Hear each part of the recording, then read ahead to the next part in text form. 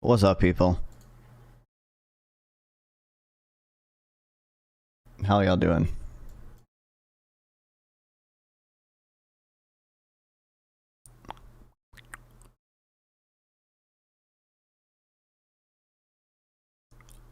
What's up, big boy gamer? Welcome back. Ugh.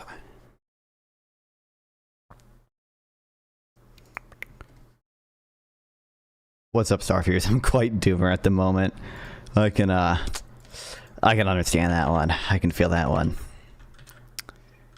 Natural polymers. I feel like China, probably. I feel like, yeah, China's #1 by a lot. I feel like the US is, if I'm understanding what a natural polymer is correctly, I feel like we're probably up there. I think. Do you think that ICE officer felt clear and present danger? I don't actually think that.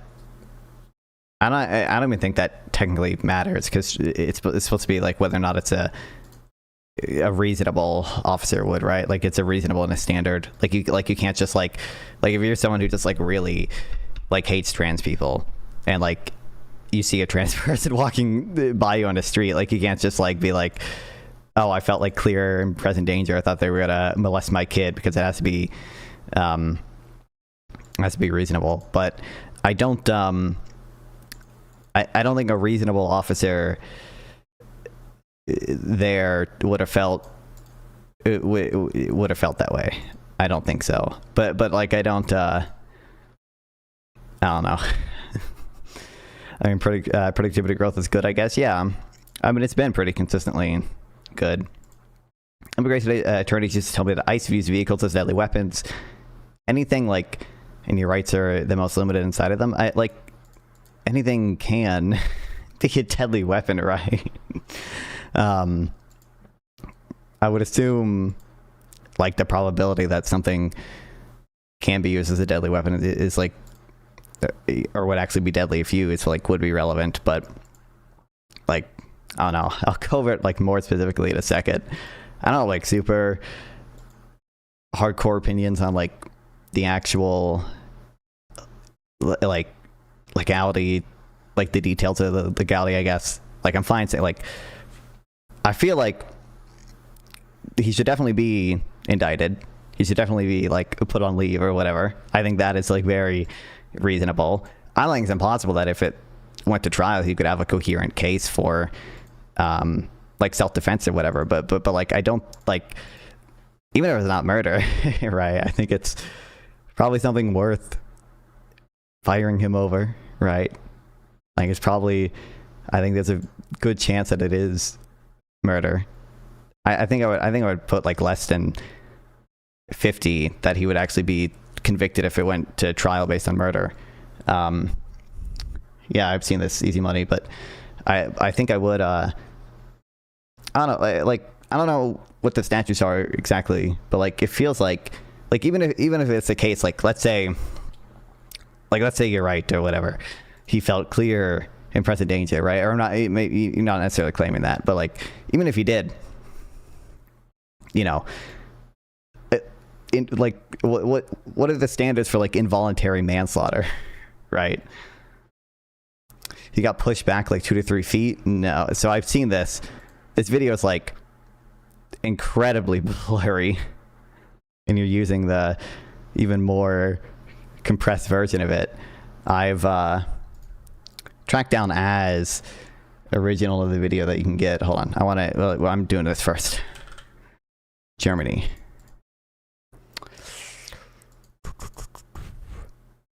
I don't know, I feel like Switzerland, maybe. Nope, that was horrible. Oh, it's probably Italy and might be Spain. France. I could have guessed France.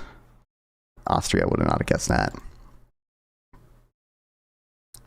If I remember correctly, it was about a single ice death by car. Incredible. You literally can't justify shots 2 and 3. It's impossible. Yeah, I definitely don't. I think if any, definitely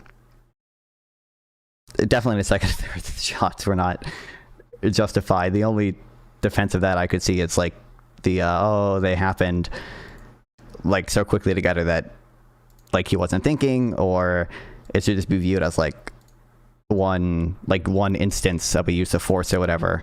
But my understanding is normally they don't do that. And I also think like, again, like if it is the case, like if the first shot is justified and then the second and third shots were like a heat of the moment thing or whatever, and he wasn't thinking properly or whatever, and blah blah blah blah blah, like even then I still like, I don't think that person should be in ICE. I don't think that person should be carrying a gun as a law enforcement officer. Maybe it wouldn't be murder under that case. It might be some type of manslaughter still, but like, you know. The argument is that law enforcement officials who are faced with serious and imminent threats to their safety are allowed to use lethal force. Like, no one disagrees with that. I don't think anyone is claiming otherwise. It was true with Michael Brown, and it's true with the woman yesterday. I think the question is, well, actually, again, my understanding, what would you say are faced with? You know, again, my understanding is the standard is like a reasonable person in that scenario, what they would feel. So again, if you just saw like a trans person walking past you and like you like genuinely just like really hated trans people, like you genuinely like were completely deranged and like genuinely felt an imminent threat from them, you cannot just fucking shoot them. It's a reasonable person standard or whatever. Should we name the ICE to I can do whatever I want? You agree that's abbreviation? Absolutely. Welcome to the stream. I don't know how to pronounce that. Thiago. What's up, Tron? The discharge can only happen if it saves lives. Well, I don't think you can like my understanding is the crime is relevant. Like if someone like literally just murdered someone, like if there's a school shooter and like that school shooter, like let's say like the school shooter like drops their weapon and just starts running away. My understanding is you can, like, even if they don't present like a imminent threat, if they committed like a crime where you think they'll be a public danger in the future or something, like you can shoot them just for fleeing. I don't think that is the case with like a regular traffic stop, and I don't even know like what exactly they were stopping this woman for. It doesn't seem like she did very much. It'd be like some charge of obstructing something or whatever, but it looks like she and her wife just look to be like more of a annoyance than like any type of actual threat to anyone. If I jump into the road, I can start blasting because the cars might run me over. This is true.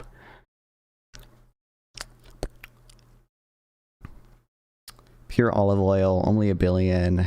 Fucking phosphate. I don't actually know who this would, or what this would be.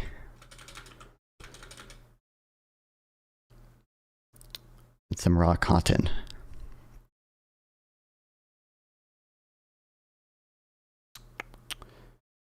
What, like, agrarian country like exports this shit? I don't know. I feel like I'm just gonna say Italy. I don't think it's actually Italy, but this is gonna be my guess because of the fucking olive oil. Fucking North Macedonia. Alright, wait, they just call it, it's just Macedonia, whatever. Oh fuck.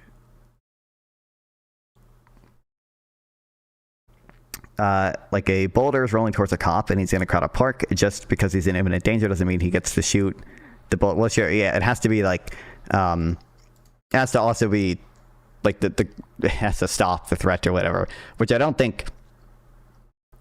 don't think it would have actually stopped the threat. Like if he, if he's shooting her or whatever, like if you're that close to a car, and like they're already coming at you, and like by the time he shot, he was already, from the stuff I've seen, it looks like he was essentially already out of the way of the car. But regardless, like even if he wasn't entirely, like shooting her at that point, I don't think would actually stop the threat to him. But maybe there'd be some standard that's like, oh, even if it's not some threat to him, if she was shown to be like a threat to the officer, maybe then he can shoot her just on the basis of fleeing or whatever. What is this? ICE agents once again threatened to illegally arrest a U.S. citizen for standing. Yeah, I mean, there's a lot of videos of this nature. He did get clipped, but I can't even tell for sure if he got clipped. I can't even tell for sure. But the shot didn't do anything to change the direction of the car's speed. Yeah. Well, he isn't required to understand physics. This is true. Is this what Cyprus exports? I don't know. There's no way this is... What?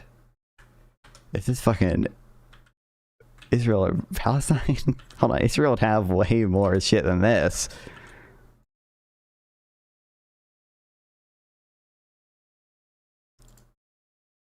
He's a sub 80 IQ ice slug. This is real. This would not be Syria, would it? I guess. I thought Syria would have actual oil, but maybe they just like.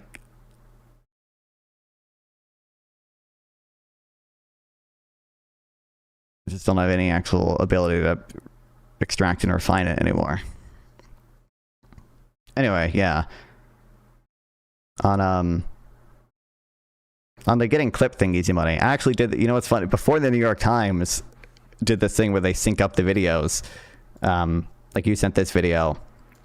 I actually did it. I tried to do it myself. Like in Adobe Premiere Pro. I tried to sync up the videos based on where the gunshots were, or based on where because this car goes on to hit the white car. I try to hit what's up north. I try to sync it based on like when when you could see the white car that this car hits moves. Grenade. But it's not, so like this video alone, it's not at all clear to me what the fuck even happens here. it's like literally 5 pixels. This is, as far as I can tell, the highest quality version of the video that exists. I think someone probably just submitted this video to this news agency, like had to replace my phone. What the hell happened? Like anonymously, because you can do that, but it's still like very low quality. Like it kinda looks like he got hit, but I would say from the other angle, I don't know if Easy Money's even still here. You can definitely tell he does not get flung 2 or 3 feet, like you said. Like he saw, like, because the officer is just moving. The idea that he should risk his life on a bet that she was inadvertently accelerating towards him is insane to me. It's not even like it. So if the like reasonable assumption is that she was just trying to flee and not actually trying to cause him harm, I think the course of action you should take is just to step out of the way. And like, seems to me that he was clearly able to do that. Nicole could. And again, it's not even clear to me that in the case where, you know, she was accelerating towards him or whatever, like let's say he didn't know whether or not she was just trying to flee or whatever, like it's not even clear to me that shooting her would like stop the threat.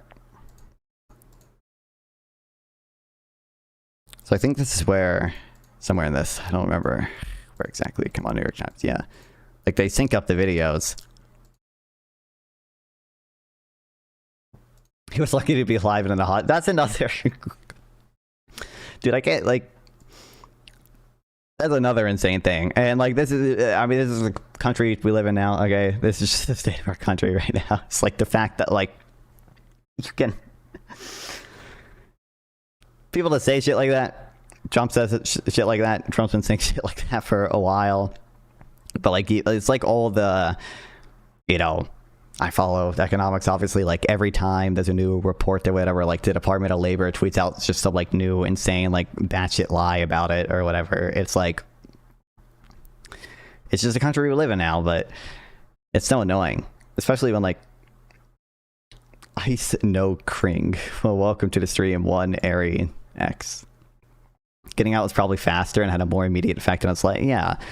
Also, from my understanding, this is just what I've heard from other people, though. This is hearsay, okay? I don't know.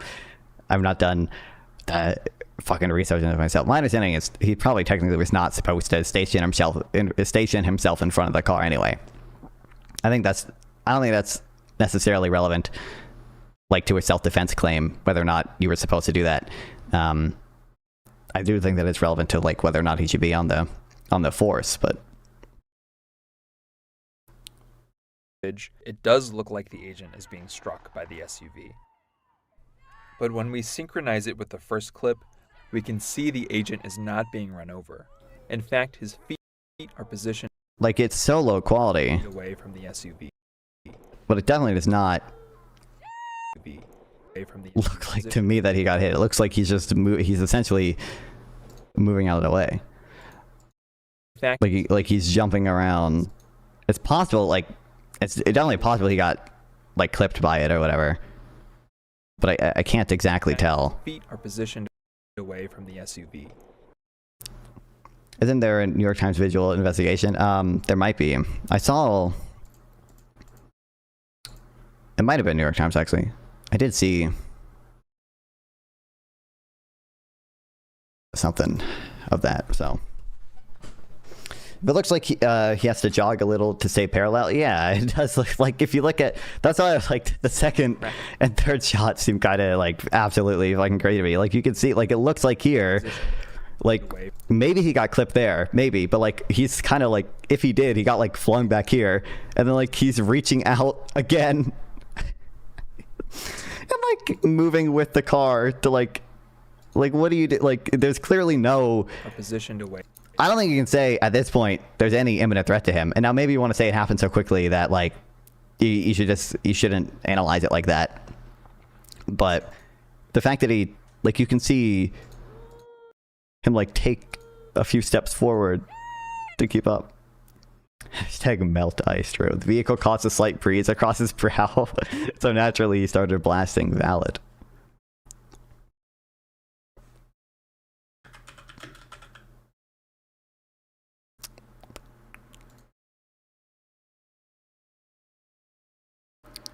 What did they? I thought they would throw my data, whatever. I saw someone try to animate it, but it might not have been in the New York Times.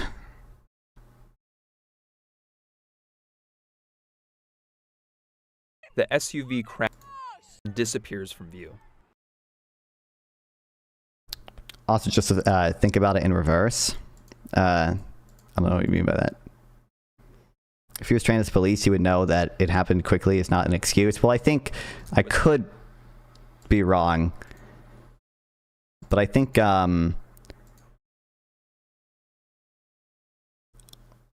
like in self-defense cases or whatever, like you analyze, like you can choose whether or not to like analyze uses of force like individually or as like one incident. Like you can shoot like, is him firing at the car one action, or is each individual bullet a different like action that has to be justified? I think how quick it happens is relevant to that, but I could be wrong. I don't know. What I've heard is you have to justify every shot. I think that I could be wrong. I thought that was like basically case by case. There's zero reason for slow motion analysis in a split second. But that's just how self-defense, like this is how self-defense cases are. What his donut operator said. I don't. Isn't that like some bullshit Twitter account? I could be mistaken it for someone else. That's just how my understanding is. Like that's how every self-defense, or not every self-defense case, but self-defense cases like this are decided. Like that's the analysis that you do. Like you break it down and look at those things. Here's a channel LMAO. I think I'm probably thinking of someone else then. He was clearly looking to murder someone. So I don't know if that's true. Like on balance, I don't think that's truly like was looking to murder someone. I think the people who join ICE are probably not the type of people who are particularly hesitant about murdering people.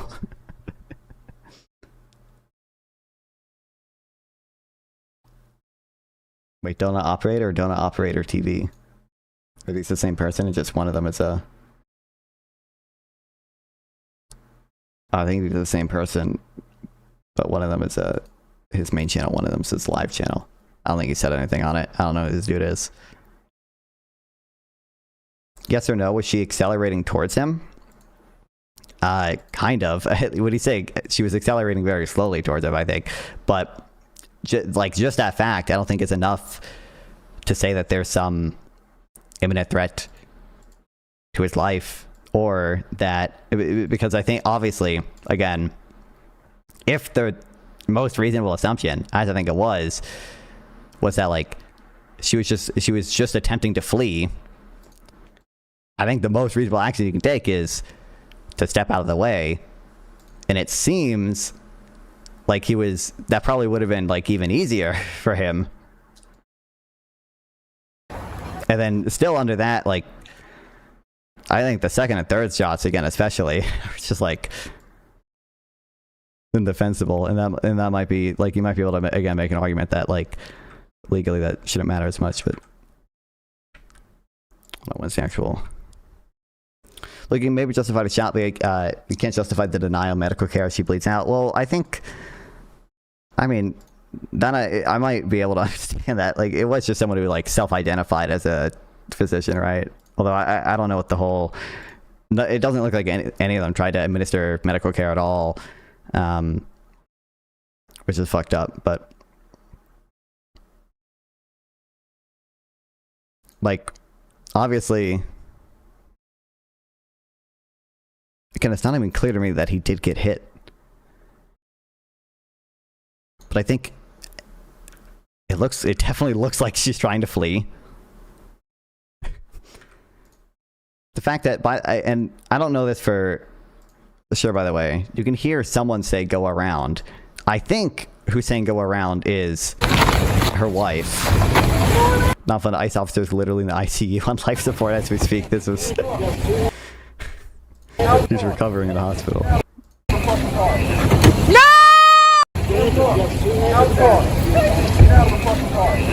No! Might be a little earlier. Like that woman screaming go around. I could be wrong. I think that's her wife saying that, and she's directing her wife to like the wife is directing a person in a car to go around like this car here. I could be wrong. I don't know. It could be someone else screaming go around. But that's what comes off as the most reasonable thing to me. And then like you can see her like backing up. It looks like she's setting up to, you know, take a right turn. You can see the tires moving like to the right here.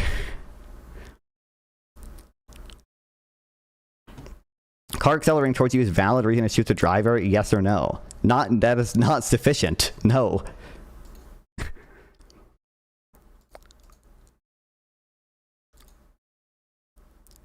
It can be, or it can be like one element, but just the fact alone that a car is accelerating towards you is not. No, my understanding is not. It's not enough. I think it can be sufficient. It can be sufficient. It means it on its own is not sufficient. If it's like it doesn't make. When I say sufficient, I mean like that fact alone can justify like someone. I'm trying to think of something that would be sufficient. Like someone pointing a gun at you and saying "I'm going to kill you." That is sufficient. There's no like. There's not a context in which that wouldn't be like a reason to shoot. So like have a valid claim of self-defense there if you shot someone. I was assuming, you know, we mean all the same things when I say gun in person and, you know, obviously. No, it can be like a small movement forward. It's a different between a deliberate ramming. Sure. Doing this post-game analysis, but that's how you do Metro. This is how like that. It like that's how these cases are decided. Like that's what you do. That is what is relevant legally, is my understanding. It's not like, you know, Derek Chauvin walks into the courtroom and says, well, it's dumb to do this post-game analysis of, you know, doing, analyzing my thought process at every stage. That's not how those things work. Showed the agent was you but our are you winning yet? Absolutely, Wick. Of bystander footage. Are you winning? Are you having a fun time? I haven't I gotta be honest, Wick, I don't know, every panel seems so toxic is not, maybe toxic is the right word, I don't know. But like last 3 panels you've done. I don't know what's the right word. And a woman attacked them and those surrounding them and attempted to run them. Well, if you agree with that. But our analysis of bystander footage filmed from different incredible play here north showed the agent was not in the path of the victim's SUV when he fired 3 shots at close range. Does Wick think we should apologize? I would assume not. Here's how but I'll let him speak for himself.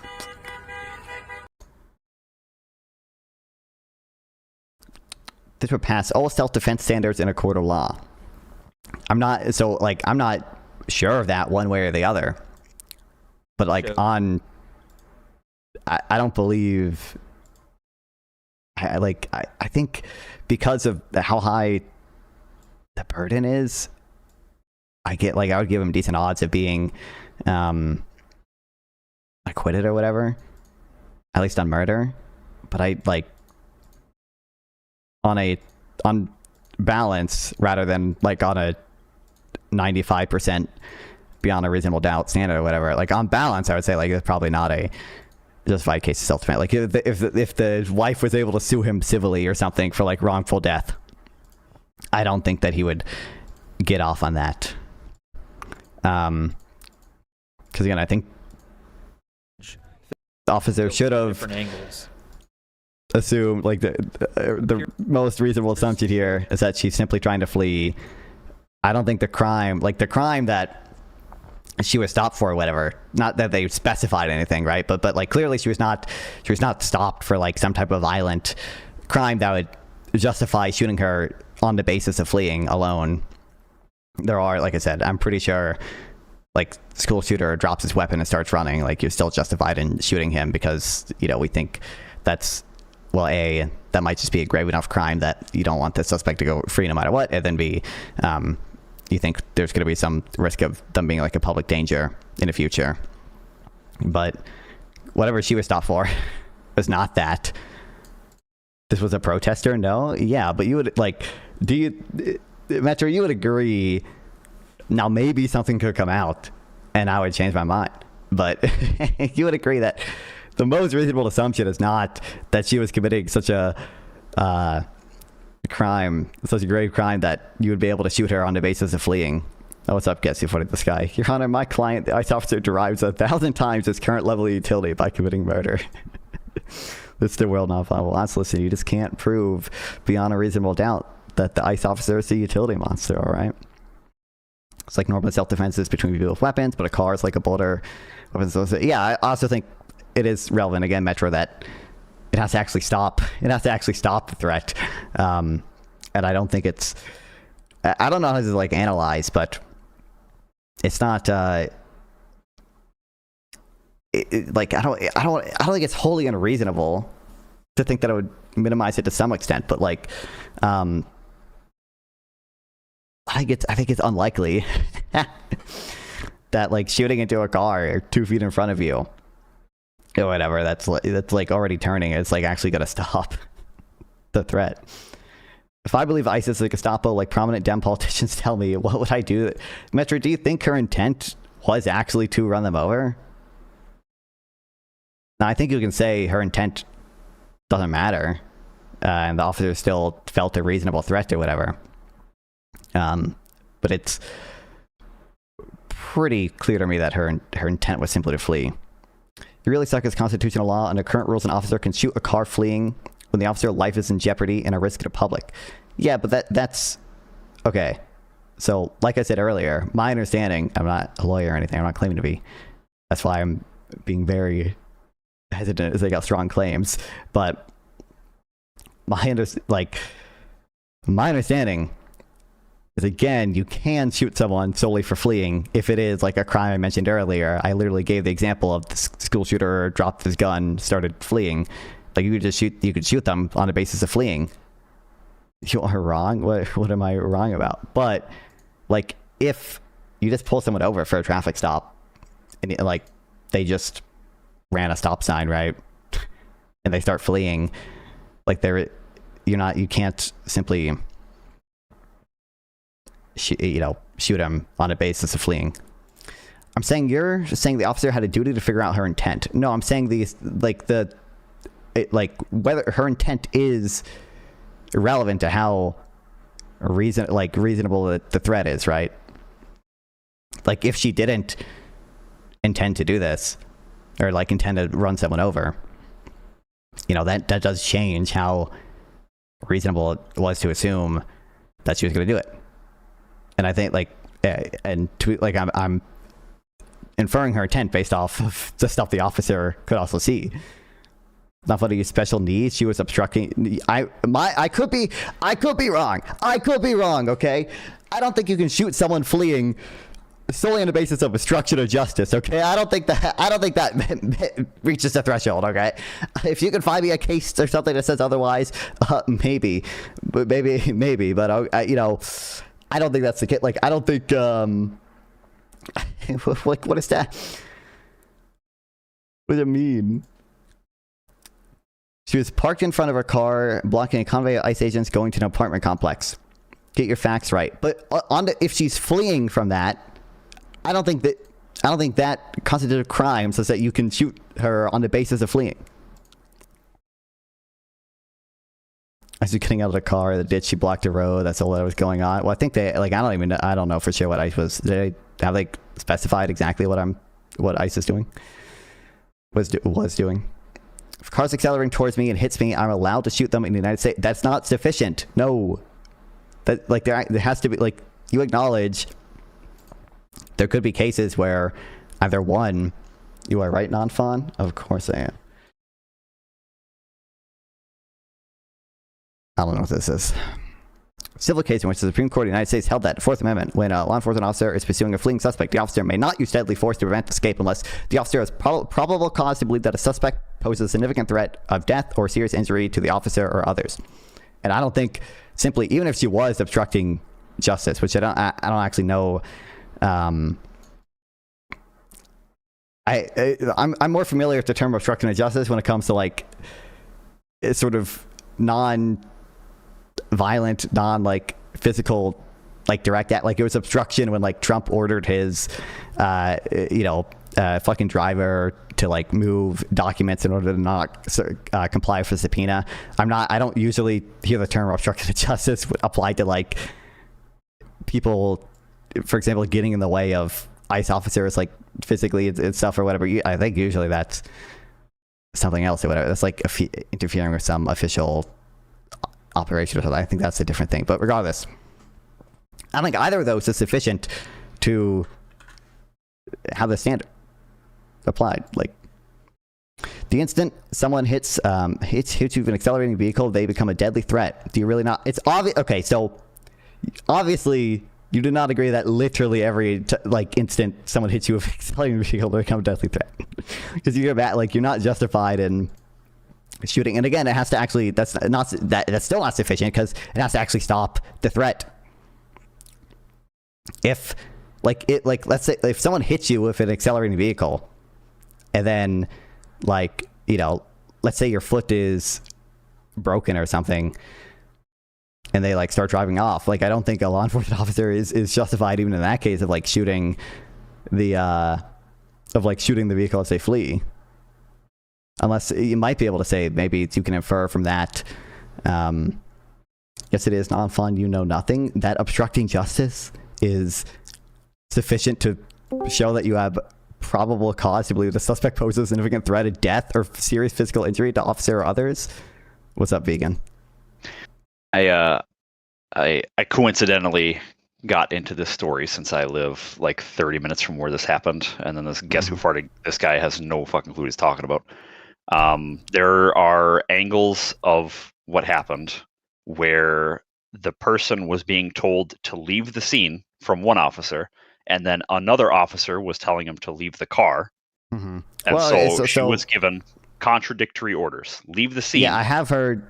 I've heard. I think a witness said that, and I think there's a video from earlier of officers saying things like that. I do think directly before she drove off or whatever, someone was you're pulling out a door handle. So I think and screaming at her to get out, and he said get the fuck out. So I think to be clear, I think she should have gotten out, and I think at that point, regardless of the instructions she had been given earlier, she should have understood that what they wanted to do now is get out. But I did see there was a witness, and I think earlier in a different video they their officers were telling people to leave or whatever, and I think there were cars that drove past her as well, right? Yeah, so she had parked perpendicular to the flow of traffic on that road, and then the ICE agents were finished digging their car out of a ditch, and the ICE agents, since they're federal agents, they aren't local police. They do not have the authority to conduct traffic stops. They swarmed her car trying to conduct a traffic stop, which is something they are not allowed to do. Well, I don't actually think that's for self-defense. I don't even think whether the legality to stop is. I'm not sure that's relevant strictly for self-defense, but they were blocked. Okay, so guess who farted? This guy obviously has no fucking clue how the law works, but he can keep talking out his ass. So they were trying to conduct a traffic stop, which is something they are not allowed to do. And she was given conflicting orders, so she backed up. And then you can see clearly in the video, she turns her tires towards, away from the agent in front of the car, blocking her. And as she started to drive, before she even began to start to drive, that ICE agent started to pull his pistol from his holster shoots once through the windshield. She clips him slightly while her wheels are turned like all the way to the right, and then he is standing fully like secure, not being hit by the car, and is able to shoot 2 more times through the driver window Yeah. and then kill her. I went to William Mitchell Law School, bitch. So you went there for a semester and failed out. So what does that have to do with any of this? The car accelerated in a pothole. Wait, hold on. Just real quick. The tires were turned away. Your school is ranked 154 out of 195. Let's fucking go. That's funny. But just I'm so like I could Why be don't wrong. you say that you're a lawyer or maybe a I'm judge? crazy. Can you show me like a case where obstruction of justice was sufficient for shooting someone on the basis of fleeing?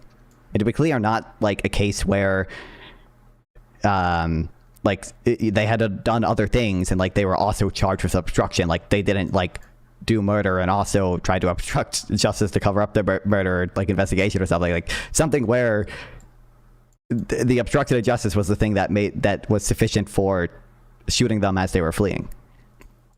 Yeah, I mean, you could Twitch TOS. You're not gonna be able to show the clip itself, obviously, because it's an ICE agent murdering an innocent human. Well, I think they should be.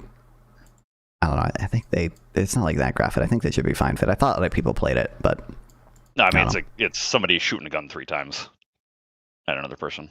But it's another Hasley Babbitt situation. Someone shot by federal law enforcement who, in hindsight, didn't have to be shot. I don't even think. I think like that's not even close. The threat of Ashley Babbitt like getting through, right? Like I don't know if she alone would have caused serious bodily harm to the officer, but certainly the mob behind her probably would have caused serious bodily harm or death to the officer.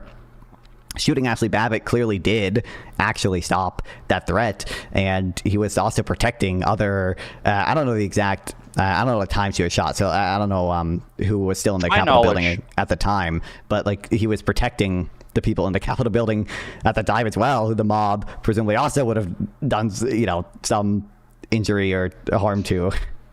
In both cases, officers were completely justified. Everybody, but I don't think it's reasonable to. Or based on what I've seen, assume that either one, there was actually some grave threat to him in terms of death or bodily harm, like serious bodily harm or whatever. And I don't think that shooting them actually would stop the threat. Okay, these cases prove me wrong. All right, let's see. After a traffic stop, Richard refused to produce identification to step out of a car, but police led police officers in a high-speed chase. Okay, you understand the high-speed chase here. This is not obstruction of justice being sufficient to warrant shooting him as he was fleeing. This is a high-speed chase doing it. After a spin out in a parking lot, Richard continued to accelerate even though his bumper was flush against a patrol car. An officer fired. Hey, hello? Are you retarded? Okay, I just looked up the San Francisco versus Sheehan as well. Sheehan lived in a group home for individuals with mental illness. After Sheehan threatened to kill her social worker, San Francisco dispatched officers to escort her from the facility and to get to treatment. When the officers entered Sheehan's room, she grabbed a knife and threatened them. They retreated and closed the door. Okay, so guess who farted? Apparently went to this law school for 4 years, supposedly went to 4 years, didn't graduate, otherwise he would have just straight up said, oh, I graduated and I have this degree. But he didn't say that. He just said, I went to this subpar school. And now he's throwing out random cases that he's not even reading because it's not even close to what he's actually talking about. I just want to be clear, guess who farted. Here the lesson is do not strike officers with cars. First of all, I don't think that what the girl did in this case was in any way advisable, right? Like, I think she should have gotten out of the car, right? But like, I don't think that makes a self-defense claim valid. Second of all, the question I asked you, what is immunity for tough decisions and non-fond due tell? I'm not a lawyer. I don't know. I'm not making these stronger claims. But what I just want to remind you what I asked, and I could go back in a VOD and clip this if you don't remember this, if you somehow have amnesia. I asked, can you find a case where that would support your claim that obstruction of justice is sufficient for shooting someone as they are fleeing? In all these cases, this is not what has happened. These are cases where someone is actively being violent or making violent threats.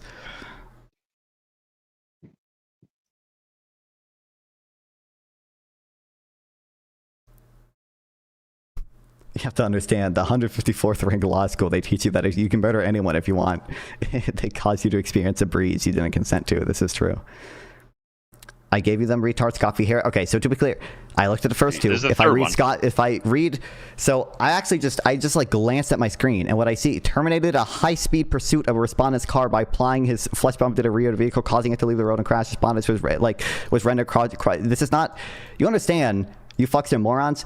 If you can join VC if you want to, guess it far. Put Discord in the chat. I just want to know how you think this supports your case at all. That, which, to be clear, the question I asked was not find me cases that are in some manner similar to the case that we're looking at here. What I asked is you to support a much more specific claim, and I don't even think these cases are that comparable, but a much more specific claim that obstruction of justice is sufficient for shooting someone as they're fleeing if they are no longer, like, it can be interpreted as a reasonable threat to the public or whatever.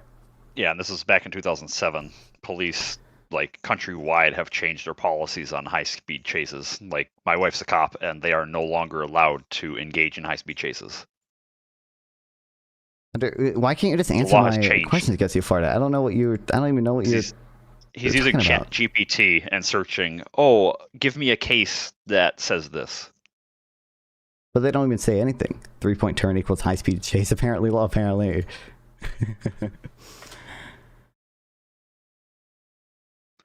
Guess Who Farted failed out of his subpar law school, and he's trying to flaunt his subpar knowledge in something that he's clearly wrong, which is kind of funny. Is he too scared to, like, join voice chat? I don't know, I told him he could, but... I make more compared to you and your wife combined. Oh, nice. You got proof for that? Or are you gonna, like, throw down another... nothing? Oh, wait, are you just what the hell? Wait, hold on. What other cases he cited me? He cited me... Scott v. Harris. He doesn't even know what I do, and he makes more than me.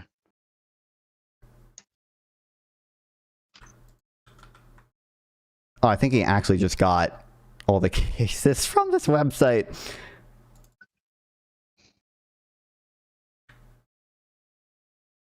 Hold on, he actually just got all these cases from Use of Force Part 4 Federal Law Enforcement Training Center. Which is, like, fine. It's just funny that he didn't actually link the website, but okay. It's funny that he's, like, citing it like he knows these cases because he went to law school or whatever, but, like, this is just what you find under use of force in federal law enforcement training centers. It's it's a totally valid thing to use as a source and everything, and stuff. But, like, it's just funny. It's like, I went to law school, bitch. You want more cases? Here are the 3 cases that come up on the website for federal law enforcement training. But okay. And again, none of these, I don't know if you can hear me correctly, Guess You Farted, but the question I asked when I asked you to provide cases was not even about the use of force, like in cases where there's a vehicle involved, or like what exactly justifies the use of force. My question was specifically, is there any case ever where obstruction of justice, which is what you said her crime was or whatever, is sufficient for shooting someone as they are fleeing? Also, wouldn't this mean anyone who slightly pushes on the gas at a traffic stop is fair game? Well, I think it's not always reasonable to assume that there's a threat in that case. Although, again, I don't think it's I don't think the most. That's the other thing. The ICE agent was, off to the side of the direction that she was driving. You could see her turn the tires, and like drive away from the ICE agent. If the ICE agent was fearful for their lives, do you think a reasonable person would think, oh, they have a 2-ton metal box that's driving at me, I should jump out of the way? Or would a reasonable person think, if I shoot this person pushing the gas pedal, will magically make this 2-ton metal box stop in its tracks? Yeah. Like again, it has to stop the threat. I don't even think it would have stopped it. Momentum, like physics, basic physics will beat any like Trump talking point in this regard. I mean, really, I think coincidentally read about the story, so I know more. Like, obviously, you can't conclude necessarily from what actually happened from like what is always reasonable to believe, but like the fact that the car continued speeding off after he shot her 3 times is evidence that it wasn't reasonable to assume that it actually would have stopped the threat. It appears what saved him was not him shooting her, it was him stepping out of the way. Like, it wasn't like... Yeah. I think in the one clip, he took like 1 step away. And he was still clear at that point because she was turning so far away from that agent that as she drove by him, he was standing like in firing position to shoot 2 more shots point blank through the driver's side window. Yeah. So he was fine. He wasn't injured. Starfuse, you know, you're jealous of my NFT.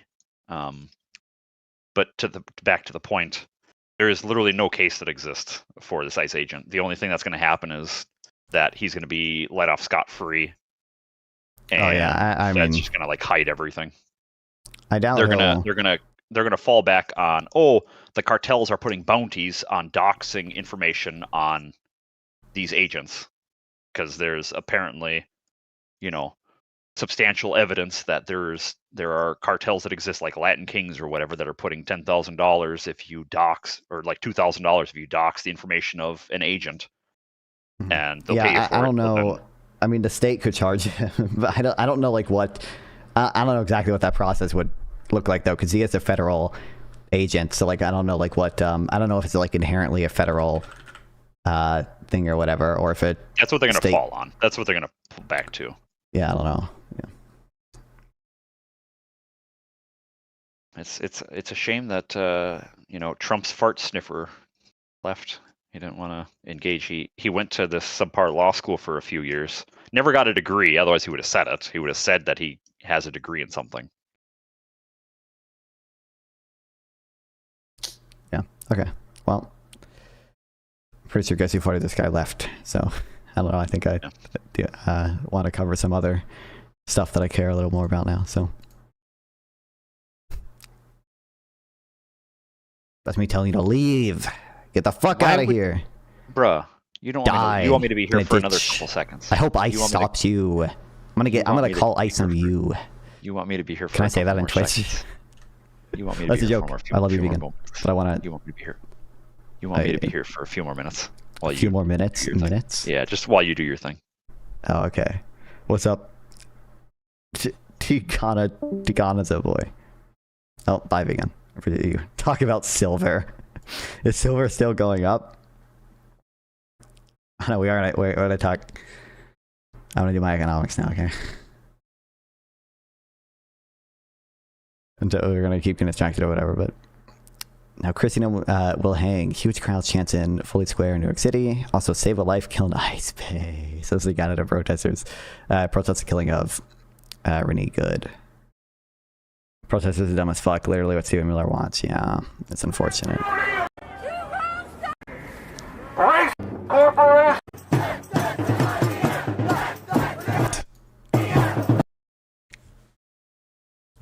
Oh my god, dude. I can't believe the people's brains are so broken by Israel that like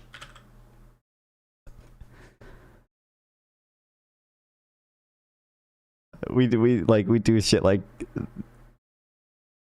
that, and then god, how much is this on tweet?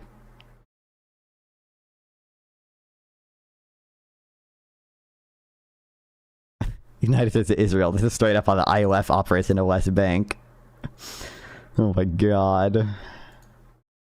This is literally the IDF. This is true. IOF. Occupation Force.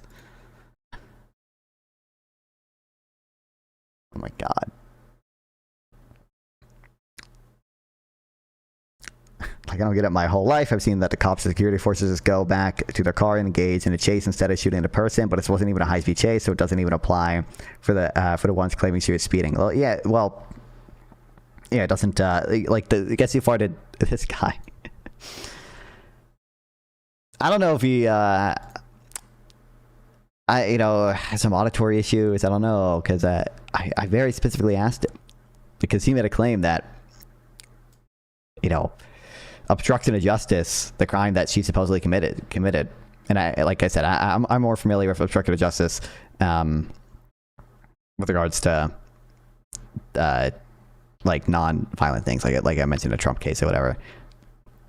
But like, you know, it was sufficient to shoot someone fleeing. That's just, I don't think that's the case at all. Do you think that Capitol police officers have the right to open fire on the crowd? No, I don't believe that they had the right to open fire on a crowd, because I don't believe that, you know, that would have actually necessarily fixed the issues that was going on. I mean, if I in certain, like, I recognize, like, obviously, at least at times during it, if you were to open fire into the crowd, like, they would, I guess, probably disperse or whatever. But, you know, you shouldn't.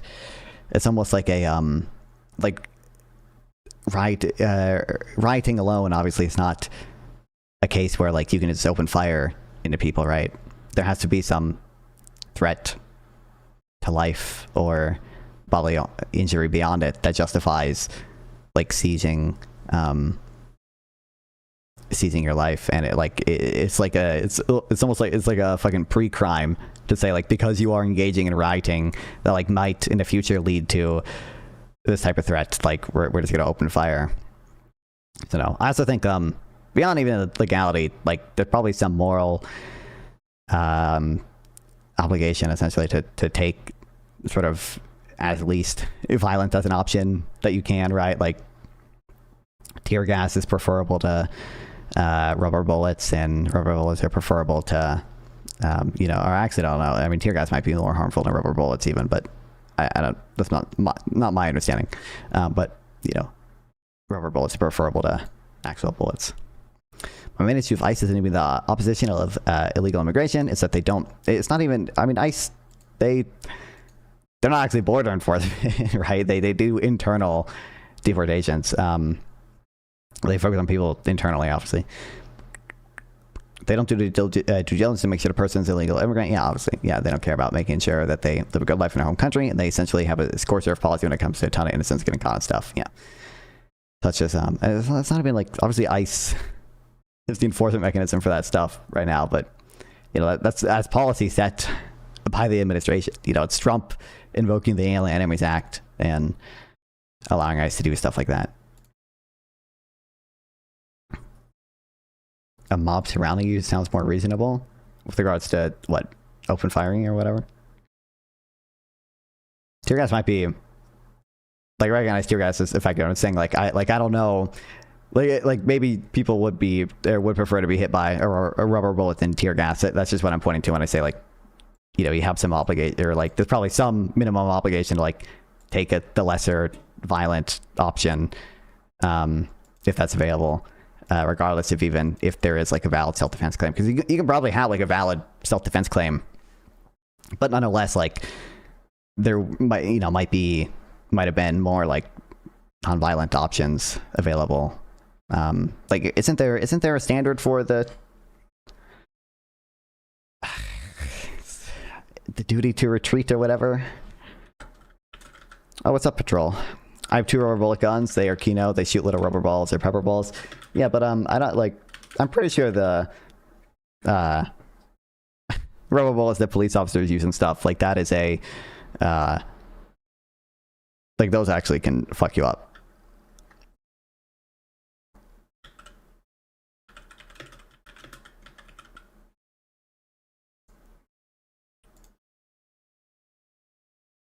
Like, I don't know how this stuff works exactly.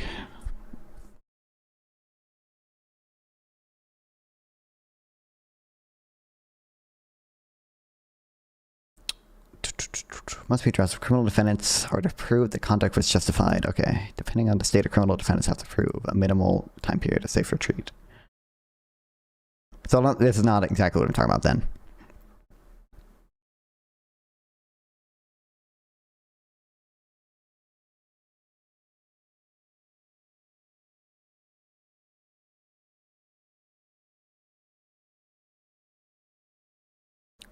But more generally then, like, I think You know, it's kind of like when people who believe in the NAP or whatever, like, oh, you know, when the flagpole example, where it's like, if you don't know, just like roughly NAP, people who like, it's like the libertarian, like moral philosophy theory, you know, you have some intrinsic right, you own yourself and your property, and you can violently expel people from your property. It's like, oh, if they are trespassing on it, you know, like if you fall out of a building and grab onto a flagpole and like you invite it into the building, but like the flagpole is owned by someone else and like you're holding onto the flagpole for dear life, okay, and like the owner of the flagpole comes down and says, that's my property, get the fuck off of it. Like, do you have to let go of the flagpole, right? Like like one of the ways people are found that, it's like, okay, well, you have to take like the least violent option available to get someone to stop trespassing, right? Like you can't just shoot someone who wanders onto your property, right? You have to inform them to leave and then give them some reasonable amount of time to leave and blah blah blah blah blah, right? Like there's probably some similar general moral obligation there to like try to do the action that just does the least harm, even if when you don't do that, you still have some sort of valid self-defense case. You know, can we watch a short economics video? I mean, depending on what it is on Fixer.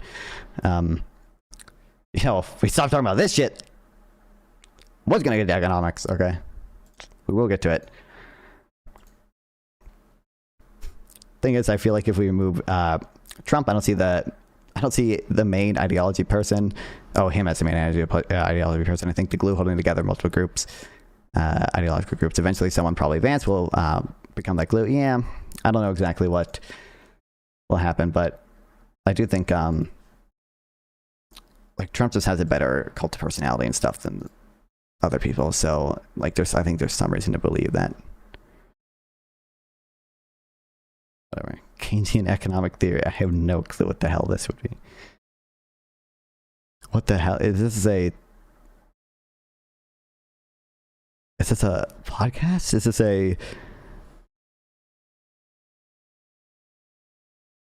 it's a song? I'm gonna get coffee struck for playing this. If you want to feel bad for someone in a downturn economy, I'll give you someone. Prostitutes. Because a True. prostitute doesn't have that same worst case scenario B plan that we all enjoy, no matter how shitty things are going for you on the job. Danny, if they lay off any more people, I'm gonna be out on the streets sucking Piles on an economic video. It's a stand-up comedy special, I think. dicks for a living. I got nothing else. YouTube has it as a music. Serious. Hookers I'm gonna totally get copy struck for this, bro. have that same safety net. Hookers already out there sucking dicks. There is a hooker. This is true. A cock, a fucking sour milk smelling cock behind a dumpster right now, and she's staring up at your office building thinking, they lay off any more people? More people gonna be out here sucking dicks. It's gonna be a buyer's market. More What do you think? Do you think divorces increase in recessions though? I wonder. I bet divorces probably do increase in recession. So, well, actually, maybe they don't. Maybe because maybe if people don't love each other, they still want to have double income. What do you think? Do you think demand could go up for prostitute services during recessions though? people out here sucking dicks. I'm gonna have to start doing anal just to compete in the marketplace. Woman my age shouldn't have to do anal. I ain't built right for it no more. Oh fuck! No, divorces decrease during recessions. Oh no! Oh no! Yeah, it is horrible. According to this random website.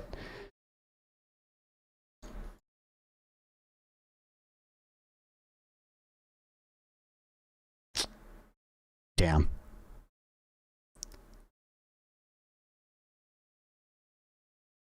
I gotta do exercises in the morning. I do squat thrusts, trying to strengthen up my shit pussy. In case this whole thing Okay. goes down in your ass. Do I care about this? Not an action sign before the boys in the orange. You go, there ain't no toilet paper in there, Sugar Plum, but I'll clean you up. It'll be regular in your ass pussy. You can't get back in your shit pussy in a back it up with precious metal, fuckface. Fuck Keynesian economic philosophy. That's what I'm saying to you, Angela. Fuck Keynes and his philosophy. Dig up that dead Jew, Milton Friedman. He's a Nobel Peace Prize winner, motherfucking economic major. You dig up that dead Jew, ask Milton Friedman's dead Jew corpse what he think about the current This sucks. What's up, Sauce Robert? Welcome back. economic crisis, and he would tell you, you better strengthen up your shit pussy, baby. Incredible. Okay. I better not get copy struck for that because that was not worth it. It's not worth getting copy struck for. What the fuck? listen, okay. Keynes was the GOAT, all right. Inaccurate, okay. Even all the mistakes Keynes made, okay. You gotta place him in the broader context of him being the father of macroeconomics, bro, okay. Yeah. I'm trying to make your economic stream entertaining. I'm sorry, I apologize. No, it's not fixing. It's just a little unhinged. Okay.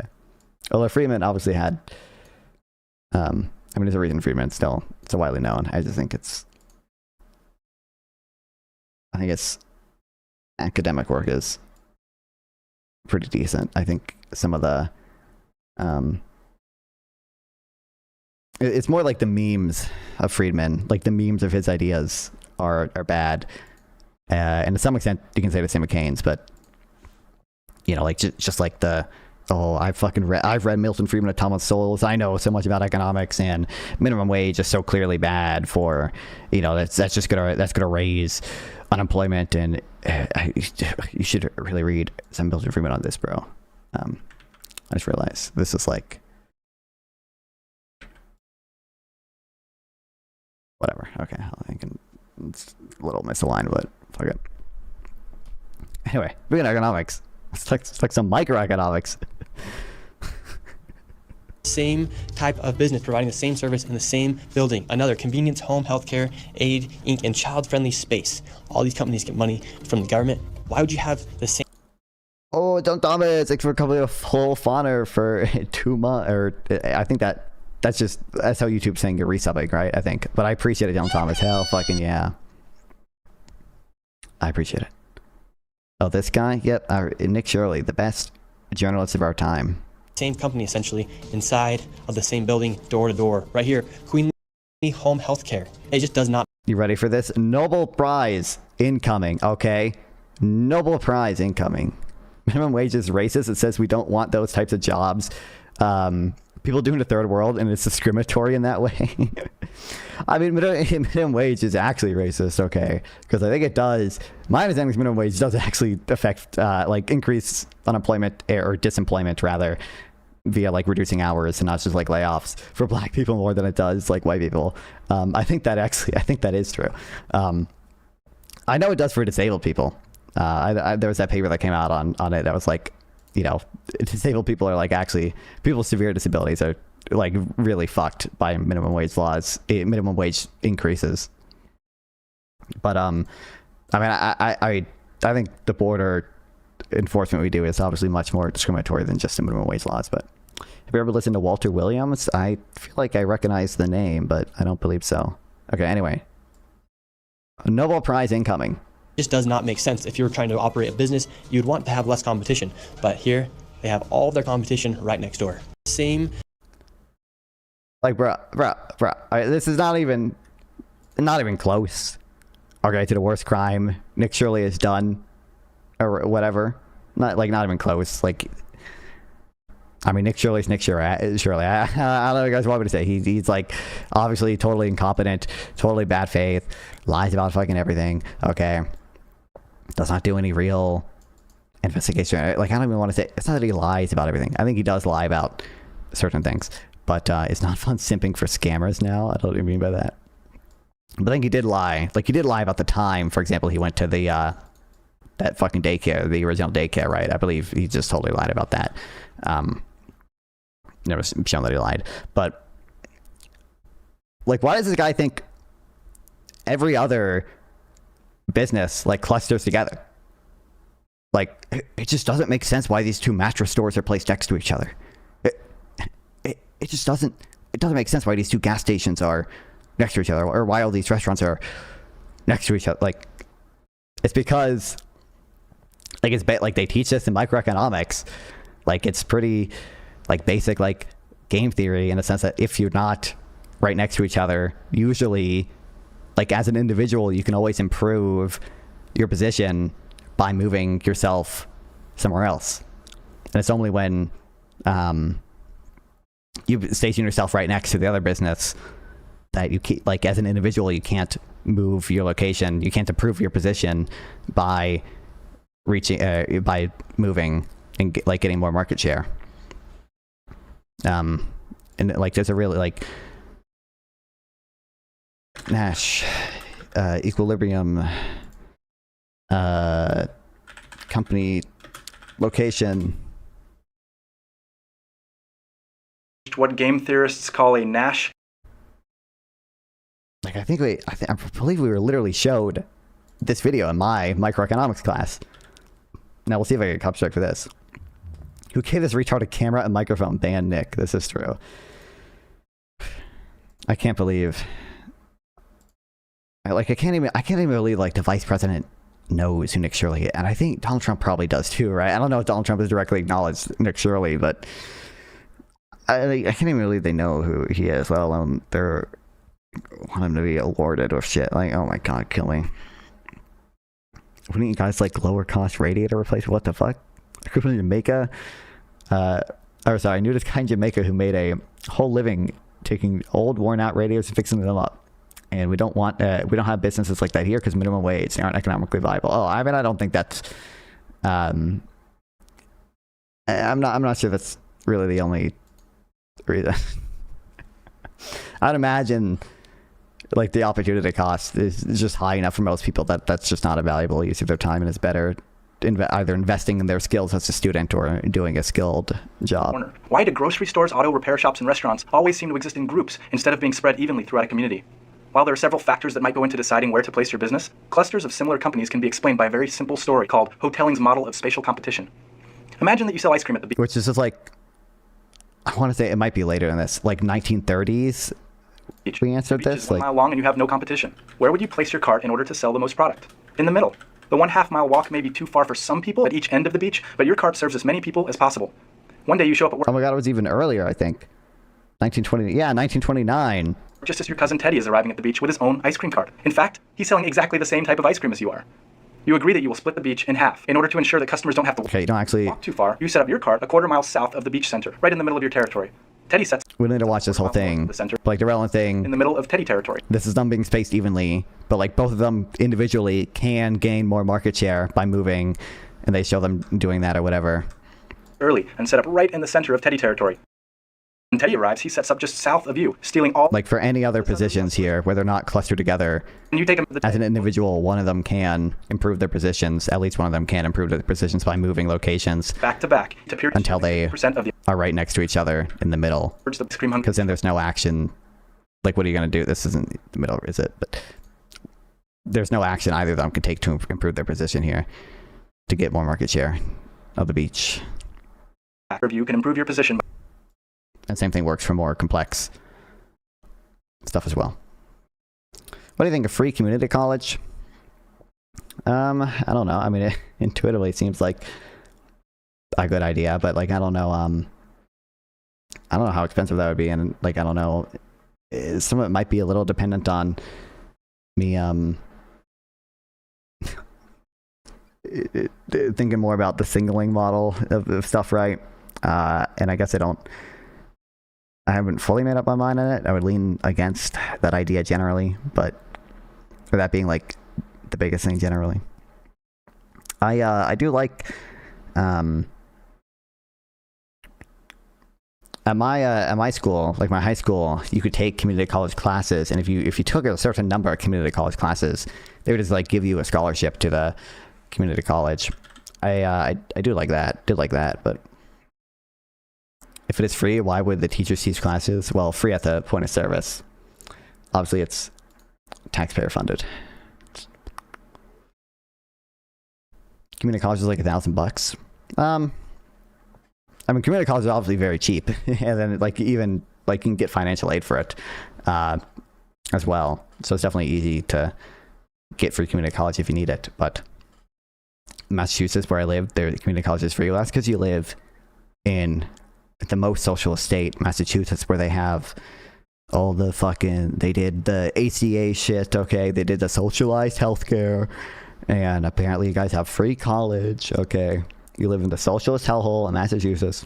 I don't know. Like I said, it seems like a good idea, but it would like probably be more. It would probably be somewhat dependent on signaling, and I would lean against that, but I want to call any state socialist. Oh, I don't actually think unironically that like Massachusetts is socialist. I'm just making fun of it.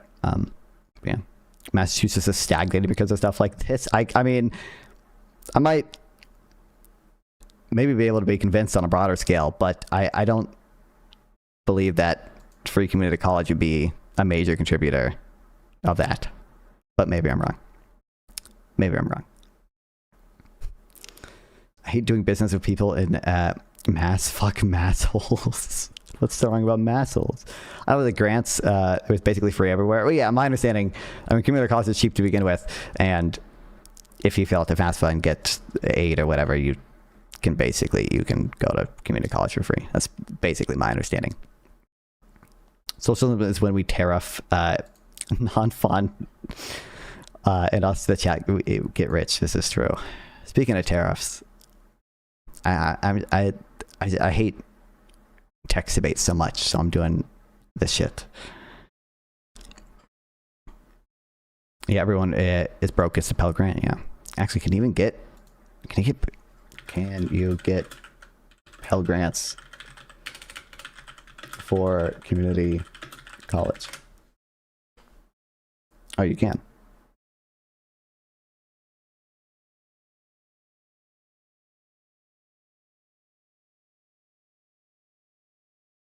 But it must be, hold on. Pell Grant versus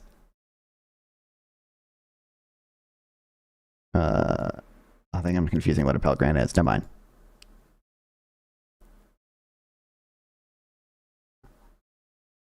Yeah, okay, never mind. Was that gone? With the DOE gone? No, I don't think, my understanding is Trump said as much. All the stuff is just going to be transferred to other agencies. It's like the same like the people who say abolish ICE and like, oh, they mean, and I don't think this is like a horrible position or whatever. It just mean like, oh, just transfer ICE's duties back to the center, what's it called? Not Center for Border Patrol, Customs and Border Patrol, and the other DHS people that used to do it before ICE was founded. My understanding is like the DOE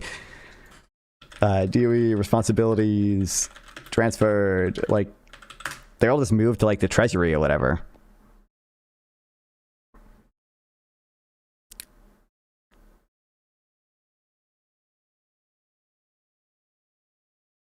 Begins transferring offices to other agencies and move towards dismantling it. But like the Treasury is still doing the student loans and stuff. You know what's funny is I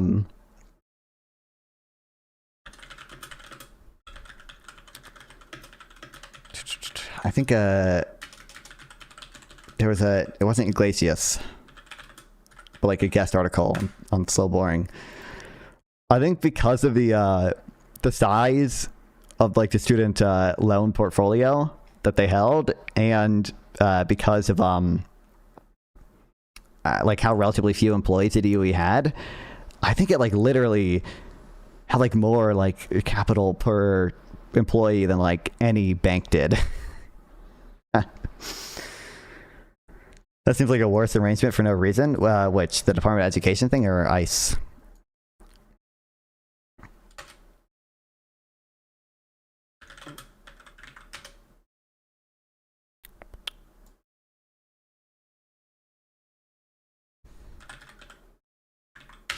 Maybe we're making this shit up.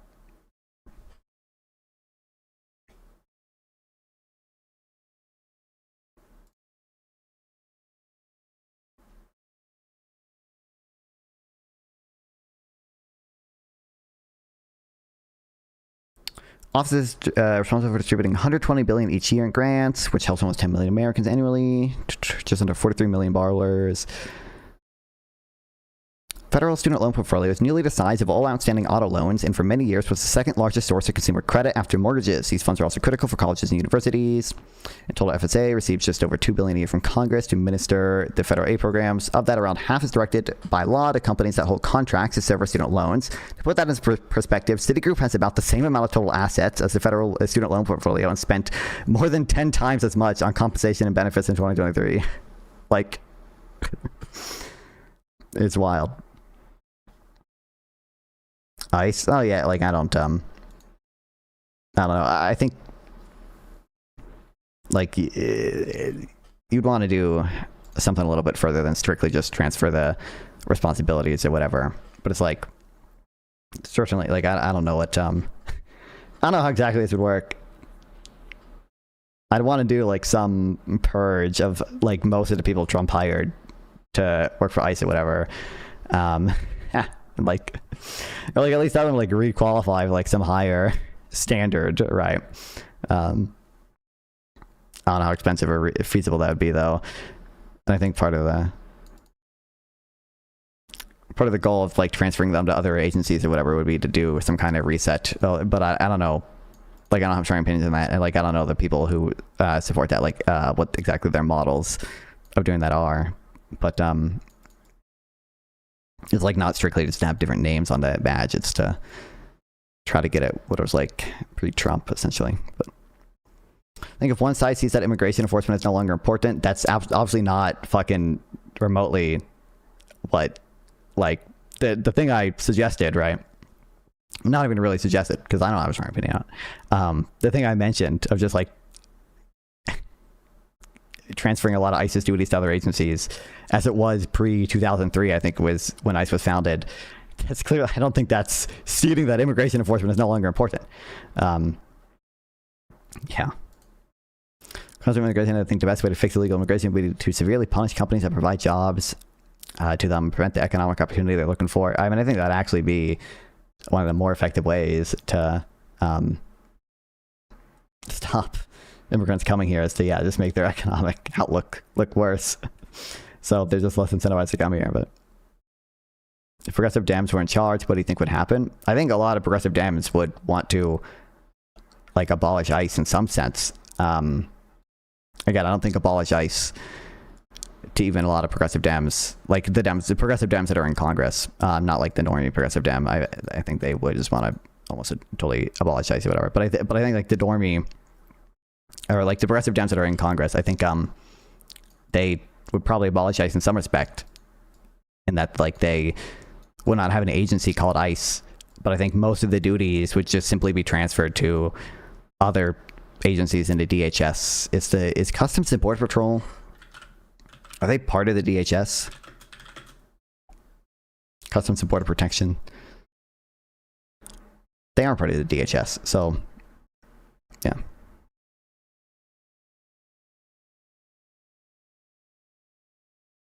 Where's that? Can I see a list of all the?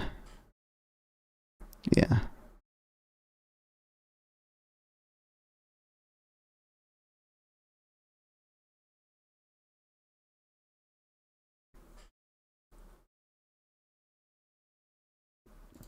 I would imagine Big Boy Gamer, like most of the, again, they probably have an actual plan. Like the abolish ICE bill would not say, get rid of ICE, no more ICE. It would say, we're going to transfer this shit to this, and ICE is going to cease operations past this date. And, you know, we're going to, they're obviously going to be more lenient with regards to deportations and stuff than we currently are, which is not saying much. But then, you know, like if truly progressive Dems were like even under the later stages of Joe Biden's term. But like, I don't think it would be like I think it's a bit hyperbolic to say ceding that it's important or whatever. When they say they want to abolish ICE, they want ICE's duties to be no longer done by the federal government. Well, I think they mean by, it's not even just the federal government, right? But why is that a superior arrangement? So the argument I heard people making in stuff is that clearly ICE is kind of doing fuck shit right now. I don't even think you disagree that ICE is a little, they do some kind of fuck shit right now, right? I think the goal is to do some type of reset to make sure we don't have this agency anymore that does these type of deportations without due process, that has I would imagine some culture within it by now of terrorizing immigrant communities. And imagine that would be like the goal is something like that, right? Just reform practices. What's the need to abolish it? So I'm not taking a strong position on what is the best solution, because I don't know. Like I said, I don't have super strong opinions, but I think the argument would be like there'd be no easy way to reform it, but it would be easy. Like it would just be easier to make sure you get rid of all that stuff by just doing a hard reset and going back to pre-2003 roles with that respect, the like agency roles. And I don't know who exactly handled internal. I would imagine it's the DHS, but I don't know which branch of it or whatever. I don't know who exactly handled deportations, internal deportations, before then. I think America accepted asylum law is no longer working when they voted for Trump. I mean, that's just not a, like, I agree in that I think a lot of people were upset about immigration, and that's why they voted for Trump. I just don't think that's not the type of argument here that would persuade me either way on what we're talking about. Like, yeah. Bro, I don't know why this guy, the New York State guy, and Tyler, I think, like, I don't know, maybe I'm crazy. I would encourage people to read some of the Twitter threads I have with Tyler and decide for yourself whether or not you think he's good faith, okay? Because I just don't think he is from the stuff I see. It's bullshit. Are like trying to. I don't know what they're trying to insinuate. They're like trying to insinuate I made all these like crazy predictions about tariffs that like I just didn't make, and like maybe if they could specify like what the fuck they think like I got so wrong and everything, or like what I said, like, you know, I'm sure I got at least one thing wrong insofar as I made any type of prediction, right? But like, I should have pulled this up before. Oh my god, how much did I go tweet? Just go past it already?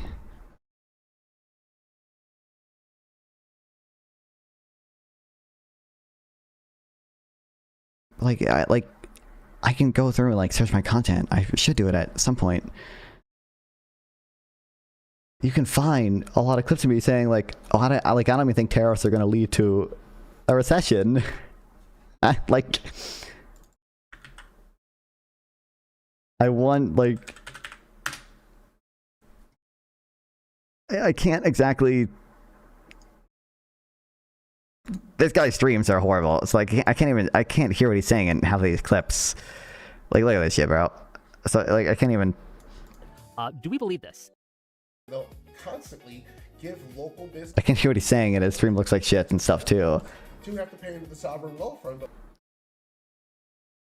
But gonna go over the wins and losses of tariffs. Well, Trump's awful polling today. Was it worth it? I know I was so good at beating up kids. Not fun 420 got cooked so hard. The biased moderator couldn't even keep up. It's making my arguments back to me. Well, I think I can.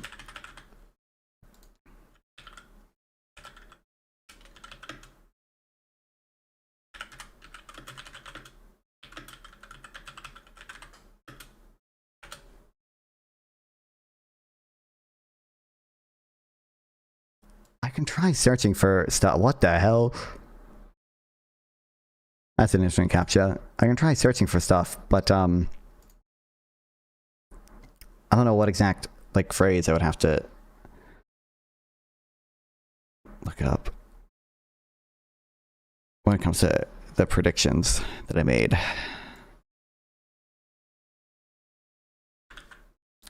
They're good faith. They're just dumb fuck maxing. I don't.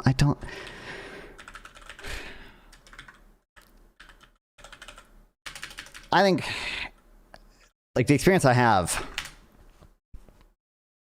it's like never that he wants to fight on like a claim I'm making. That he just wants to almost like he just wants to like twist my words into trying to prove I'm some hypocrite. And he does that on tariffs because he's like, oh, you say tariffs slow the economy, but so do labor market regulations, and you support labor market regulations. Like I don't even like I support above zero labor market regulations. I also support above zero tariffs. But like just all just like trade-offs in the margin, and like I'm making claims about how worthwhile the trade-offs are at the margins, and like we're not engaging in any of that. We're just like trying to play these stupid games. Is that how you spell optimist? I doubt that's how you spell optimist. Oh my god, it is. Oh, wait, bro. The reason why people don't trust people like Narasta is that they don't care about the truthfulness of these asylum claims. They care about the economic benefit they get. Dude, most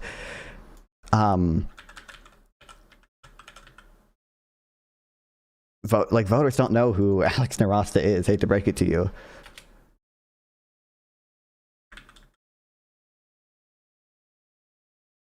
He's not super bad faith, but he's definitely not good faith. I agree with this.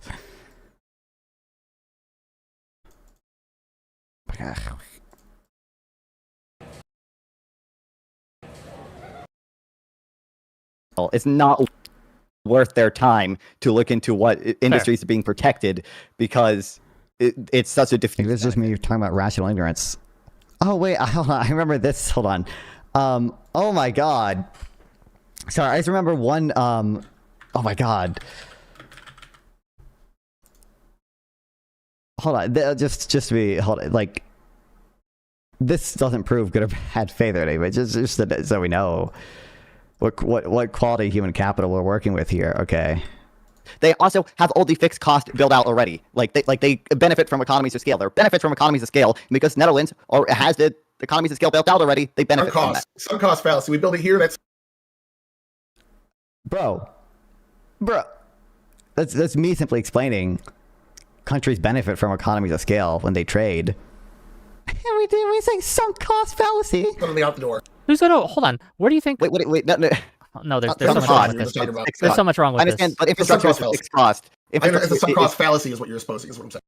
No, I'm saying like for something that has very high fixed cost, it's more efficient to only build out that fixed cost once and have like one facility producing that thing. It's not more efficient to have two facilities producing these things. It's not a sunk cost thing. That's a fixed cost thing. You're saying it's a sunk cost fallacy is what's saying that. If that second thing is over here. Like why haven't investors just considered that they're actually doing sunk cost fallacy when like there's a natural monopoly in some industry, or like when there's some implanted producer of like a specialized good, like then it's different because then you can go get your products. Okay, so we understand that with these higher end things, you can't just come out of high school and start working there. You need training. So he's saying producing less of something is better. Well, he's just not understanding what I mean by countries benefit from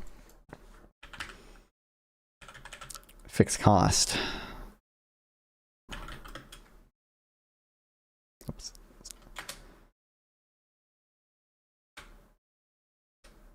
I say like recession way too much, so it's not going to be useful to just like Google. Oh, apparently it must not have my VODs or some of my videos translated because they're like indexed. Because I say recession a lot more in just in 4 videos.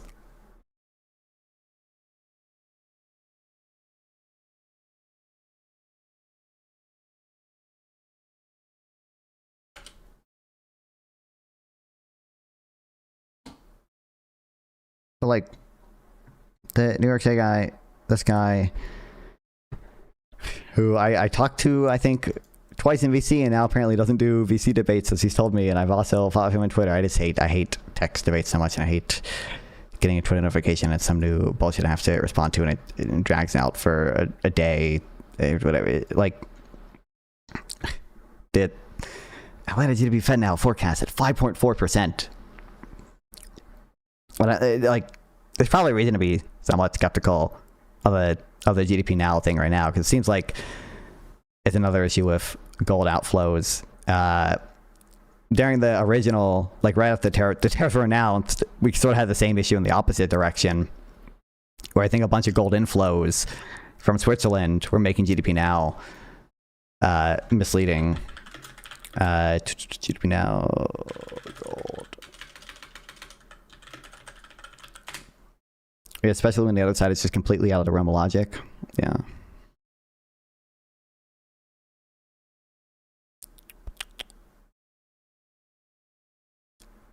This is like the modifications they made.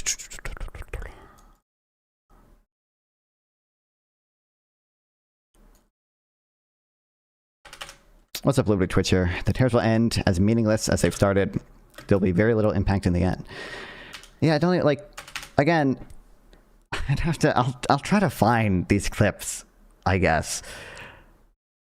I know for certain I've said, for example, that I didn't think tariffs would cause a recession, and that I'm relatively optimistic, and I think like that much will happen. And I think, like I've said so many times, that I think like generally the economy is just way more outside the president's control than a lot of normie people seem to think it is, at least. I remember this. Matthew C. Klein, my goat.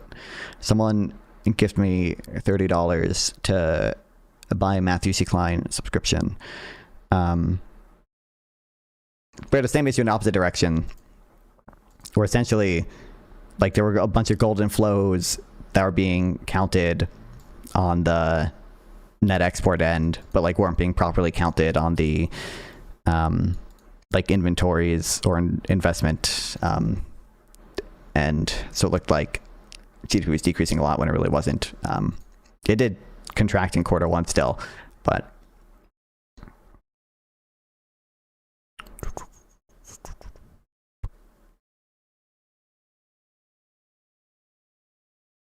particular, much of the January 2025 pop in imports is attributable to goods that the BA explicitly excludes from GDP. Remember that the point of GDP is to track production. Just as important to track imports to avoid double counting, there's one category of imports that should not be counted: goods that are used as financial assets, which in practice means gold.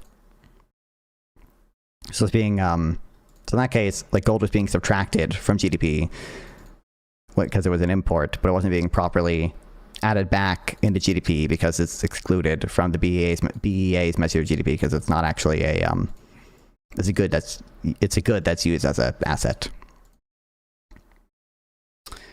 Now I think we're having an opposite problem. The massive pop in GDP now is attributable to net exports, but including gold outflows, is mostly a function of plunging imports of pharma goods. Yo, thanks for the gifted sub, Liberty Twitch. I appreciate it.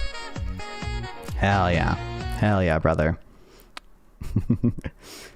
Oh, good, you got it. Twitch's algorithm's a lot better giving subs to the right people instead of or people actually here. YouTube doesn't do that. This is funny.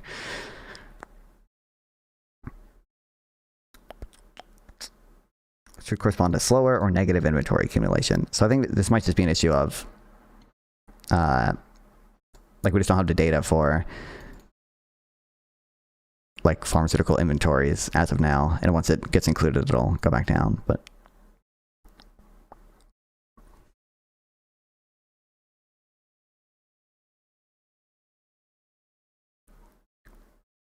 apparently it doesn't do VC debates anymore. Just that, like, so I don't even know what the claim he's making is. So I get to, oh, thanks for following. I appreciate it. I don't know how to pronounce it. It's still Tagon on Nazbol. Tagon, whatever. Fuck it. I'll just call you Nazbol. That's good enough. Just say Ganon. That makes sense.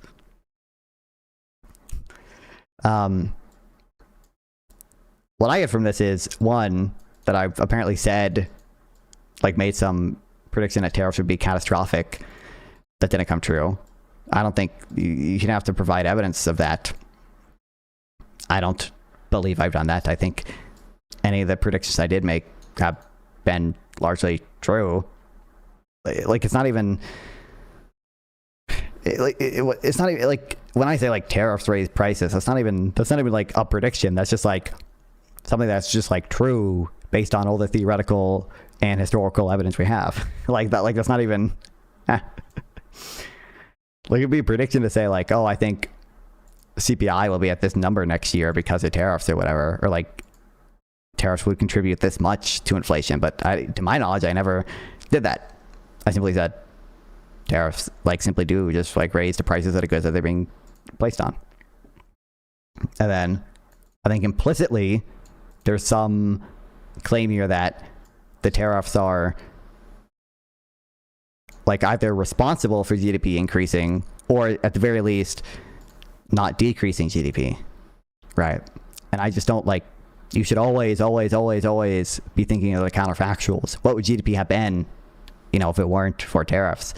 And in order to answer that, you would have to, like, because we don't have all the data to do this right now, obviously, you'd have to do some type of causal inference. Like you can't just like look at when tariffs were enacted, then look at how much GDP went up next quarter.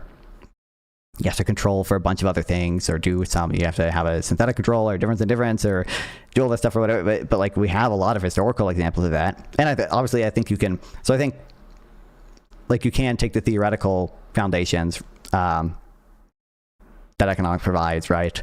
That like tariffs are gonna reduce output. Like if we have a model that's proven good in the past, like even just a fucking basic supply and demand model, right? And then like what we observe corresponds with the theoretical model, like that is evidence of the theoretical model being correct. And I think you can say, like, obviously if the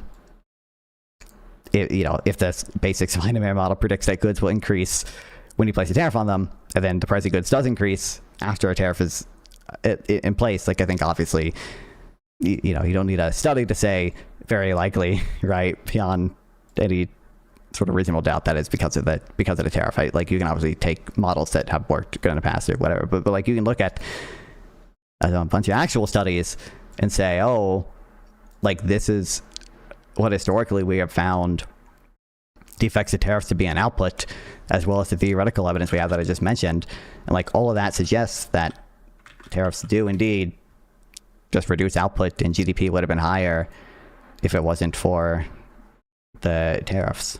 And it's interesting that one of the sectors of the economy growing the fastest is the AI stuff. It's actually not in GDP. That's actually not a big factor. You hear a lot of like meme numbers that are like GDP is like 90 billion% fucking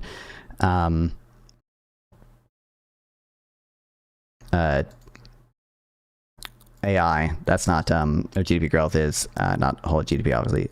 That's not true. But like, AI is expanding quickly in the data set and constructed and stuff. That it is like a negligible portion of U.S. growth, and that all that stuff is exempt from tariffs, right? Do you think people mean specifically, implicitly, think being gay is disgusting? What? Oh, men specifically. I don't know what you mean by implicitly think being gay is disgusting. I think some people have like some intuition that it's gross. Like if you're straight, right? Like obviously evolutionarily, there's probably somewhat of that intuition wired into us.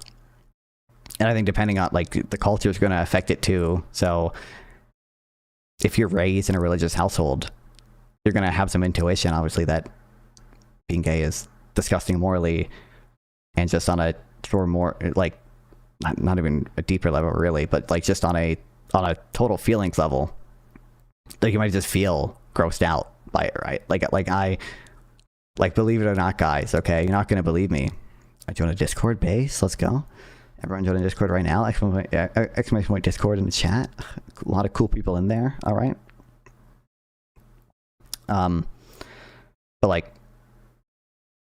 believe it or not, when I see gay porn, it's not an enjoyable experience, okay? Now, I don't think there's anything like morally disgusting happening there, right? It's just like, I'm not gay, so I don't like it, obviously. I'm saying this because progressives commonly call right-wingers gay as an insult and call people, but I think that's just a cultural thing. Call people Pete Buttigieg. Does anyone do that except for Hassan? I've only seen Hassan do that. They do implicitly think it's disgusting. I think that's just like cultural holdover, basically. I don't actually think that implies very much there. What's up, Soros? I think we aren't able to estimate the damage and full effects of tariffs. Yep, I agree with that. There was got an NBR paper recently that argued that the implemented tariff rate is half the mandated rate. Yeah. I've seen that. Yeah, of course. Yeah, there's obviously another, like, you know, beyond the dumb Twitter wars, okay, that I have from time to time, like, you know, like all the op-eds that are like, oh, fucking economists were so wrong about tariffs. Look at all the dumb shit they said, and it's like, okay, well, Trump was, you know, Liberation Day, we were doing like 60% tariffs on China and like 30% on the rest of the world. Obviously, the effects predicted from that are not going to be as bad as the effects predicted from all the deals that have negotiated down the tariff rates. Well, deals, non-legally binding interim concepts of deals, right? All the just enforcement issues, all the evasion issues, all the, you know, actual all the exemptions for certain products like electronics that just got like almost entirely exempted. You know, stuff like that. The fact that there's uncertainty about how long the tariffs will last, and like companies face some reputational cost of like passing on the tariff to consumers, right? You know, will mean consumer prices are not going to go up immediately. And I think the evidence we have on consumer prices so far says as much, although there is obviously some pass-through to consumer prices. After kissing several boys, I can confirm it is gross 5 out of 6 times. Good to know, good to know.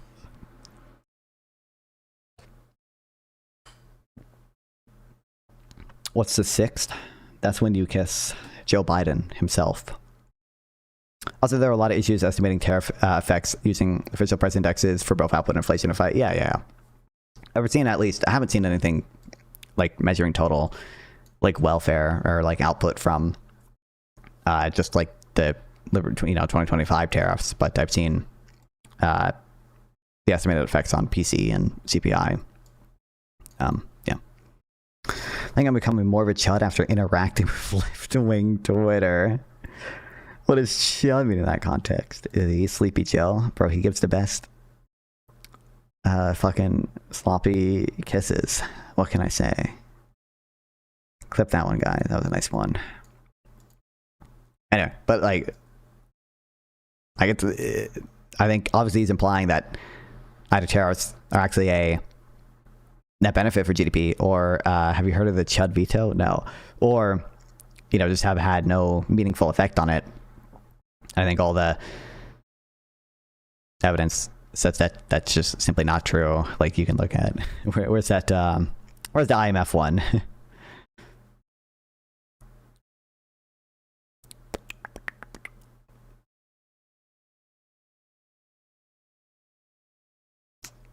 Fuck, I forget the title of it.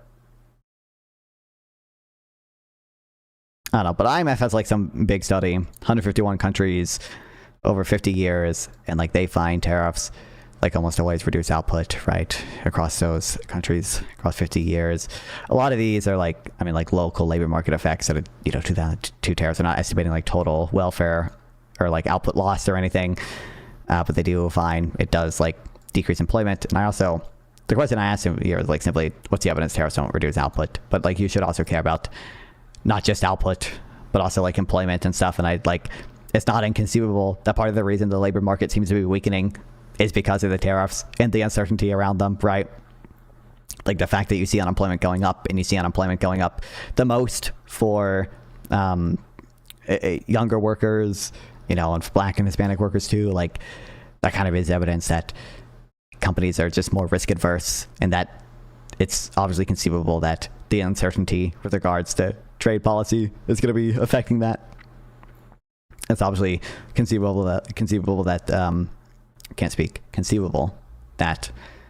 the rise in input prices, because roughly like half of imports are inputs used to make other goods and services in the US, you know, that those are going to have some depressing effect on employment as well.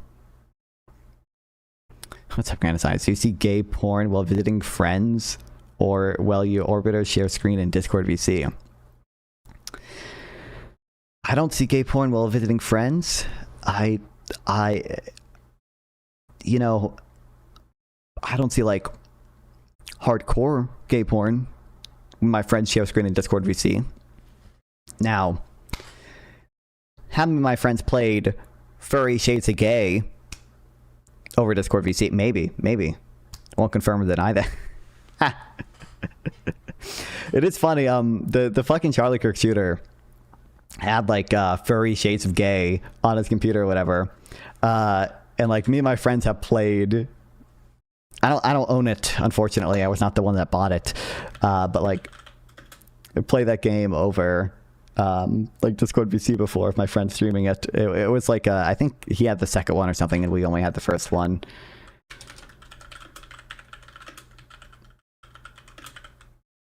It was just really funny. You just say you just saying you've seen gay porn. I have seen gay porn before, believe it or not. Believe it or not, I was a kid on the internet once, and someone told me to go to meatspin.com. So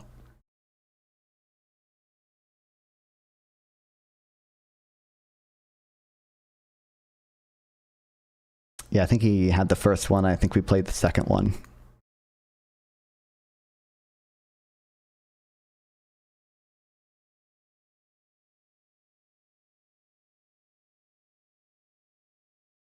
Unfortunately, I only have furry feet on my account.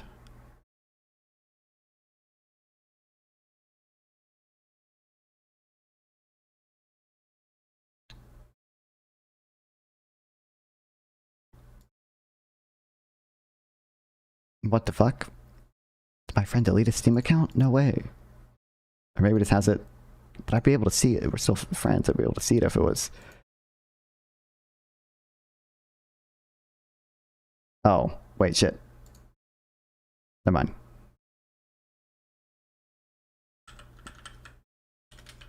Three ads to watch this video. Like my live stream? It shouldn't be that many.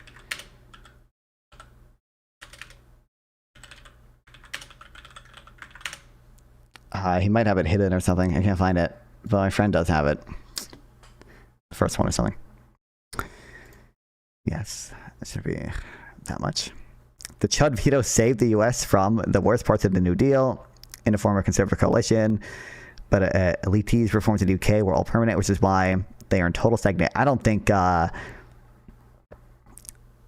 mean, the UK has been in total stagnation, roughly, since like 2008. I'm not sure, you know, we can blame everything on reforms that happened in the New Deal era. What the fuck? Can I even show this on Twitch? Building so much that I wish it were even more featureful so that I could express my creativity more thoroughly than I was able to.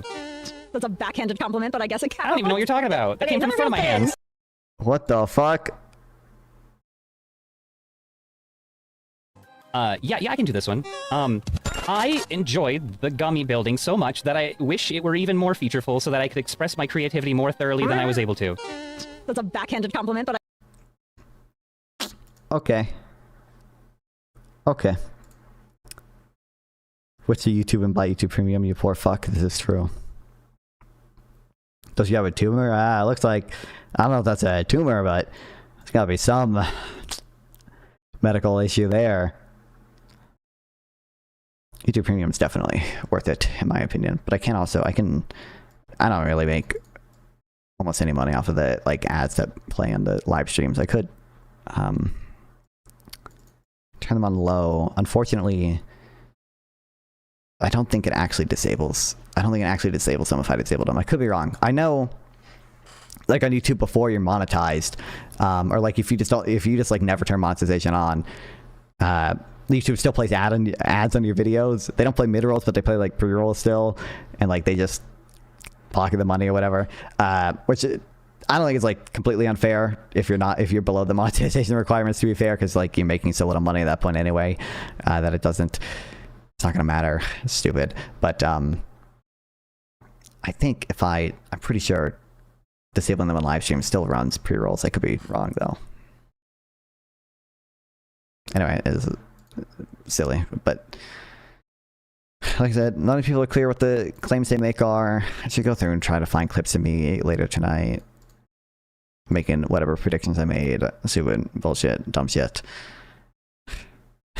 I just said, what's the evidence that terrorists don't reduce output?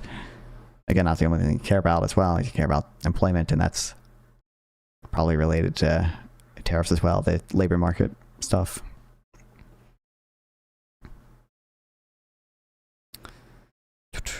Some way, someone's in a New Deal, but genuine political pushbacks is in the U.S. And the worst parts of the New Deal were struck down or repealed, not so in Britain. English unions also worse than its European counterparts. And I can't wait. Annual growth rate. I don't know if this is showing me anything that I... Distance with the US in productivity level and breaks in distance for Japan, United Kingdom, Euro area percent over the US level. Left column corresponds to labor productivity, right column to total factor productivity. Again, like I'm familiar, like after 2008 or like 2006 in this graph, really, like labor productivity is going down. This labor productivity growth, right?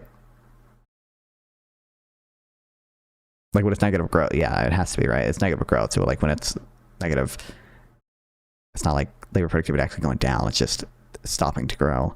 Same thing with total factor productivity. That's my understanding, but like it'd be difficult for me to think that specifically because of stuff in the New Deal era, despite having relatively sustained growth until 2008,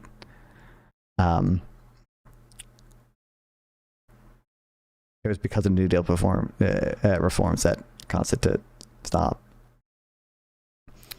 UK threw away its commanding post-World War II advantage, which was itself just a continuation of 250 years of dominance with the worst economic policy of any major country in free Europe. Many are saying it. From 1950 to 1980, French real GDP and real GDP per capita roughly tripled.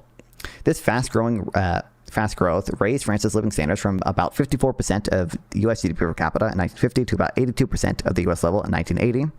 The very rapid catch-up with the US occurred during one of the fastest periods of US economic growth, in which US real GDP per capita slightly more than doubled. President Trump says the United States will soon launch bombing operations inside Mexican territory to eliminate drug cartels.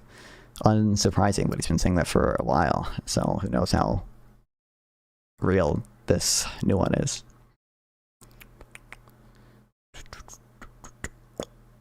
Did he say it somewhere other than Truth Social?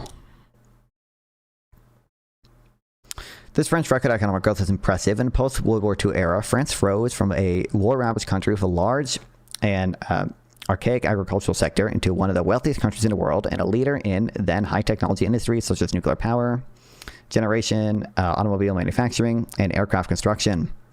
France was not the only Western country to have enjoyed such prosperity. Most of its neighbors experienced similar growth episodes and associated structural transformations. Italy recorded an even faster growth episode, beginning with per capita income below France's in 1950 and catching up to 81% of the US by 1975.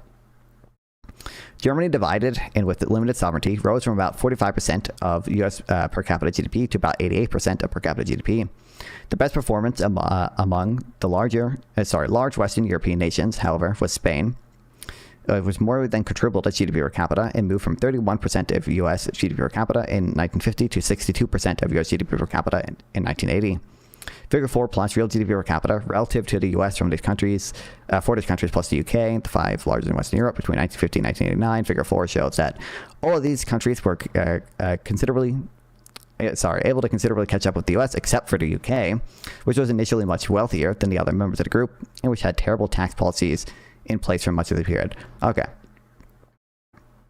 Well, after reading this, look at the graph, I was obviously going to look at the next picture.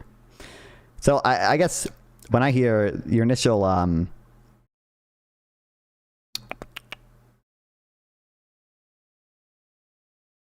what's your first message? When I hear like the UK is in total stagnation, what I think of something like this graph, like just UK labor productivity.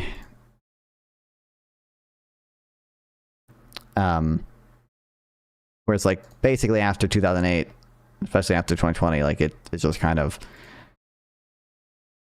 stopped, right? Like I don't think of I don't think of the UK's per capita GDP relative to the US, but it's not inconceivable to me that, yeah, so if they, like, I don't know the full details of it. If they have, like, horrible tax policy and, like, a lot of stuff with new reforms, like, sure, I guess, like, obviously, I can see that causing them to stagnate in terms of per capita GDP relative to the US. Thatcher had to make everything work again. I don't really see the effect of Thatcher on this graph. I mean, Thatcher was in charge from, what, it was like mid-70s to, I thought, like, the fucking 80s. But she was in charge for, like, 13 years or something, wasn't she?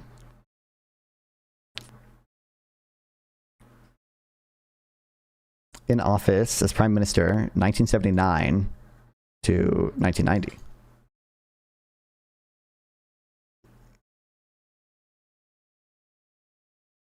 I don't really see the...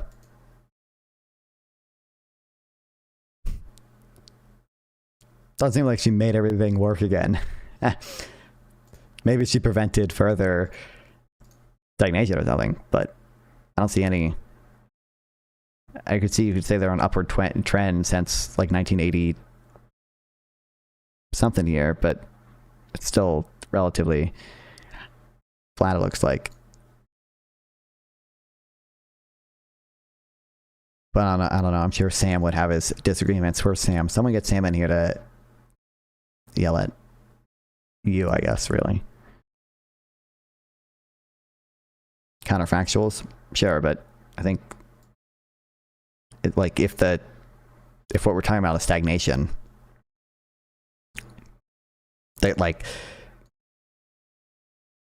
so stagnation, if the claim is like, oh, the claim would have to be Thatcher. Oh, what's up, Bisky? Welcome back. Been a bit. The claim would have to be the UK is still relatively stagnant, but Thatcher kept it stagnant as opposed to going down more, right? That would have to be the claim there, which I don't think it's what you initially. I don't think it's what you initially said. Because yeah. Anyway, just to wrap this up.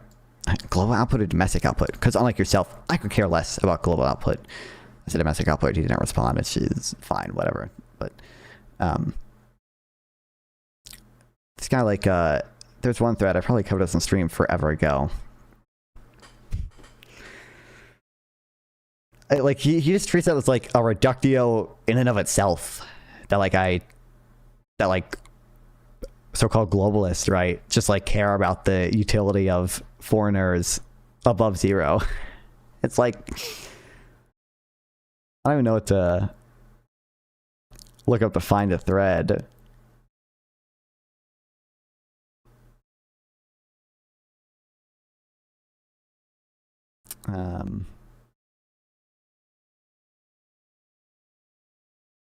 I feel like I would probably say like 0 in it somewhere, but I don't know.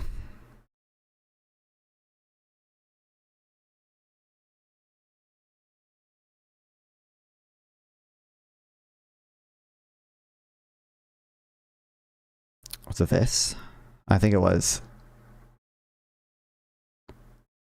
Oh no, it wasn't this. But this is another stupid. That's why I hate text debates, bro.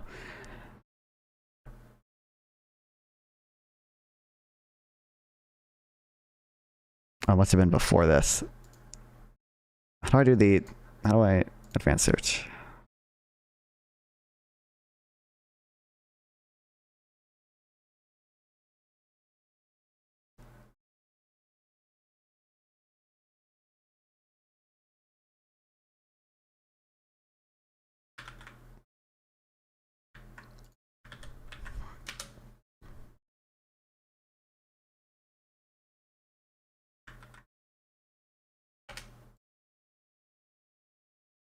The Advanced to War Powers Act is fundamentally fake and unconstitutional law. That he actually wouldn't surprise me if he said that, but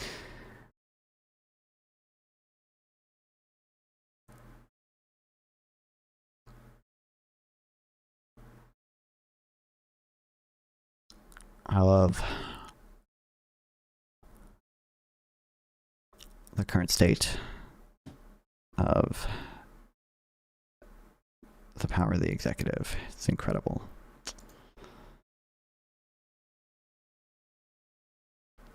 Oh boy. How fun do you go ice skating? I've never been ice skating. Technicality than any disagreement in policy. If you look at the people who actually voted, every single one of them have supported the administration's plan. Second of all, as the president, I believe himself has already said, every president, Democrat or Republican, believes the War Powers Act is fundamentally a fake and unconstitutional law. It's not going to change anything about how we conduct foreign policy over the next couple of weeks, the next couple of months, and that'll continue to be how we approach things. Go ahead. Technicality than like what even, bro? First of all, War Powers Act, if I remember it, it's like this is not even a like particularly so apparently I've gone on Wikipedia for it before. A particularly restrictive act, right? It just says like the president has to notify Congress within fucking 60 days or whatever, and like Congress has to authorize it, right? Within 48 hours, the committing armed forces are notified.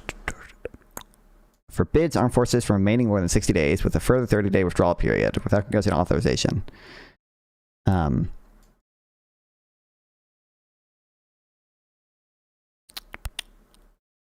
Like it's not even that restrictive. What the president can do.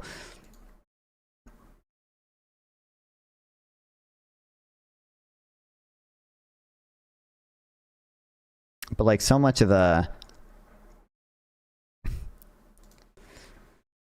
it sucks how like I saw I'm copying Destiny here, okay? Destiny made this point, I agree with it. That like whenever we discuss anything like Trump does, like it like the question is always like what is in like the most like outer perimeter like possible authority that the president could have. And like it's never the same thing for Democrats. And then it's just like it's someone that Trump doesn't even like Trump doesn't try to do good things in good faith.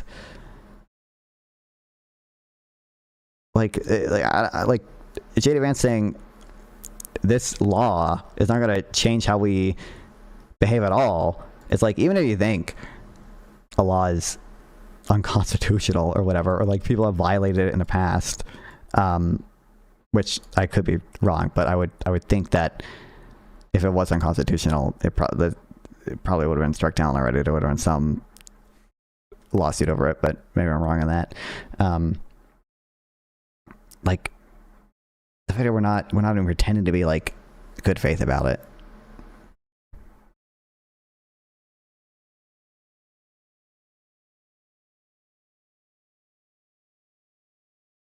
It's a screenshot of the thing.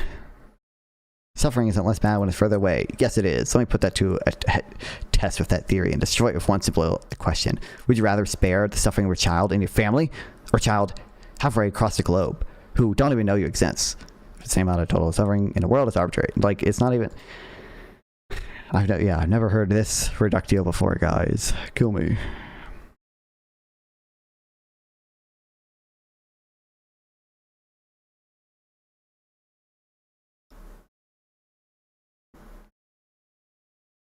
What do you think will happen in the birthright citizenship ruling tomorrow?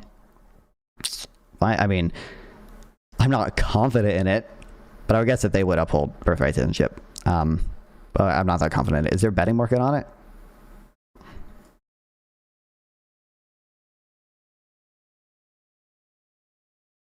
I mean, it has to be.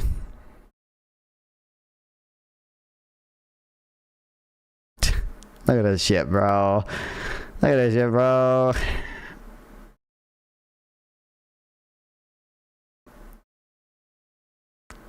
Everyone thinks global utility matters at least sometimes. Would you rather one person in the US be 10% worse off or 10 million people die overseas? Give me an example. Would it ever be relevant? The extreme hypothetical is meant to illustrate that obviously at some margin it'd be the right thing to do to make the US worse off, to make the world better off. Disagree entirely. We have zero obligations to our own people, to make our own people suffer, to save others who do not pay into our system. To be clear, you'd rather 10 million people die than say one person loses their job in America. Assuming no negative impact on the American taxpayer, I would defer the resolution of that conflict to its own people and elected government. You try, like, what are we doing here? Listen, Kashi, they, them, J6 is gonna be immaculate. Can't wait.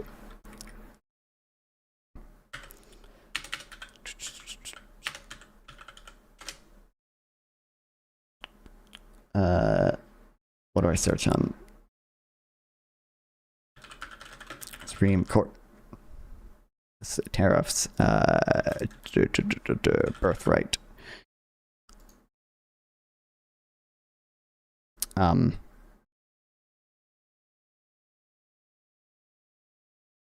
Okay, yeah. 24%, it says. So, woohoo.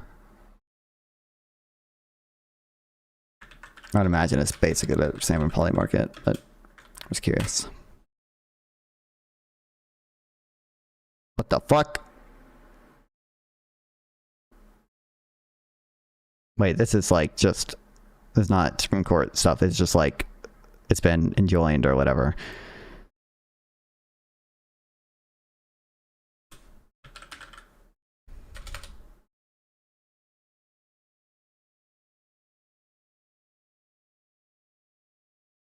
Okay, whatever. They're giving a 25, the tariff ruling is Friday, right? 25% chance of the tariffs being ruled in favor of. Bro, I should fucking bet yes on this. I bet they're gonna fucking roll on him with the tariffs. Oh my god. Roll with him.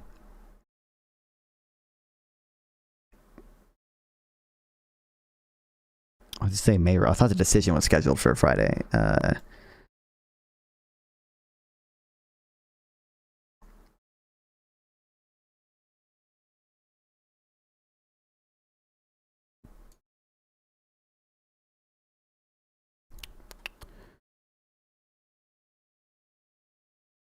Okay. Decision day, but I guess I don't know what cases they're going to rule on specifically. So.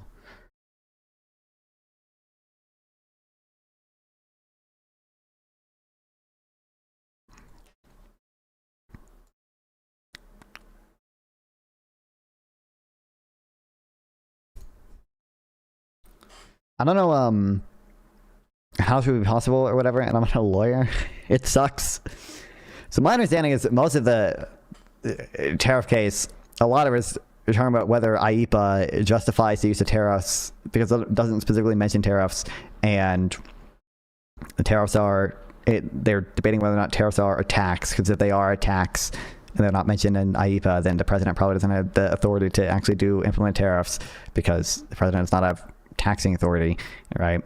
And if the act doesn't specifically mention it, you probably can't do it. And my understanding is the justification of like, I'm declaring an emergency based on trade deficits, right? Like, a lot of stuff is just simply unreviewable. Like because it's like a foreign policy issue, like the court can't actually they can't make some ruling based on it. It's stupid. I don't know how you would ever fix that, but there has to be, I'm sure there already is some threshold of good faith or whatever in order to do that stuff. Like, some things would be reviewable. Like, the president couldn't just literally say oh, China doing some totally benign thing is a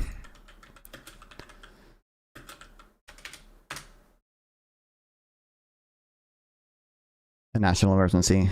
But I don't know, it feels like you could definitely argue trade deficits are almost totally a benign thing.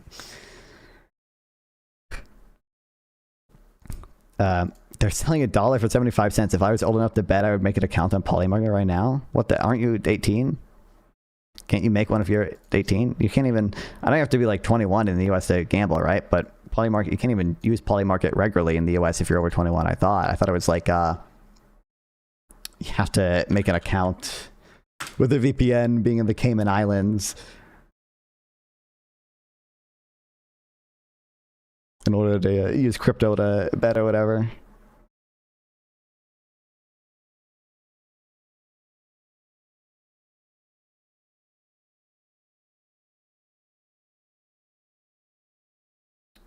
Because when I log in, and then let's just.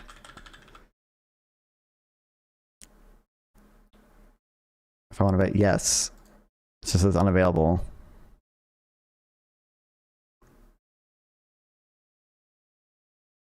It says it's not available in the US or France or whatever.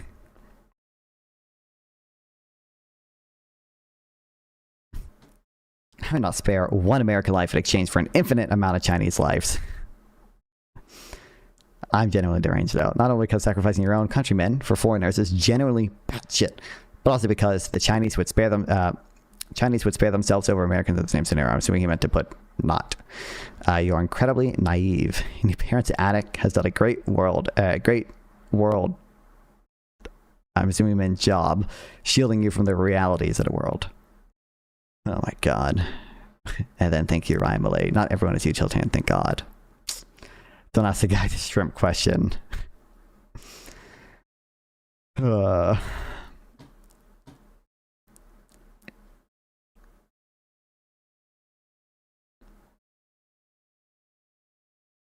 So silly, so silly, so stupid. Kill me.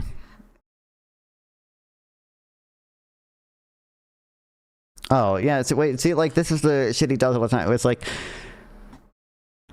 I'm just like, I don't like that USA idea was shut down. Hey, less taxes mean cheaper products, right, Mr. Anti-Tariff Man? Taxes need cuts to come down. Double taxes are inefficient. Tariffs are a particularly bad tax, but even suboptimal taxes can be net benefits if they fund good things. How is taxation to give foreign nations sufficient for the U.S. in terms of spending? Spending and gain for the U.S. voter/worker. I care about total utility, not just the utility of U.S. citizens. You can help a lot more people per dollar in foreign countries, so it's not. And then what's crazy is, like, I lay out my position, and he says, so it's not a benefit to America? And I say, I think it's probably a benefit in terms of for the U.S. in terms of building relationships and goodwill, right? They could always go to China, but I think, then I say also, but I think it's also just really good to spend money, spend pennies to help dying children. So back to the argument, if we give money to people to build soft power, interventionism, you are in favor of taxing U.S. citizens $60 billion. Like, what are we, like, bro? Like we're just trying to, like, stranglehold me, like, we're trying to fucking get me to admit that, like, I think there might be some benefit to the U.S. in terms of the relationship we build with nations or to give them aid. Just so we can, like, let's say I'm repeating the Democrat line, and then somehow tariffing to improve our standing and power through tariffs is bad. Why? Like, bro.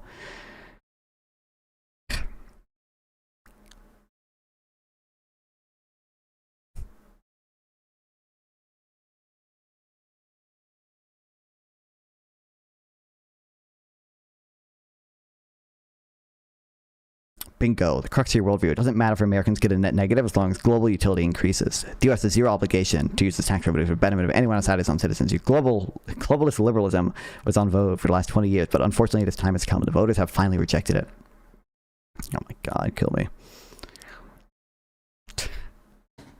Also, I just ran the drowning child argument.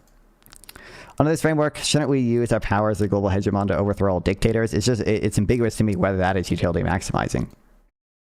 Ideally, like, if there was a button to press to get rid of dictators, I would press that button at, like, no cost or little cost. Like, even if it was like 10,000 American lives to get rid of all dictators, I'd probably press that button. To get rid of all dictators and actually have something stable instead of them, I would absolutely press that button. How would it not be? Because, like, obviously, like, you would write, like, I think part of the reason that, like, you seemingly might not want to do that is because you think it wouldn't be utility maximizing. You think, like, it's uncertain when you do overthrow a regime, like, what will actually happen next, right? That uncertainty doesn't always mean it's bad, of course. It never even said, like, with what Trump did to Maduro, like, I, like, still, like, slightly lean towards that being a net positive. I don't know. It might end up being it could actually end up being net negative if, like, literally nothing meaningful changes about Venezuela. And I to be fair, I'm not seeing signs that anything meaningful in terms of, like, the lives of citizens in Venezuela is going to be better because of this. But, you know,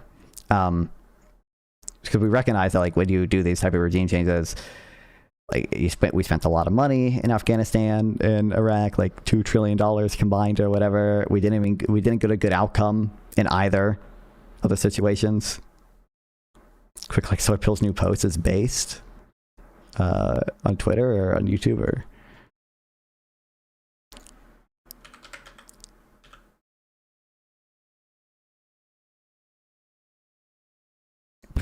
Oh my god. I'm assuming you mean, hey Steven, let me reenact this one with you. Oh my god, really? We're doing this shit again with Steven Crowder. Yeah, there's no chance. Focus. I'm at the exact distance, exact angle where he would be. Should be able to see the wheel turn within that fraction of a second, right? I've chosen to use a tiny little Keltec unloaded with a laser so you can see. So he's right here. All right, from here, That's not even clear. It doesn't even look like he's that close to me in the video. You can see the wheel. He draws his gun, and then, yeah, you try and hit me now. She comes forward a little bit. Okay. There you go. That's enough. Collapses. He has his hand. Can you just move the wheels a bunch, like go left to right? So. Yes, we are aware that you like. If you are this close to the car, you cannot see the wheel. But it's not even just so. Obviously, stupid. But like, yeah, you can definitely these were not justified. But it's not just one showing that the wheel is turning. It's not the only evidence that the officer could reasonably infer that she was trying to flee. But it is evidence that you can use of, for example, her intent. Because there are a lot of people claiming that she intended to run over an officer. So regardless of whether or not the officer could see the wheel, the fact that the wheels were positioned in that way is evidence that she didn't want to run over the officer, right? That's a claim that a lot of people are making. I don't know if Steven Crowder makes that claim. But secondly, so many other things would probably make the officer reasonably infer that she was trying to flee, right? And it's not simply the wheel turning. I don't know if he could see the wheel turning at least when he fired the first shot, but certainly like during the second and third shots, he probably should have been aware that she was trying to flee, like certainly. But, you know. Was he reenacting with a sedan and not an SUV? Because he's Steven Crowder, bro. I don't know.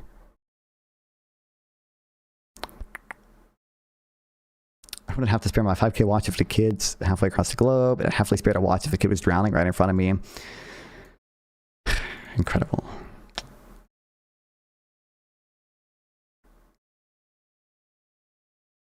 I cannot save a kid from drowning 2,000 miles away, and there's no but today. Like the hypothetical I list here or whatever. Yo, Chibringo, thank you for this gifted membership. I appreciate it. Let's see whose YouTube's wonderful algorithm gives it to.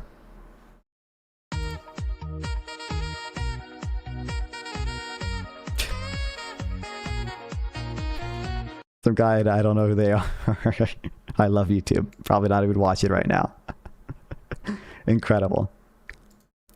Like the example I give you, depends on the blog post I think I just screenshot from. When children are far away, it doesn't even seem morally relevant. If you could save a child's life by pressing a button and you want to train traveling away from them, your obligation wouldn't progressively shrink as you got further away. Like, we don't actually engage.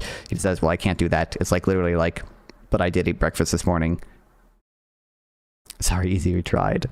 It does suck that you can't specifically give it to someone, but anyway, I wanted to rant about that, but you know.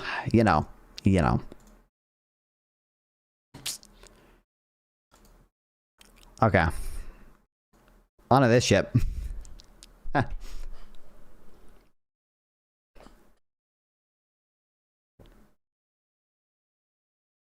What the fuck is this? Treasury Secretary Scott Bessent announced plans to ban individuals receiving public assistance in the U.S. from sending money abroad via money orders or wire transfers, including remittances. Wow, to their country of origin. If you're wiring money out of the country, you're either getting too much and your benefits should be cut, or part of their conspiracy. We're going to find out. Yeah, we're going to find out, I bet. I love the balance of payments. Yes, this is how things work. If you send the electronic money wire transfer, okay, to Somalia, that someone takes PayPal takes the electronic money and redefines it as Somali money and gives it to, bro, kill me. I like it's I'm gonna be so triggered if this shit comes up more again. How much longer does Powell have? I believe until May. Like, it's the same thing with trade and trade upsets. Oh my god, we're sending that money overseas. When we buy a foreign good, we're sending that money overseas. Like again, like, it's just from an accounting identity true that every dollar that's a trade deficit is a capital account surplus. It's the same thing for remittances. I believe they're in the capital account. No, they are accounted for either in another transaction that happens at the capital account that offsets it exactly, or via something in the current account that offsets it exactly. When you're not actually like sending the money anywhere, but people phrase it like that, and it triggers me. And people think that like the money actually is like fucking disappears from the U.S. economy, like when we do that shit. When it's all just like the money's gone forever, never to be seen again. This is true. Where do you lean politically? Well, welcome, Garcia 209. I mean, I like center left Democrat, basically. By the way, real quick, did update the website, which I know everyone cares so much about and uses all the time.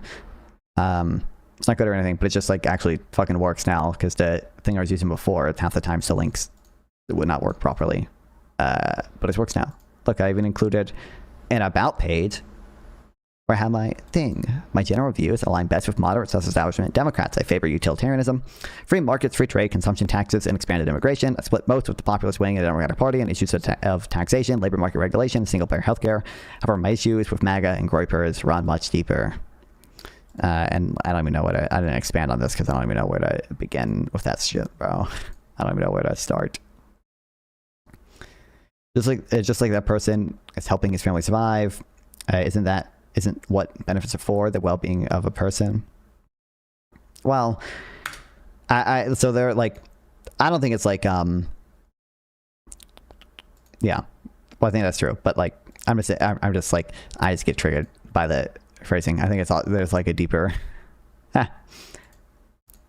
somewhat of a deeper evil behind it, that they just don't care about foreign people at all. But you know, although I do think like they're technically intended for the benefit of probably the president themselves and not their overseas family. Like, it's probably technically the intent behind them, but regardless.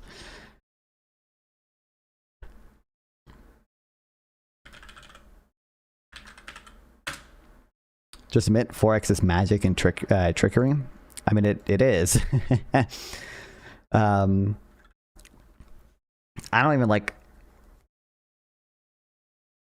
I mean, I like understand the concepts and everything. I can define things to you or whatever, but I don't understand how like a lot of it like actually fully works. But I can tell you the accounting identities and things, and I can understand how like real transactions fit into those. But like, it is kind of weird that like it is literally dollar for dollar capital account surplus and trade deficit, current account deficit. No, I mean, you can just always view it through like double entry accounting. Like, literally every transaction has to have one side and another, but of equal value, equal and offsetting. I'm kidding. I think you know I'm retarded. I don't think you're retarded, but it makes total sense when you treat cash as a commodity. Well, but people don't. That's the issue. It's like what's really happening, like most of the time, it's not. It's a little more complicated than this because of the world that we are as a world reserve currency or whatever. But like, when I buy a foreign good, I'm not sending the person who made that foreign good dollars, right? Now, usually there's intermediaries in place, like when you buy something on Amazon will handle it, or other, whoever Amazon contracts to will handle it. But it's like I'm using my dollars to buy other dollars, a foreign dollar, Indian rupees or Chinese yuan, and eventually those dollars import-export was welcome Duck Custody fan. This is true. Eventually those dollars. Let's imagine like PayPal handles the transaction, right? Like I PayPal holds on to my dollars, right? And they give whatever they had, whatever currency they had to buy with the dollars to the person I'm buying from, and then eventually at some point, someone else who wants dollars will give PayPal their currency and buy those dollars, and those dollars will then be spent in the US, right? And of course, even when they're like in PayPal's like account doing nothing, like from an accounting identity perspective, they're still like ownership is what matters. It doesn't actually matter if the dollars are like technically doing anything. It's just that a US firm owns them, like, you know, they are part of PayPal's cash balance. Like, but people don't recognize that. People like, and I don't know why. I was gonna pull up something, but I forgot by now. Fuck.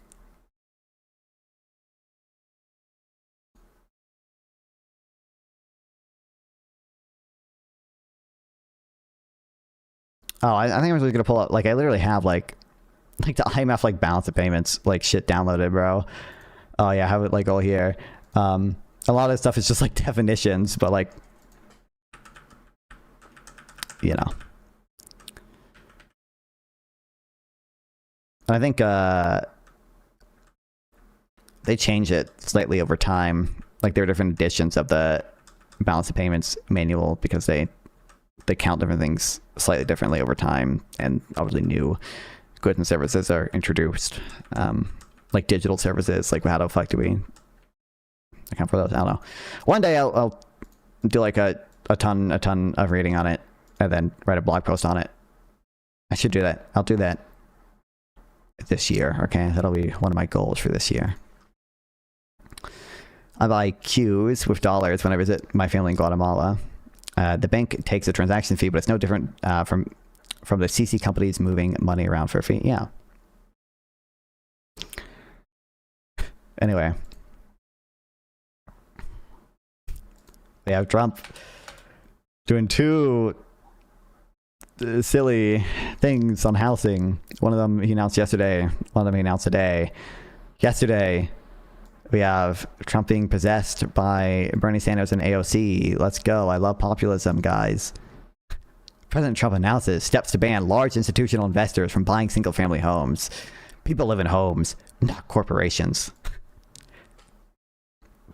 Oh my God, kill me. Super far left on identity has ruined the Democrat Party, in my opinion. What do you mean by ruin? I can understand being frustrated with that, and to maybe a lesser extent I am, because like I am like ultimately still in favor of trans rights, guys, and everything like that. But like I understand being frustrated with like the ultra woke shit. But like I don't know. Like I just view like what Trump is doing now and what Republicans are enabling him to do. Like it's just like a much more salient, a much more immediate threat to stuff that is like much more fundamental to our country, right? Like I don't think like the founders, they might have had family values. Okay, some of them might have been Christian or whatever, but like I just don't think they like viewed fucking traditional gender roles as like foundational to the country in the same way they did things like rule of law that like Trump just does not care about at all. Ruin it because it's taken over. But like I know when you say ruin it, like is it like what I'm asking is it like sufficient to not vote for Democrats? We all run stop blaming Trump for everything. We shouldn't transition children. I don't know what you think. Like I don't know how what I said, you somehow got me like blaming Trump for everything. I just gave it a justification for like, even if you think like, for example, transitioning children is bad, like why, like I don't see that as any type of immediate threat compared to what Trump is doing, and like why I think you should still vote for Democrats even if you think that's bad. And like I don't agree with the hardcore progressives on the trans kids issue. I think most like moderate Democrats have probably roughly close to my opinion. I don't think they viewed us transitioning children either. I don't know what I mean by that. Thing is, at least to my understanding, minors can't get Section 8 operations. Yeah, like I don't know if I'm sure there are above one cases of like minors getting a mastectomy or whatever, but like usually when people say children transitioning, it's fucking it's puberty blockers, which are like, from my understanding, not typically going to have many long-term side effects, right? They're typically pretty reversible. They might have like some slightly negative effects on bone density long-term or whatever, from what I've seen. And hormones, and even adults. Then even adults need therapy appointments. Yeah, you still have to get whatever prescriptions, but you know the doctors are woke now, right? Fun is woke. Hide your kids. Hide your wife. Well, I heard he's afraid of women. That's true. Ultimate woke.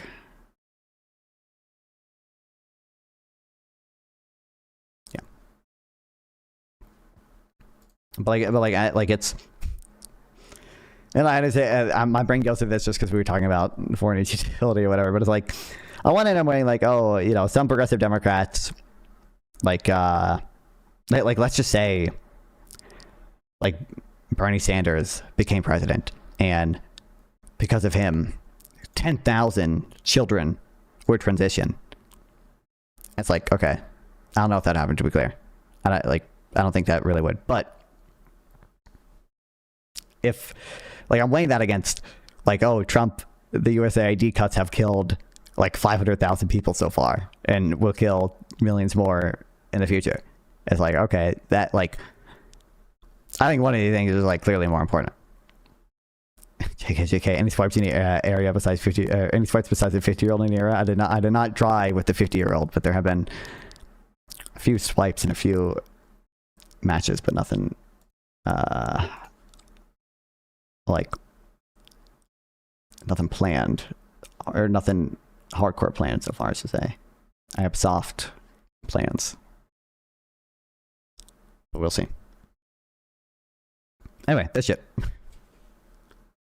you have a source on that 500,000 number current? Yeah, it's from some nerds that made an estimate.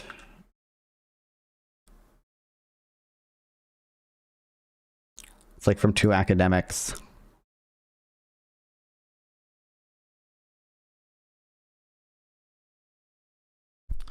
Charles Kenny and Justin Sindeffer. Updates on life loss from USAID cuts. These are like forecasts.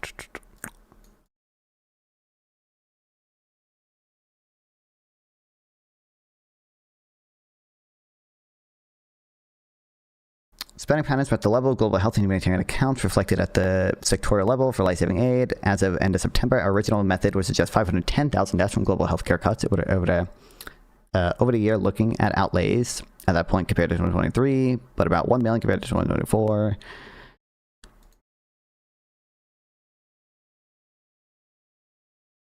Now, what the hell is this? California, they 100% can. Do you ever take calls and debates? Yeah, the Discord server. Well, thanks for following, Garcia. I appreciate it. Yeah, actually, join Discord in the chat. I want to. We'll talk. I'm going to talk briefly about this first, but then you can be in the waiting room. Yeah.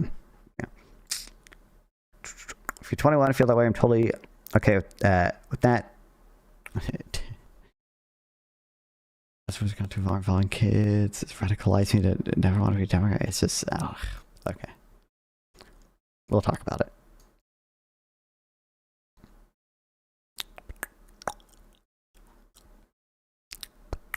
Okay, yeah, anyway. Okay. Will we ever get through it? We'll see. For a very long time, buying and owning a home was considered the pinnacle of the American dream. It was the reward for working hard and doing the right thing. But now, because of record high inflation caused by Joe Biden, true, and the Democrats in Congress, true, that American dream is increasingly out of reach for far too many young people, especially, it's far too many people, especially younger Americans. Or, I mean, like, homeownership is lower, but the reasons for that are complicated and not really unique to the last 5 years when we had, I like how it's capitalized, record high inflation. It is for that reason, and much more, that I'm immediately taking steps to ban large institutional investors from buying more single-family homes. I'll be calling on Congress to codify it. Let's go. Record high inflation, that was definitely caused by Biden and didn't start in my administration. No, not at all. Yeah, it's silly.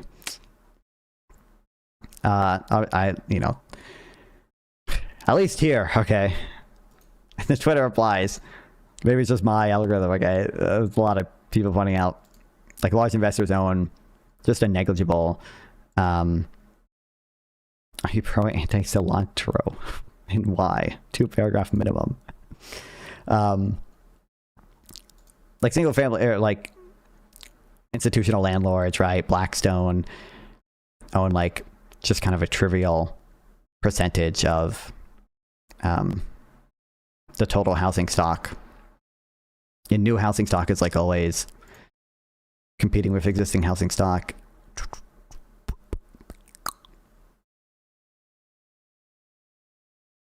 Even if you look at, like Richard has this article, even if you look at like the HAI index, which is an index of concentration, and just because the market is more concentrated does not even suggest that firms necessarily have more market power. There are other reasons that concentration could increase that could actually be representative of more competition in the market. Like, this is just a conceptual example. This specific one would not apply to like housing. But like if FYI estimates are not ground truth, secondary sources at best. It's not a, okay. That's not what I understand secondary sources to be, number one, right? Like secondary source would be like a news article reporting on this estimate, right? I understand estimates are estimates. Nonetheless, when I'm evaluating how much harm an accident has done, right? If I'm evaluating how much harm Trump's USA ID cuts have had, if you have a more reliable way of doing it than the type of estimates that we see from academics, like the ones that I pulled up, I love to hear it, but I'm obviously going to look at, I think, the best evidence we have, and it doesn't mean that I'm going to count it 100%, right? Like, it could be like it, so like, you know, I'm probably only, I don't know, 80% confident that, or something, that like the 4-day cuts have killed roughly 500,000 people. You know, there's a possibility the estimates are wrong or not wholly accurate, right? But like, I don't think we have any better evidence, and it could be the case that like sometimes the best evidence you have, like there is no way to fully get to the ground truth for certain. Like, you're not going to get to the actual true number with a degree of confidence over 90%. That's true of like a lot of things, right? But even if you look at the HAI index, even in local areas, I think it was only Houston where it even reached a level of high, or like not even high concentration, but just like overall concentrated.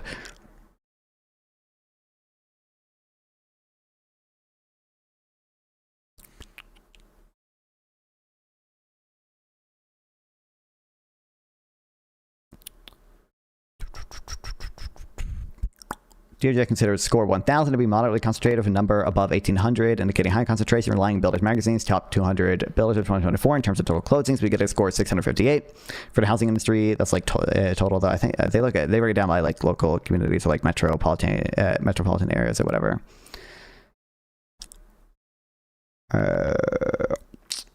This guy says they focuses on the Dallas-Fort Worth, Arlington area. Based on the numbers of the top 10 builders in the region, collectively control 61% of the sector. We see low levels of market concentration according to HAI score.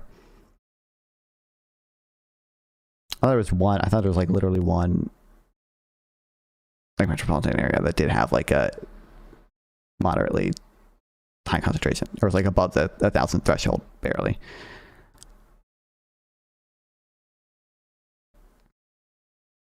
I didn't make the claim, sir. I'm holding you to your own standard. It's okay. My claim, right, was that the USAID cuts have killed roughly 500,000 people so far, right? That was my claim. I provided evidence for that claim. Now, I don't think every time I make a claim, I should have to specify the level of like confidence I have in that claim, right? Like, if I don't think my claim is wrong. I think my claim is like worth criticizing simply because I don't specify that this claim is of the sort where you're never going to get to a 100% reliable estimate. We're not going to get to 100% where, you know, I can't prove the external world exists with 100% confidence, but you know, this claim is going to be like an ultra high level of confidence that's going to represent ground truth or whatever. I don't think that's required. to make any of these claims. Oh shit! What did I click on? Ugh. Guys, in an interview, he wants to see more trans kids. Like what? True. They want to see happy and healthy kids when they are older. They feel that way. Yeah. Wow. I don't even think. It was like, wasn't a podcast episode, or was that a speech where he said that?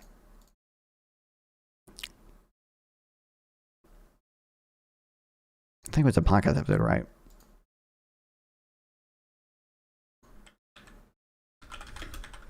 What I click on? What the fuck? Why am I on screen?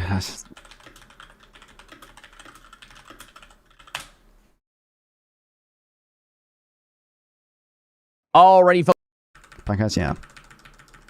But what I remember. Oh shit! Thanks for the $5. Here's a little song I wrote. Might want to take it note for note. Don't worry. Be I happy. get triggered, you bring I go. didn't You know mean you to trigger me. ruffle Okay, you, but we're good. hugging face Ezra emoji. Klein? Yeah.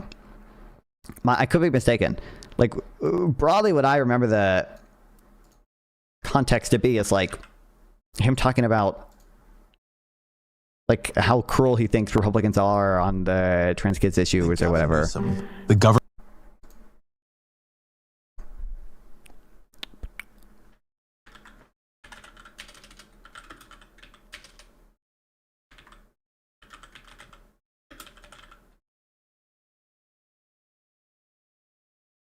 To trans sports. That's an issue no one wants to hear about because 80% of the people listening disagree with my position on this. But it comes from my heart, not just my head. It wasn't a political evolution. It was position being that I don't think it's. I want to see trans kids. I have a trans godson. There's no governor that's signed more pro-trans legislation than I have, and no one has been a stronger advocate for the LGBTQ community. But you have to accommodate the reality of those whose rights are being taken away as we advance the rights of the trans community in terms of the fairness of athletic competition. And I just think that's not a bigoted position. And it's an example. I think here he's simply saying like he doesn't want to take like an ultra hardcore pro trans people in all sports everywhere. Like they're gonna have to have some compromises to make in order to win, right? He's, like I don't think he's saying, but he's saying like his personal position is aligned with like the ultra progressives in that sense. But as a politician, he can't do that. That's what I get from him saying that. Absorb a lot. Not like any type of evil like. I want to trans more kids. I absorb. It's just harder. I have to do hundreds and hundreds of reps for when, some folks, do 1 or 2 reps, but in that process allows you to pivot, allows you to be a little bit more flexible. Yes, it being someone I'm not. Thing though is, I think Trump, we've all made, don't repeat them. But again, I'm just with a. How long does he speak for? When's the last time Ezra talked? I want to know what the prompt was. State from the COVID era, there's only droughts, a lot of, you got a lot of arrows in your back. And I've tried to govern in that space. And so I'll take the hits. We tend to... Tim, how much more liberal is Newsom compared to Vance? I haven't kept up with him. We know him from the marketing clips. Newsom is like Newsom is the Democratic governor of California. I don't know if like California is like the most progressive state, essentially. He's like, Governor Newsom's pretty progressive. He has rhetoric that's somewhat moderate, like sometimes, but like ultimately he's pretty progressive, and he's governed relatively progressively too. Like he's done things like $18 minimum wage or whatever for service workers. He does things for trans kids, right? Like he's like, I think they've passed bills that are akin to like, parents don't have to be notified of their children changing pronouns in school or whatever, like things akin to that. Like it's not even like Vance is obviously just an evil, illiberal person, and Kevin Newsom is a pretty progressive Democrat. Vacation. He's the front runner for 28 though. That's a point. Basically, but I got a 960 on my SAT. I wasn't one of those straight A students at Harvard. Not long till having grows a mustache with those anti-trans stances. True. I can't. Gavin grows a mustache. My insecurities, my anxieties. For one, all good. The one good thing though is I think politics is radically broken through changing. I think it's rewarding, and you got to own up to them. And it's who you are. It shapes you as long as you learn from them and don't repeat them. But again, just constantly trying new things. I don't have all the answers. I seek them. And so legendary mistakes, and you got to own up to them. Okay. I mean, maybe those questions are just like too short for me to catch, but chitty, evil little rat boy Vance. This is true. Lived in the moment. So that's what animates me, but it's not some grand plan. So paradox, bring it on. Contradictions, bring it on. Contradictions, but that I think I can explain, perhaps. Evolutions, we didn't get into transports. That's an issue no one wants to hear about because 80% of the people listening disagree with my position on this. But it comes from my heart, not just my head. It wasn't a political, and I've tried to be. Okay, but like, what I get from that again is like he's talking about contradictions. I think I can explain. He's talking about political strategy. I actually get like, I think he's just trying to say like, I am ultimately aligned with progressives on this issue, but you have to understand, as governor, I'm limited in some senses and things like that. It's going to have any effect on housing affordability. Is this, I'm assuming this is either what I'm looking at now or the thing I have pulled up next. Yeah, it is the thing I have pulled up next. Regardless, it's just like a trivial institutional investors, all these people or whatever. With every week, you'll be quickly booted from the left, Fawn Brother. True, that week.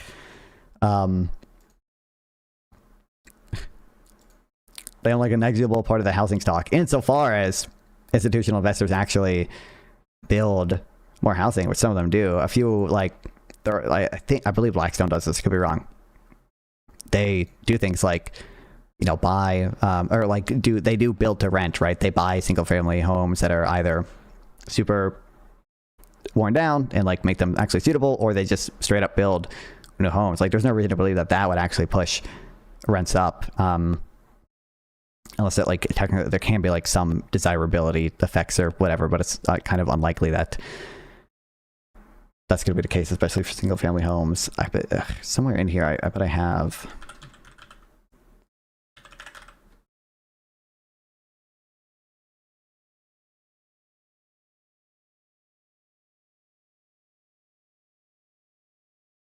PPG told me to debate this girl, and like I kind of took some notes preparing to debate her, but we never ended up debating or anything. So I think some of my shit might just be here or whatever. But Kevin Erdman, like he has some work on this. We talked about this. Like Kevin Erdman has a lot of stuff in housing. One of his big beliefs, I think he has a decent amount of evidence to back it up. Let me get Kevin Erdman on stream. He follows me on Twitter, so maybe one day maybe I can set it up. Let's see. Why does Amy C3 not want to debate? I'm not sure if she wants to or not. I don't know if she. I'd be open to debating her if she wants to. But it was through PPG that like we were gonna do it or whatever. Like he was gonna reach out to her, and then like they had a falling out, so it just never ended up happening. But I'm open to debating her if she wants to. I could DM her myself, but it'd be, I don't know if she knows who I am. It'd just be a little weird to do that, but I could. But, you know, one of his big things is like, oh, after 2008, we just made it like quite hard to get mortgages, right? And like a lot of people just, you know, housing construction slowed down a lot because we just made the barriers way too high. But one of the good things about the Wall Street investors, to be able to do the build to rent stuff, is that they have the resources to navigate those barriers, right? And they have the capital to, you know, be able to afford things like this. That's part of the reason that they do build quite a bit more housing. And there is evidence as well that, now where would I have saved this?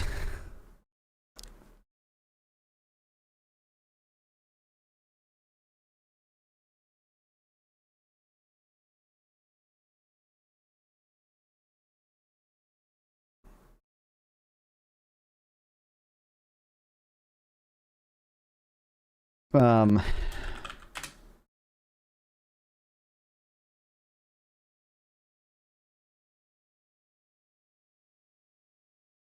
on.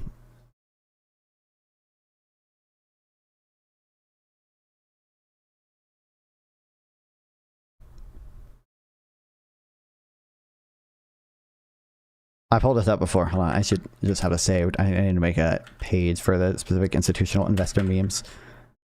Wait, do I actually? Hold on. Wait, my. Did I have my populist slop memes? I don't believe it's in my populist slot memes. That's unfortunate.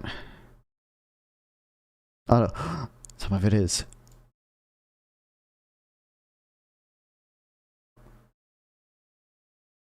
Yeah.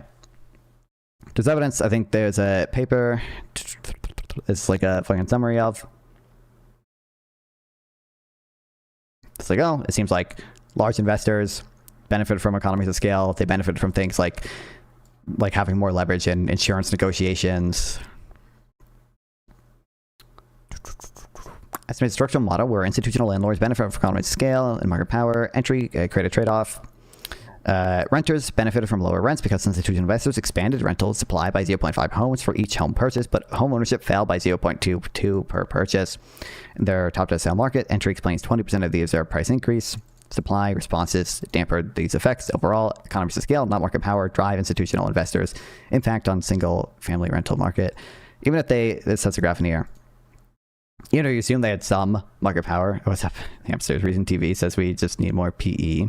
This is real. Oh wait, so long as corporates like Blackstone are buying the uniparty, their evil schemes, people will always be oppressed. It's true. YouTube censoring our racist socialist goals. Unbelievable. Just go to her live stream and tag her or her mod to debate. She's live right now.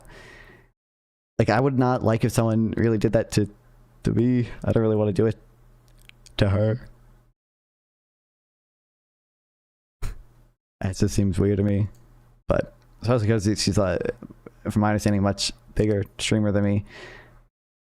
Do it. I think she has 100 viewers. I could be wrong. I think she usually averages over 100 viewers. I'm at 8 right now or something. So he was 150 viewers. Do I want to go into also a female streamer's chat? Okay, night. Good night, Sauce Rama. I appreciate you stopping by. Who are we roping into a tie? It's another streamer. But I appreciate you stopping by, Sauce Rama. See ya. Whenever I stream next, who knows? It'd just be a little, it's great for me. I'm open to debating. I'm just saying it is, it's already a weird thing to do. It's made weirder by the fact that she's a female streamer and the fact that I'm a much smaller streamer than she is. Both of those things are make it less just socially acceptable. Also, if you see what the Garcia guy said, he was just you support trans people and agree with Newsom on some point. You're far left, therefore I'm gonna go. It's funny. Oh wait, shit, I didn't see that. I told them they could join a Discord server, we could talk. But they, as far as I can tell, they did not even ever join a Discord server, so. RIP. If large landlords are more efficient, even if you assume they have some market power, it might actually still be lower, or the total rental prices might actually still be lower than the equilibrium of only small landlords. Because even if they take back some of their, that's what this is. This is the equilibrium of the large landlord supply. Assuming they don't have market power, exercise that market power. Even if they use market power to take back essentially to extract some rents, okay, in a literal sense, literally extracting rents, it might still be lower than equilibrium price with small landlords. More efficient in their ability to provide more rental properties, lowers rents and increases rental availability. However, they take a fraction of the gains back as market power. Notably, renters still benefit overall from Wall Street investors as rental availability and rents are higher, still higher. Yeah, people also just lie a ton about how many homes are actually being bought by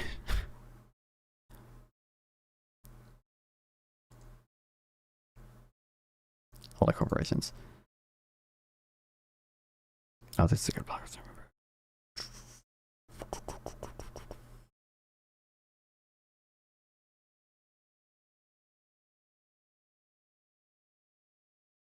Real.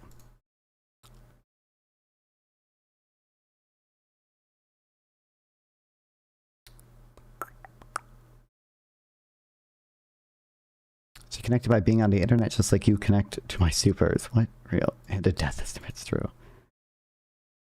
The exact message said, well, you can't keep it real, I guess. You aren't center left, you are far left. I'm far left, good to know. It's all good, just want to keep it real, soy boy. Accurate. It was nice chatting with you. Good luck. Incredible. And he just left. Damn.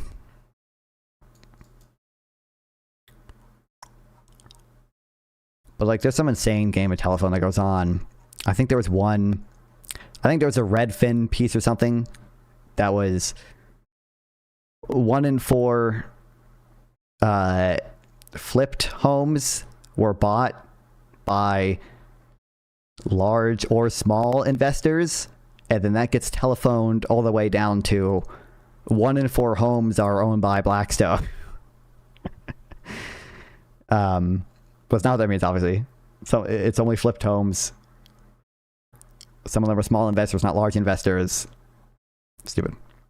When's the next Owen discussion? You were my champion, dude. I mean, I just don't know what me and Owen have left to say to each other. I don't think there's, respectfully, I just don't think there's much value in that. I'm like open to doing it again. I just think we'd be just repeating ourselves. So I don't know.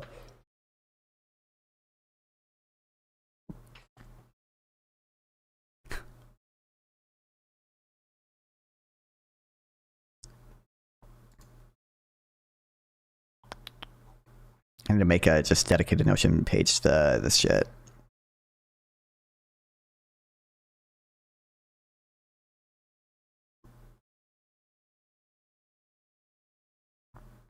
Creative people think Venezuela is just capable of successfully export drugs to the U.S., the toughest security on earth, but share blame third world country into imperialism. That's how MAGA think. True.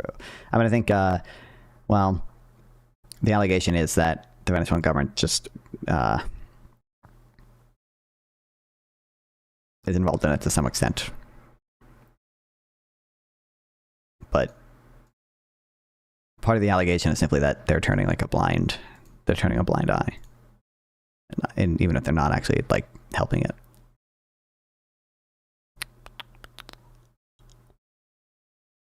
All right, we should read the argument put out a piece today about it. We'll read that. I thought one thing that I had mentioned the specific game of telephone that I'm talking about.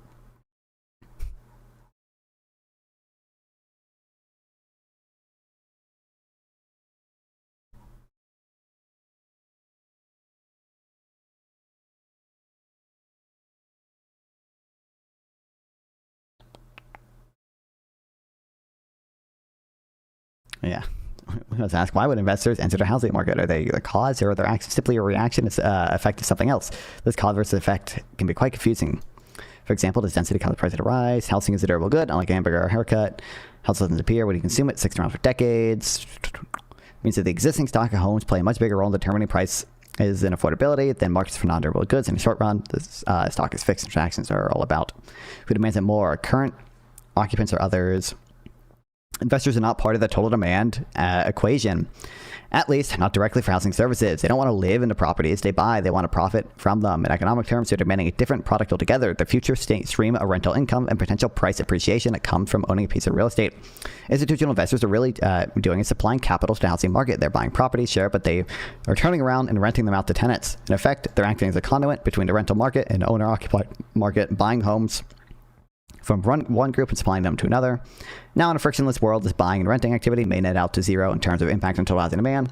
Every home that has an investor and every home that an investor buys and rents out is one less home available for a traditional buyer, but it's more also one more available, one more rental unit added to the market. And obviously, in the real world, it's going to be some minimum amount of friction in doing that. But yeah,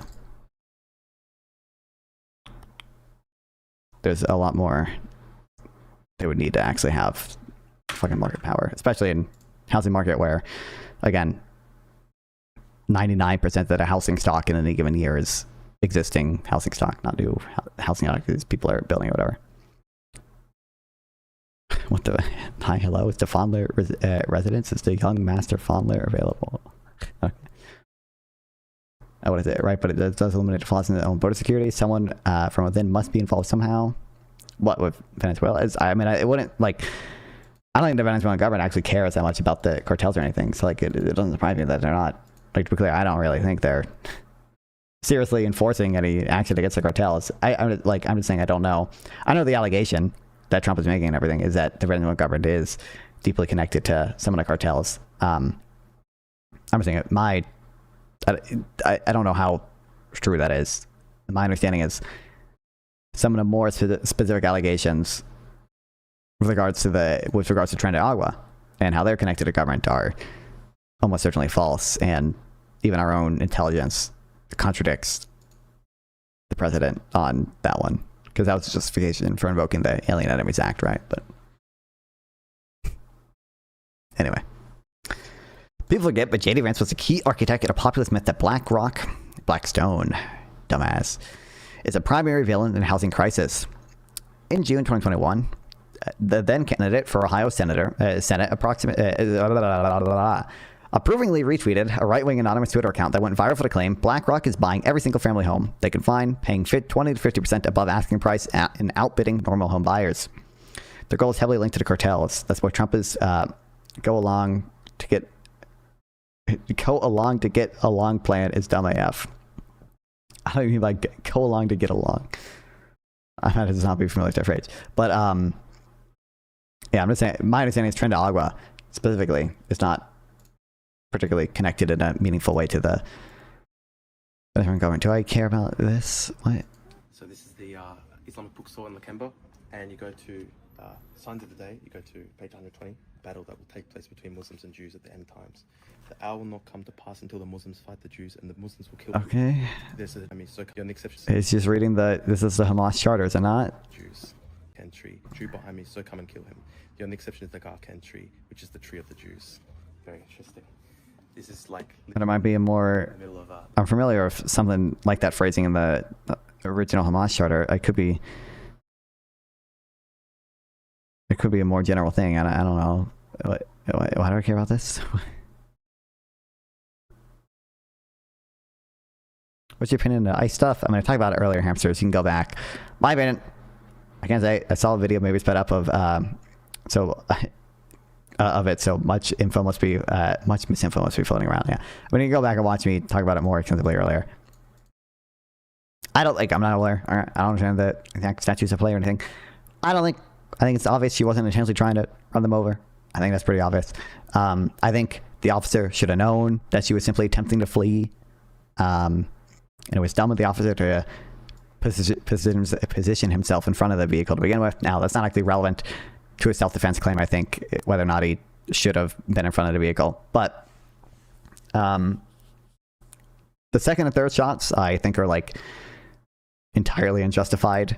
And even if you, like, legally, we say the first shot is self-defense and the second and third shots are like in close enough proximity that we don't count them as like separate actions. We just count it as like one action as shooting her.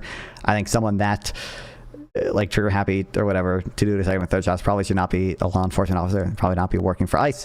But ultimately I think like he should be charged. I'm not confident that like he would like his case wouldn't stand, right? Like I'm not confident he couldn't make a legitimate self-defense case, right? It's definitely possible you get acquitted, especially depending on what they charge him for. Like I would not give the government good odds on convicting him of murder. I think if you went for like involuntary manslaughter, right? And I typically, I don't know like the legal definitions of all these terms, but like there'd be like a stronger case there. I think it's, from my opinion, definitely be charged. Decent chance that he would get acquitted, and I think have a lawful self-defense claim. But ultimately, like it's fucking kind of fucked up still. At least the dude should get put on leave. Yeah, I think certainly. How much do you want to bet they interfering with oil production / exploration? Cartels are overlooked. Wild card. I don't know how the cartels have any technology to do that. One of the main reasons past admins can't create a solution to final. Justification J.D. Vance gave for why he's so trigger happy is because he got hit by a car from Fleers twice before. Like if you had that type of fucking trauma, like. Then you should not be in the forest. You shouldn't be carrying a gun. Okay, anyway, Vance's addition was to blame the left for ignoring the problem because BlackRock was pro-DI. Woke capitalism, culture war against your values with one hand, robbing you blind with the other, he tweeted. The BlackRock myth spread quickly. I'm assuming this is Blackstone. That's actually, yeah, it's Blackstone. quickly, culminating in yesterday's announcement by President Donald Trump that he would be taking steps to ban large institutional investors from buying more single-family homes, and I would be calling on Congress to codify it. Like Vance, Trump blamed corporate ownership of housing for undermining young people's ability to buy a home. The MAGA right are not the only group interested in this story. Left-leaning commenters in Democratic leadership also exhibited a bizarre fixation on institutional investors as a root cause of housing unaffordability.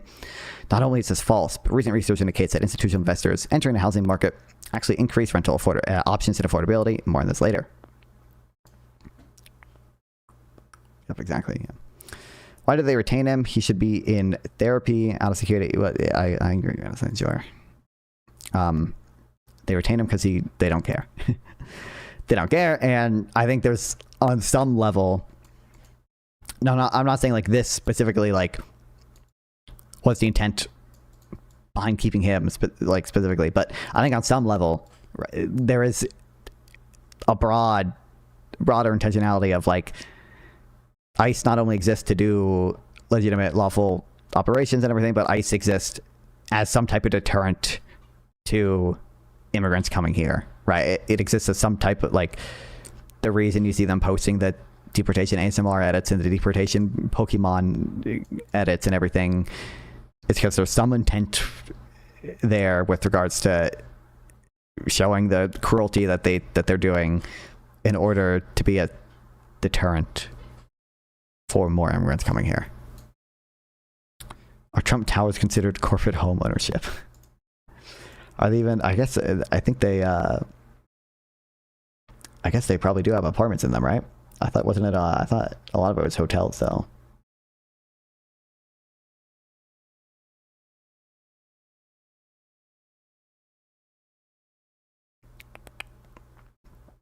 Okay. Cotality, I think that's how I pronounce it, tracks investor purchases by size and at no point have large and mega investors, those owning hundreds or over 1,000 properties, it constituted a significant share of the housing market. Notably, they are just purchases at any given moment. The vast majority of homes are not for sale, meaning the share of homes investors own is even smaller. As you can see, purchases by mega investors have never even been 4% of total home purchases. What?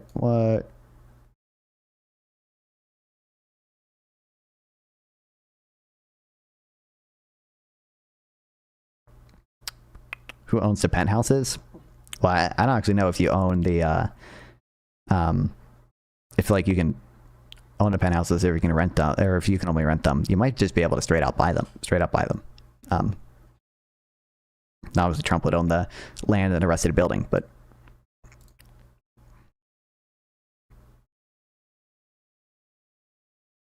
Most recent data I could find is unfortunately proprietary, so I can't look at the underlying numbers myself, but a report by Yardi said that there are roughly 600,000 to 800,000 single-family homes owned by institutional investors. The last comprehensive study was done by the Urban Institute, which found as of June 2022, large institutional investors owning those 100 homes possessed 574,000 single-family rental properties. In 2022, there are more than 88 million detached single-family homes. That makes their ownership share roughly 0.65%. The other important variable is that is a significant share of the single-family homes owned by institutional investors are built to rent. That means that investors are not converting existing properties that are potentially available for individual sales, but creating totally new rental supply.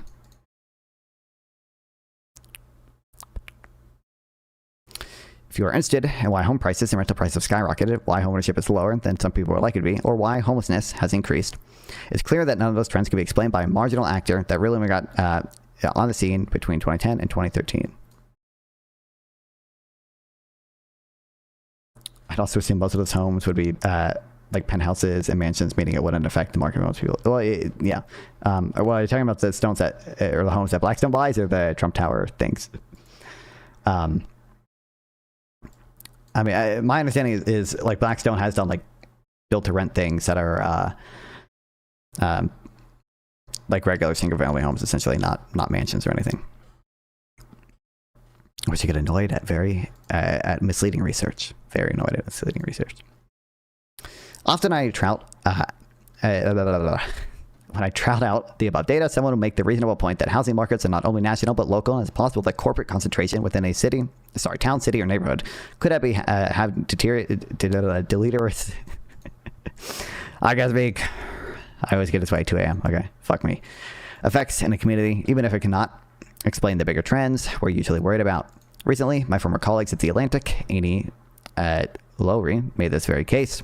In a piece titled How Private Equity is Changing Housing, she argues that investor money is distorting the housing market in communities with low wages and decent enough housing supply, pushing thousands of Black and Latino families off the property ladder. Down with the corporate lizards, true. That Blackstone buys, they assume they would invest in properties that already have significant value. Maybe not, I don't know. Yeah, I mean, they're not making it affordable. They're not making affordable housing, but my understanding is Blackstone does, like, and, like, relatively...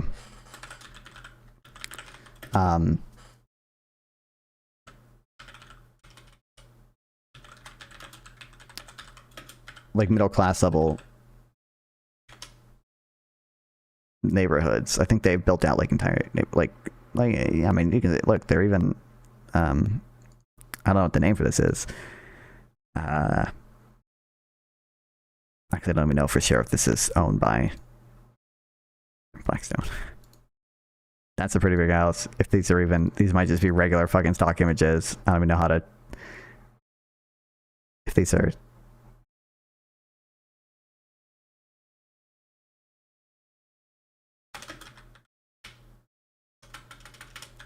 like a real fucking picture.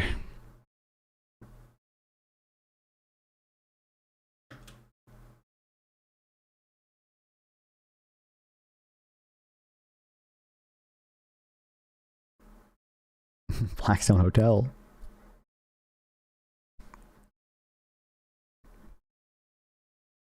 It's like average suburbia. Yeah, that's my understanding.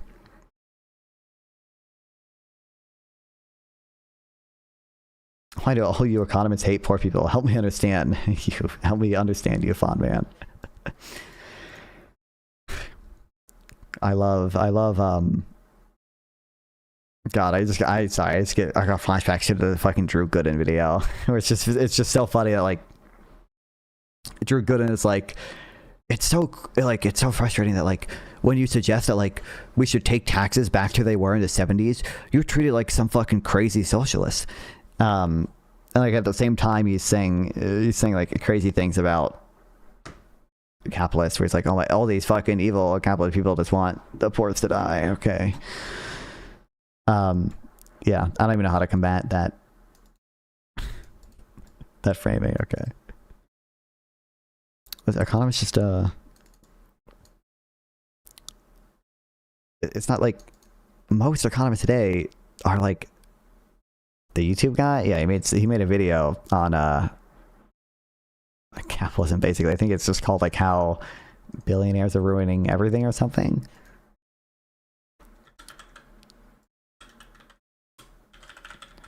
Like most economists support the welfare state. If you pull down greed is destroying the world. I feel like for the past most Democrats, sorry, not most Democrats. I think if you poll most economists, they are Democrats by now. I always forget. It's like the fucking Kent Clark economist poll. Is it this? It's just Clark. Oh no, it is Kent Clark Center.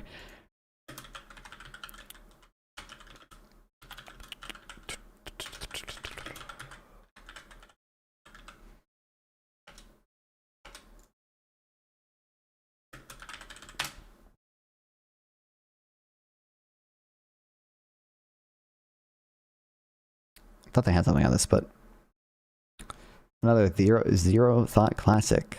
Didn't this guy used to review Onision drama or something? I mean, he just makes like video essays. I don't think he ever did like, I don't know if he ever did that type of drama content, or I don't believe he did, but I believe like he used to he still does.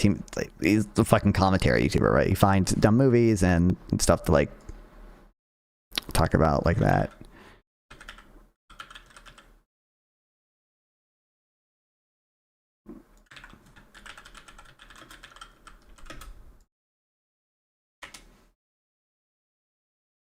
Man.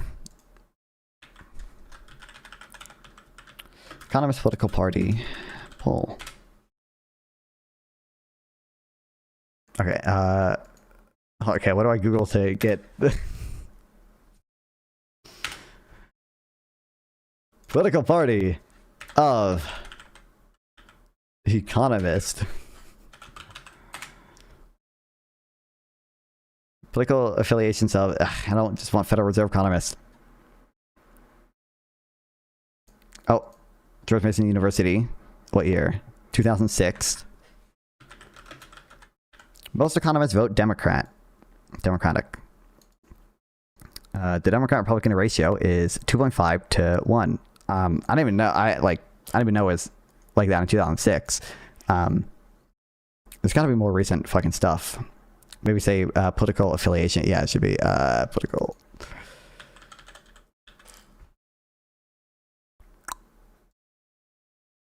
There's got to be more recent fucking thing than this. But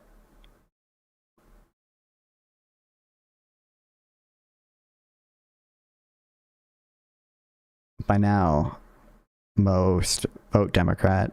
If you poll them on things like even the $15 minimum wage, which I can actually look at the Kent Clark thing for.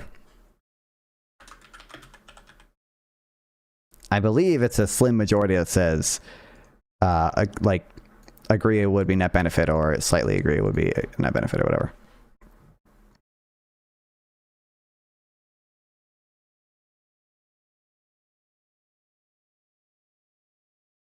What the hell? I thought there was a second question. Okay.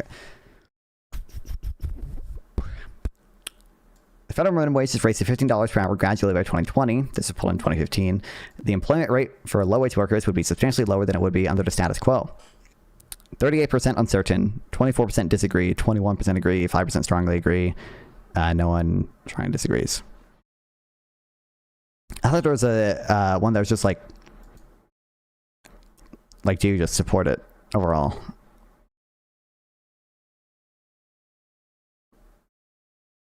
Or question A. Question B. Never mind.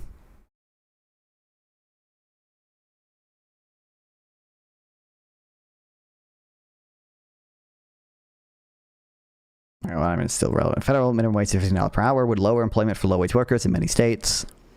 15% disagree, 40% uncertain, 23% agree. Like, there's not like a... They're not the type of people who like fucking hate poor people, right? Like 40% uncertain. There are obviously slightly more that disagree than agree. Or sorry, that agree than disagree. And obviously to people who... like the motivation... other people who don't support it, it's not that they hate poor people, it's just that they don't think on net that it's going to be a benefit even for low-wage workers, oftentimes at least. Can you check relative political bias? Econs have higher than average conservative leanings across colleges. Yeah. I know this is true, but I know that's true, or I've at least, I shouldn't say I know that's true. That is my understanding, based on like stuff I've seen before, but like I wouldn't have any papers or anything on hand to back that up, or like polls on hand to back that up. But they still do vote overall, like left leaning. You're evil-y. True. Okay, where were we in this? Low-Race piece rests on a report by the Lincoln Institute of Land Policy and the Center of Geospatial Solutions. The report itself is bizarrely alarmist, given its underlying findings that out-of-state investors own just 2.4% of residential lots in their sample. Even in cities with the highest reported rates, out-of-state investors are not getting very much action. Kansas City, 6.3, Charlotte, North Carolina, 6.9, and Indianapolis, 5.1. After reading the report thoroughly, I concluded that absolutely nothing in the report comes close to proving that investor activity is responsible for making it harder for Black and Latino families to buy homes. The authors admit, well, that in the places highlighted, they find a correlation between majority-minority neighborhoods and corporate investment. This correlation does not play out across whole areas investigated. Let's go. This is insane. The authors only showed that 3 of the 25 counties they looked at illustrated a correlation between race and corporate ownership. Yet the president told the Atlantic investors are pulling starter homes off the market for low-income, high minority density neighborhoods. Yo, thanks for the $1.49 super chat. I appreciate it, Chipringo. Hell yeah. Let's go.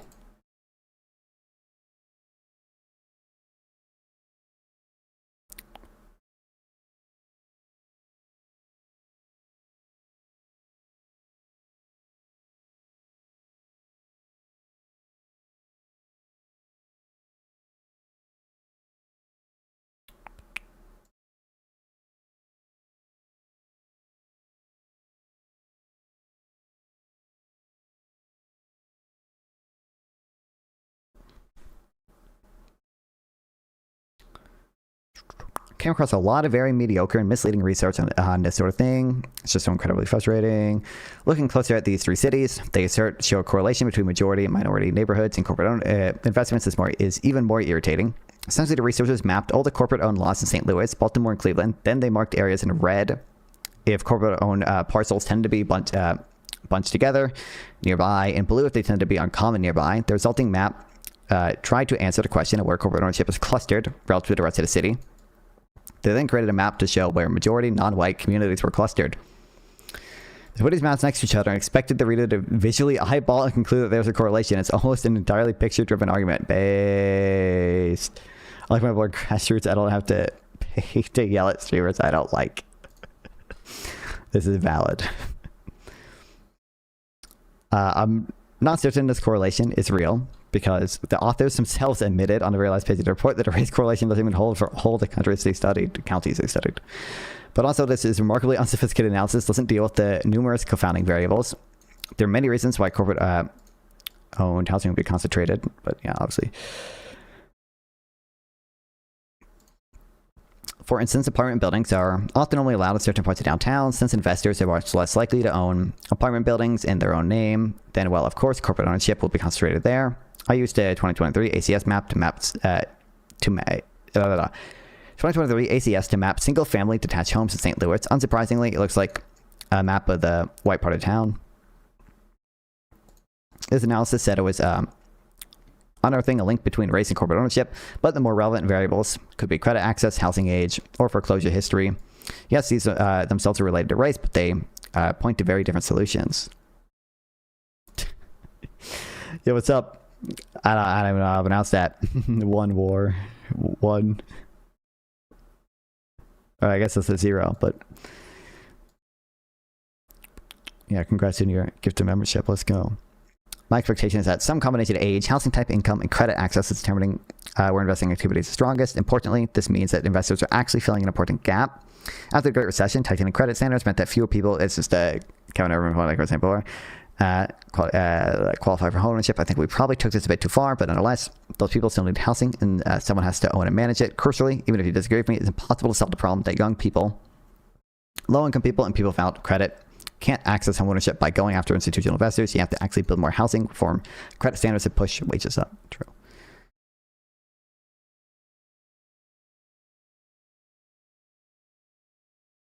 The coolest fella around.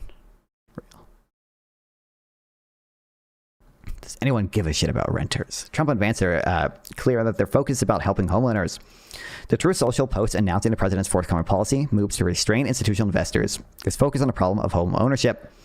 That homeowners are better citizens and community members is a decades-old conservative talking point. As Vance put it, if you can't own a home in your community, then you're not a real citizen. True. That's how they're going to deport the 100 million people that they said they were going to deport. They're just going to say, if you don't own a home, you're not a real citizen. Let's go. What the hell? Oh, I see. Why would you even think it's a good idea to take the blame for failure of such a system to deliver? What the fuck? Oh, you're talking to him still? Okay. As long as it's not directed at me. And it's probably true if you narrowly look at the impact of institutional investors into the housing market. Would-be home buyers are worse off. While institutional investors play a small role in the housing market, their impact isn't nothing, and the benefits largely accrue to renters. A recent job market paper by is probably the fucking thing I pulled up earlier.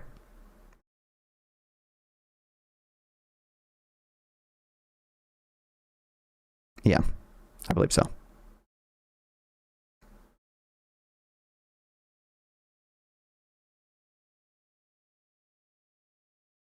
Put an updated version.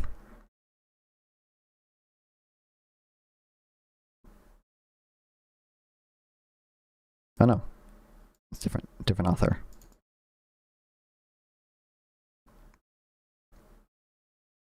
Okay, by Philippe Barbieri and Gregory Doubles showed how big these benefits can really be. The researchers looked at Atlanta area to find out what happens when institutional investors enter the market.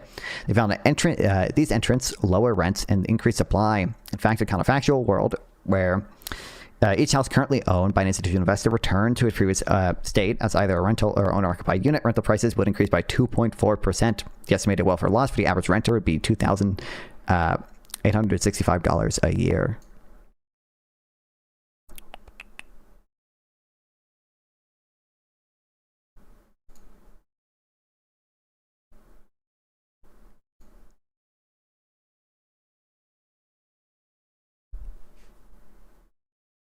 When do I get my single payer UBI home? Whenever we get AOC in office, let's go. Would you move to Alaska for the oil dividend money? Like, not specifically for that. I don't have any reason to like move to Alaska in the first place. But like, if I had some reason to move to Alaska, that'd be a bonus. That'd be a benefit. You probably have to live in Alaska for a certain number of years to get it, or maybe just like you have to pay taxes. I would guess it'd be like you have to live in Alaska for a certain number of years, though. Live in Alaska for oil dividend. Have to live in Alaska for the entire previous calendar year, intend to stay indefinitely, and meet other residency rules. According to Google, Gemini.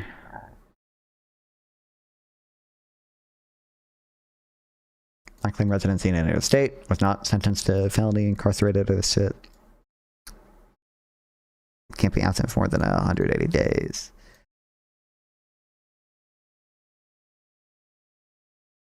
Yeah.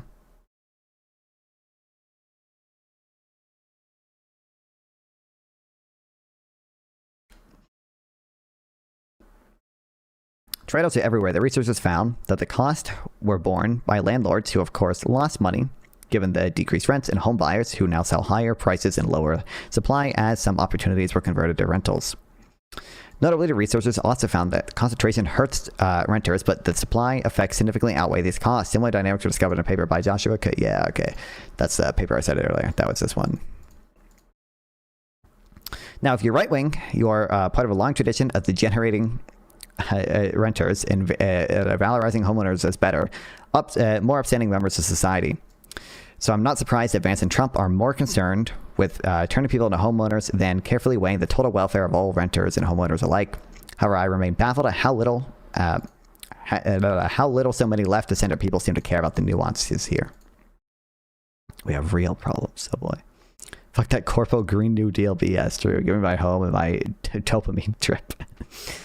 I want my Wally slushy analysis base. I want the... When will we start subsidizing the fucking experience machine? Okay.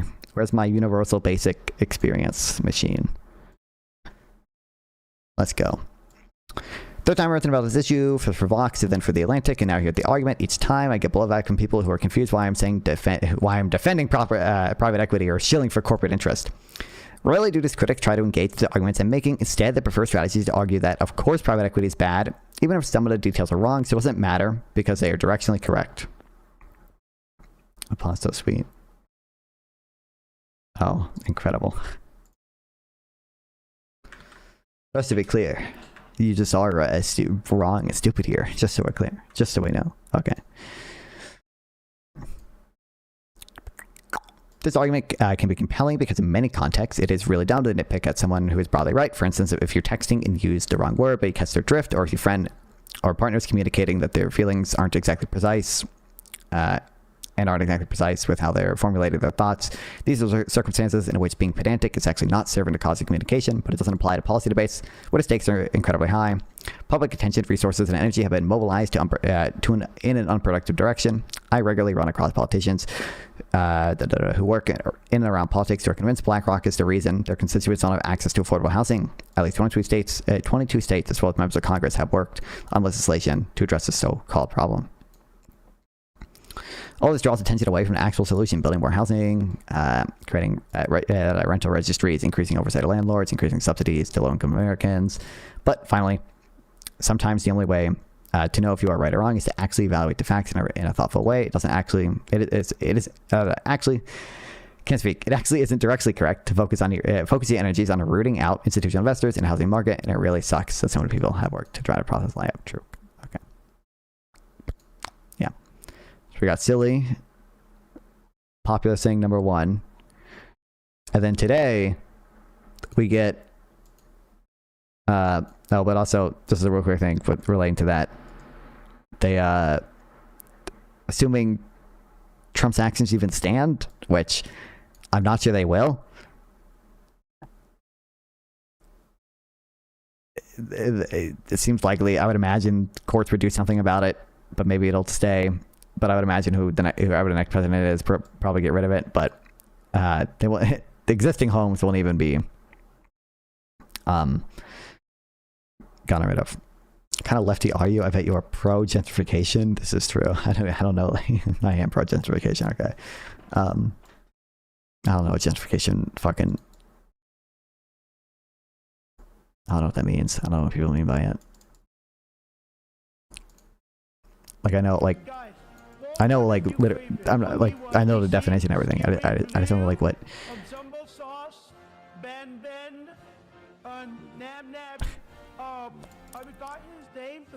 I don't know where you could draw the line, and it was such a way that, like, you could say gentrification is bad.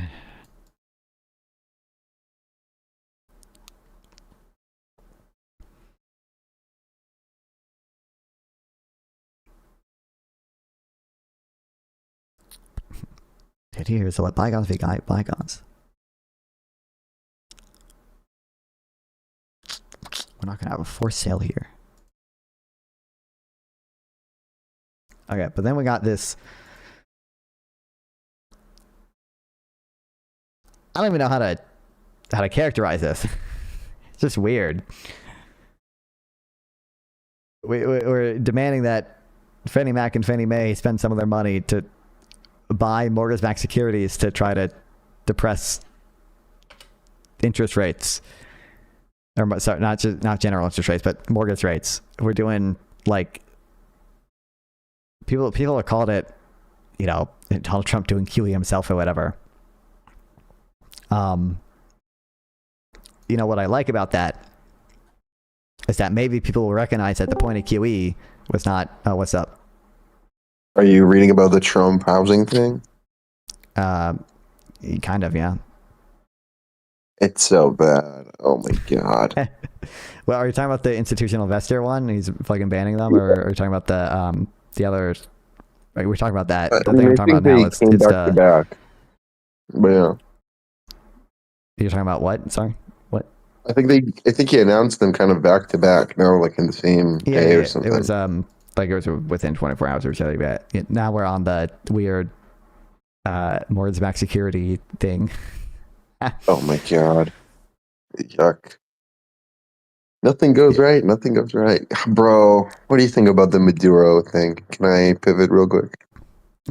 Sure. I don't know. Like I think probably like I would lean very slightly towards it being a net benefit, but like it's kind of contingent on what happens with Venezuela next, and I have not seen many indications that there's actually going to be any substantial benefit to Venezuelans. I think it's mostly just going to be like we get whatever oil deal, but I don't know. Yeah. Right, that's my thought. These are our thoughts. Like, so the day it happened, I was like, yes, finally, people overlearned from Iraq. You could do a correct regime change in Venezuela. It's possible. I was basically Hanania pilled. But then I realized that in the day, we're talking about the Trump admin. These people are retarded. Like, they don't care about democracy. They don't care about capitalism. They might just as well put Rodriguez in charge because it's a dictator they can bully around. And Machado did accept the Peace Prize. Oh my God, what a original sin! Oh no, unforgivable. I know. And so it might just be so bad. But I still think, in principle, you could have done a good regime change in Venezuela. They just chose not to. God, so bad. Yuck. Absolutely gross. So yeah, I'm leaning towards it's going to be fucking retarded. Like it might improve somewhat because it's a U.S. friendlier administration, even though they're still like the dictators. But it's just so bad. It could have been so much better if it was like Rubio maxed and not like fucking Trump maxed. God. Yeah, I don't know. I thought we were gonna disagree on that. Finally, our first disagreement. Did you see Hanania is defending putting Rodriguez in charge? Oh, no, I didn't really see that. I mean, I saw him like tweet about Venezuela a bit and just say kind of the basic. I mean, the same stuff he says with like Iran or whatever. But I haven't seen him defend specifically the putting the Rodriguez in charge. Has he written about? Did he write about it on Substack, or is it a? Yeah, he wrote Twitter? 3 things. So he wrote like a month ago, Venezuela is not Iraq, basically making the case that like, well, the article was paid subscribers only, so I couldn't read it, but basically he's saying what he said before, or what he said in the other article, but it was just like, Venezuela is very different from Iraq. You have democratically elected alternative. There is no ethnic conflict. There is no radical Islam. It's not in the Middle East. Stuff like that, which I think is true. Right, that's a good point. You could do correct regime change in Venezuela. Then he's like, okay, well, then the day after Maduro got yoinked, he was like, yeah, it was a good risk calculation. Like, basically, even if you think it's most likely to fail, right? Just let's say it's.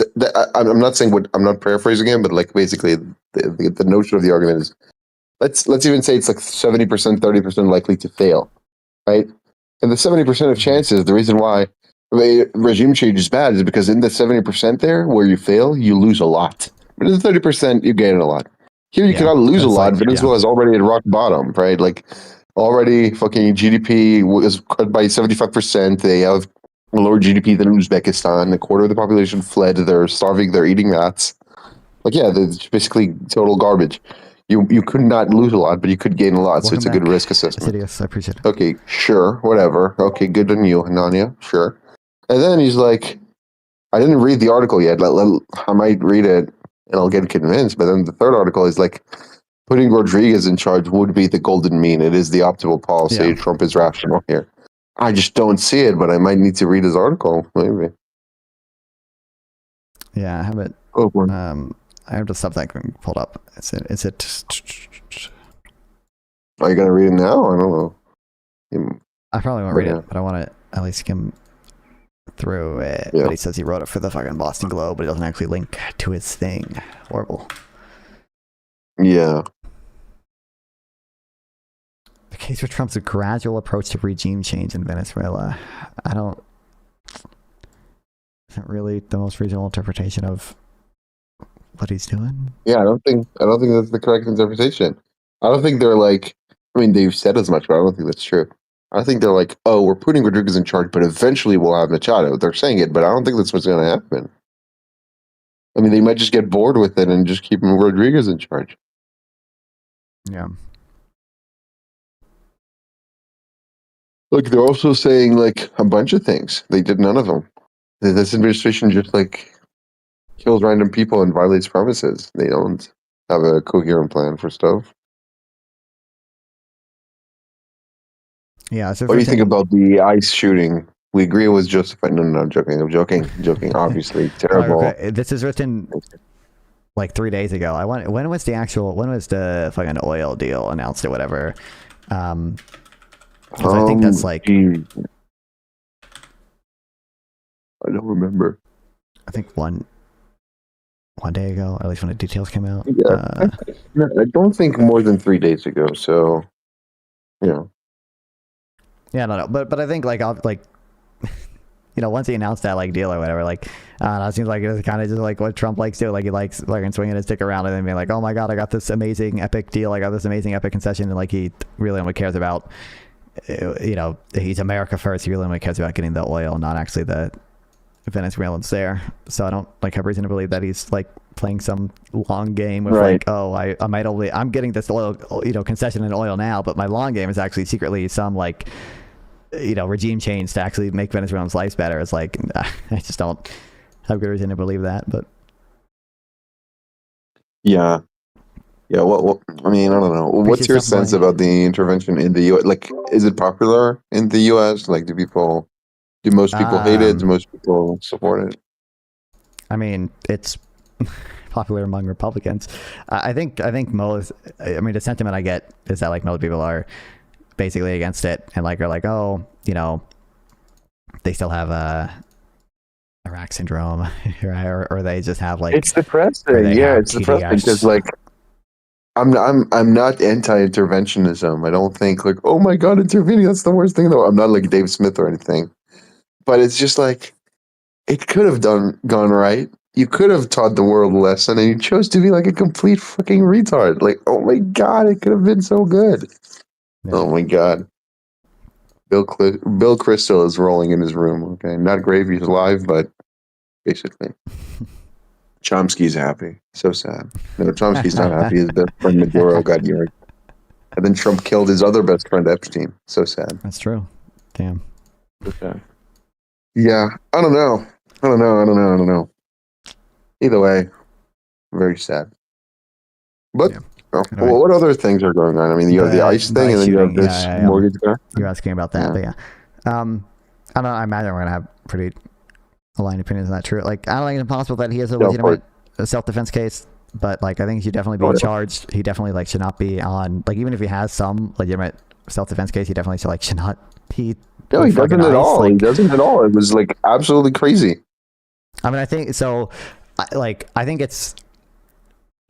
I don't actually know if he would get convicted in trial, but like in my opinion, like on balance, like I would say he does not have a legitimate self-defense case, and it was at least some type of manslaughter. Now I don't actually know because of the burden that the state has to have, like, and because of how stupid juries are or whatever, like if he would actually necessarily get convicted. But certainly I think I think the fact that he positioned himself there to begin with, although it's not always relevant for a self-defense case, it's like stupid. I think the obvious reasonable interpretation from all of her actions was that she was trying to flee, that she was not trying to run someone over.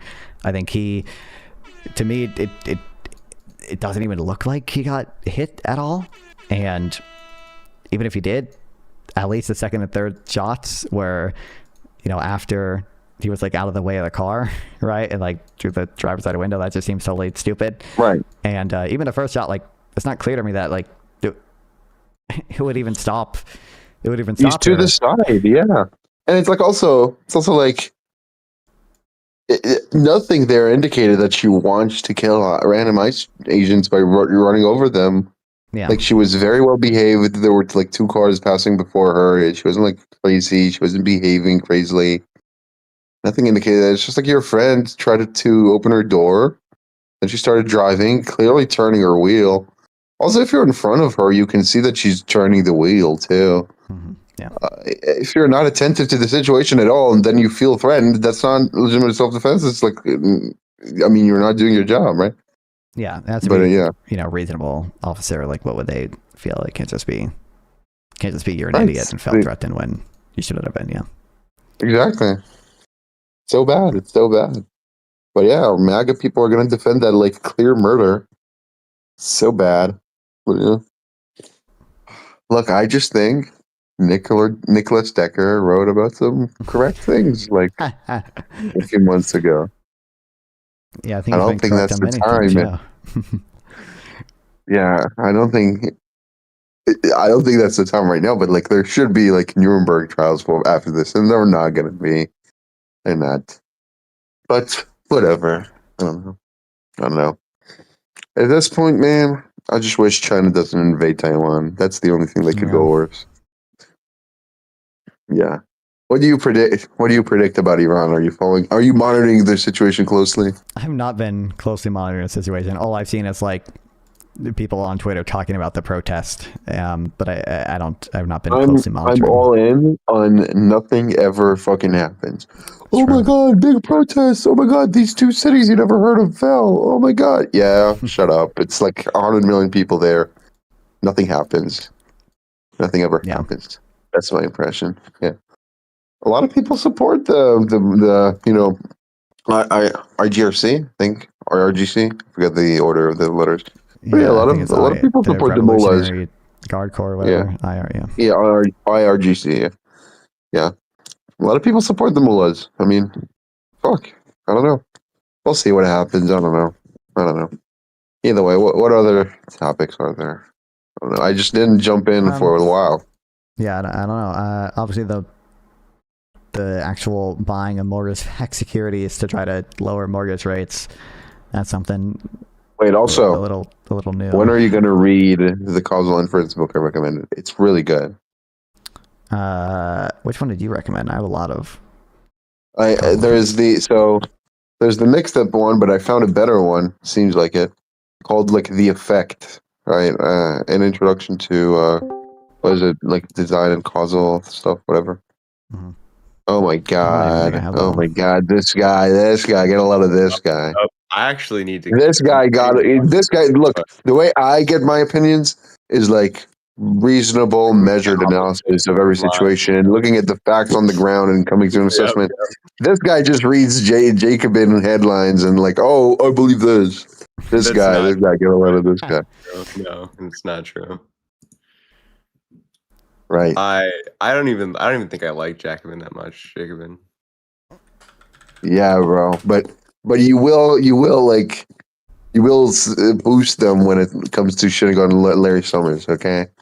Yeah. Well. God, disgusting. Actually, you know what? I will defend Summers a bit. I think he was more sympathetic to some Keynesian things in the 2010s that I thought was actually kind of based, but still not the best.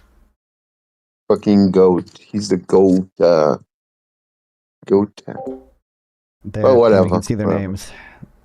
What do you think about banning Econ institutional investors from buying homes? Do you think that's what we just need for the housing crisis? I mean, I don't know if that'll make much of a difference. I'm not an expert on it, really. I'd have to look into it, to be honest. I mean, I wanted Democrats to do it just because, like, it's stupid, but it's like low harm. Popular, you know, like exactly. It's like one of these things that are popular, yeah, but like are low harm. Mm-hmm. That's kind of. I guess that's the take I would have probably right now. That's what I thought about student loan forgiveness too.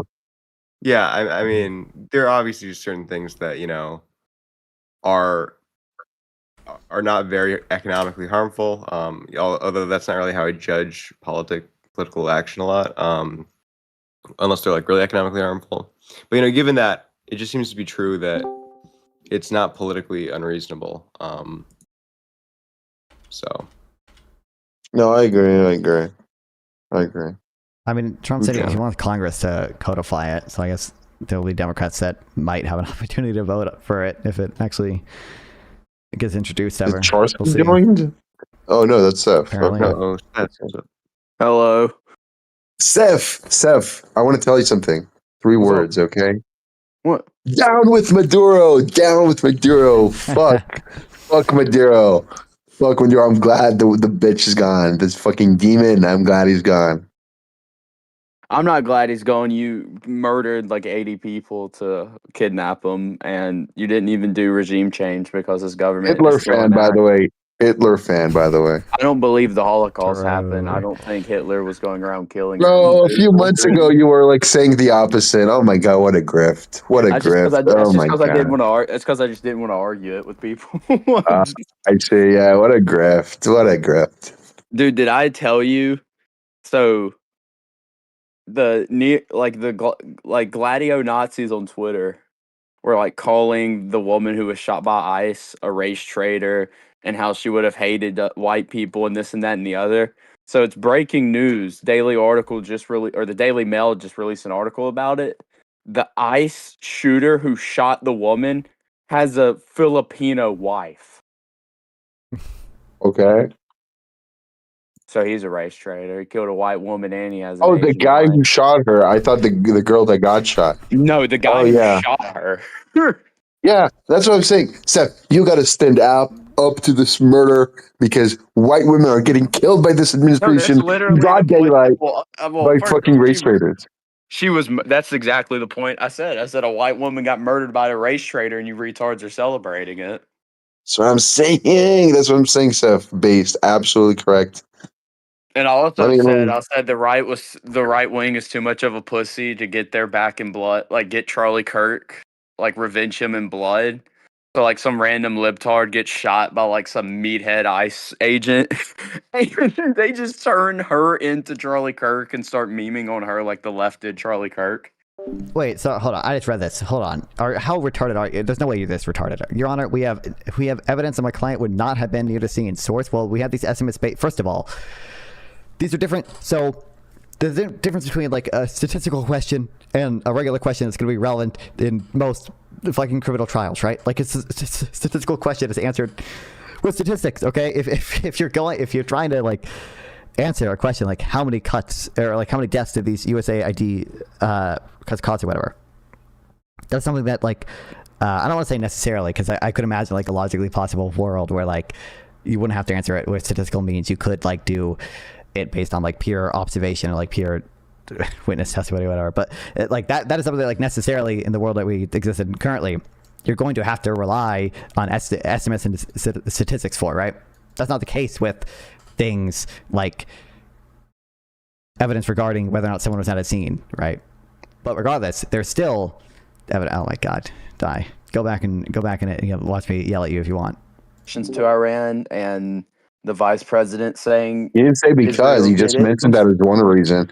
I mean, on the same token, you can say because it's like their connections to Cuba. The narco terrorism thing's just completely fake. That's just a lie. Like that is You can completely say it's made fake. up. You can say it's fake, but he already had indictments from Trump's first administration related to that. You can say it's fake. That's still a complete lie. Wait, that it being a lie or not is independent of if that's the reason they do it. Like they can do something based on a lie. I think that's ad hoc. I think what you said. I don't think that's the debate. I This think is really the debate stupid. is like, is it justified as a reason, you know? No, wait. I put aside justified, not justified. He thinks it's for Israel. I think there's just no basis to think that. Okay, why'd they do it? I think they did it because Trump has a personal grudge against Maduro. He wants like some retarded victory. And Rubio's a neocon in the admin. I think a lot of it is unironically Trump's ego. Like I think that is a big part of it. Here's the thing. Thing. Wait. So, very quickly. If they replace Maduro with Rodriguez, right? Would that disprove your theory because she's equally like anti-U.S., pro-Iran, anti-Israel? You know? No, not really.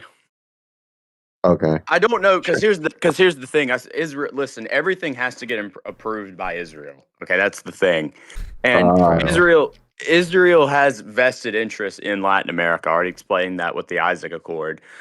Here's the thing: is I don't think they have a plan. Like they just kidnapped this guy and like what they bought like barely any oil at market price. Like I don't know what the goal is to do with Venezuela, except like maybe a multi-decade process to like build up oil, like build up oil production. Like I don't really know what they're doing, and like now they've already now Venezuela's in the back of everyone's mind, and now we're talking about Greenland, and I hope they invade. Wait, just very quickly. Wait, very quickly, Seth. When you said that, like, oh, I was just I didn't want to talk about the Holocaust, but oh God, I did question. Is that the reason why a year ago, more than a year ago, actually, on December 22nd, you said, and I quote, "My only contention with the Holocaust. It was absolutely a tragedy, and 46 million people did die. The number is accurate. However, it's been turned into a political talking point to justify whatever, blah, blah." So, yeah, you can say it was evidence, but you never denied the Holocaust numbers. Why are you grifting? Stand up for what you believe. Stand up for the Jewish people. I thought if I told you I thought the Holocaust was fake, you would like spurg out because like your grandparents might have died in it. So it's just like I don't want to deal with this. But it wasn't to me. It wasn't to me. You said it on Twitter to someone. I don't know. To random person. Actually, I need to delete that. Oh my gosh, you evil fucking grifter. Oh my god. Hey, here, January 10th, 25. Just to be clear, I'm not a Holocaust revisionist. Why lie? Why lie? Stand up for what you believe. Well, it's because I read the Holocaust encyclopedia. I like turned into a Holocaust denial, but Because he was talking to a Jewish person. He just wanted to adopt your culture. He was just being respectful. Oh my god. Oh my god. Do whatever you want. I just think you should stand up for the proud and Jewish people, you know. That's what I think. True. But yeah. If they like Jews are so smart and Israel is this embedded in our fucking government, I would imagine they would have some actual plan for Venezuela. I don't like it, but this seems like they don't have any I agree. I don't think they have a solid plan. It seems just motivated by Trump's like ego, and he wants to show off to the world and get a like victory in the press and stuff. I think that's evidence that Israel isn't behind it. No. Either Don't way. care. Didn't ask. Incredible. I hope they invade Greenland. Really? Really? How? What's Israel's Why? interest Why in is that that? one? Because I hope that ends NATO. Oh my god. I hope Greenland invades the U.S. That's why. I hope the entire world unites as like anti-American and like the whole world unites and invades the U.S. True, we're gonna have China and NATO after that one. Let's go. Can you imagine if like Russia, China, and NATO like three-way handshake invade America would be base. Yeah. Terrible. No, but look, my impression is Iran. Nothing's gonna happen. I'm not saying good or bad. Obviously, it would be amazing if it happened, but nothing's No, happening. it wouldn't be. It'd be horrible. It'd be amazing. Down with the mullahs, down with Maduro, down with Putin, down with the G. Okay. Might throw also like fucking, I don't know, bro. Down with North Down Korea. with all the good down with guys. Cuba. That's what you're screaming. Down with the good guys. Yeah, bro. Yeah, bro. That's right. Putin is killing thousands, tens of thousands of white people. They and started you it. support them. Yeah, well, the girl who ICE killed started it, but that doesn't mean no. She didn't. know that's not true. I know that's not true. I know same way that you know the Holocaust is true. I just lied That's for not political true. I benefit. read the Holocaust Encyclopedia, and I do think it's fake. What do you think about the Himmler report? The Himmler report? What the hell are you talking about? I think it's the report where he says like we killed. Like, here, let me find it. It's like That's not a report. That's a speech. no, I'm pretty sure he had a report. I just joined. I don't want to get into like an hour-long Holocaust debate. Don't Oh feel wait, like my it. bad. It's the Kura report that was given to Himmler, not by Himmler. My bad. I'll have to go look it up on the Holocaust Encyclopedia. Yeah, take a look. Sure, whatever. Send me the Holocaust Encyclopedia. Okay, I might want to. I will. I want to wake. I obviously am a neutral and unbiased commentator on the Holocaust. There's all of the Holocaust revisionists are getting together and they're doing a summit January 27th, like online, and you can like send in super chats to ask questions. I dare you to join. It's free to join, but you I'm have not to giving them money.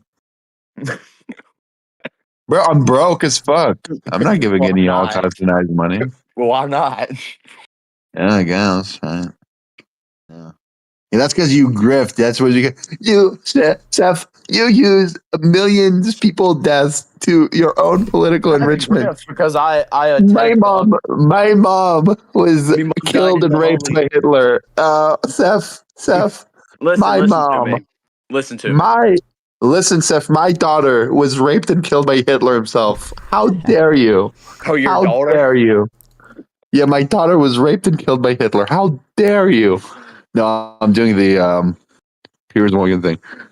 And second thought, I should not joke about it with you. I might joke about it with non-fun, but with you, it's probably not good to joke about. The Ayatollah is actually a really good leader. Why do you want him to fall? I mean, he doesn't like Israel, right? So it's got to go. Do you want Israel to fall? Do you want Bibi to fall? Well, you can hear. Oh no, we love what's Bibi. happening. Look at the edits. Look at the Bibi edits on TikTok. They're awesome. That was so retarded when Nick said that, dude. I mean, he's talking to Gen Z people, you know. Here, look at this. Look at this. Here, let me find it in the side chat. Just look at I don't know. Look at this. Does this not go hard? Here, look at this. Yeah, I mean, this is just terrible. Jesus, look at this. Look at this. Doesn't this go hard?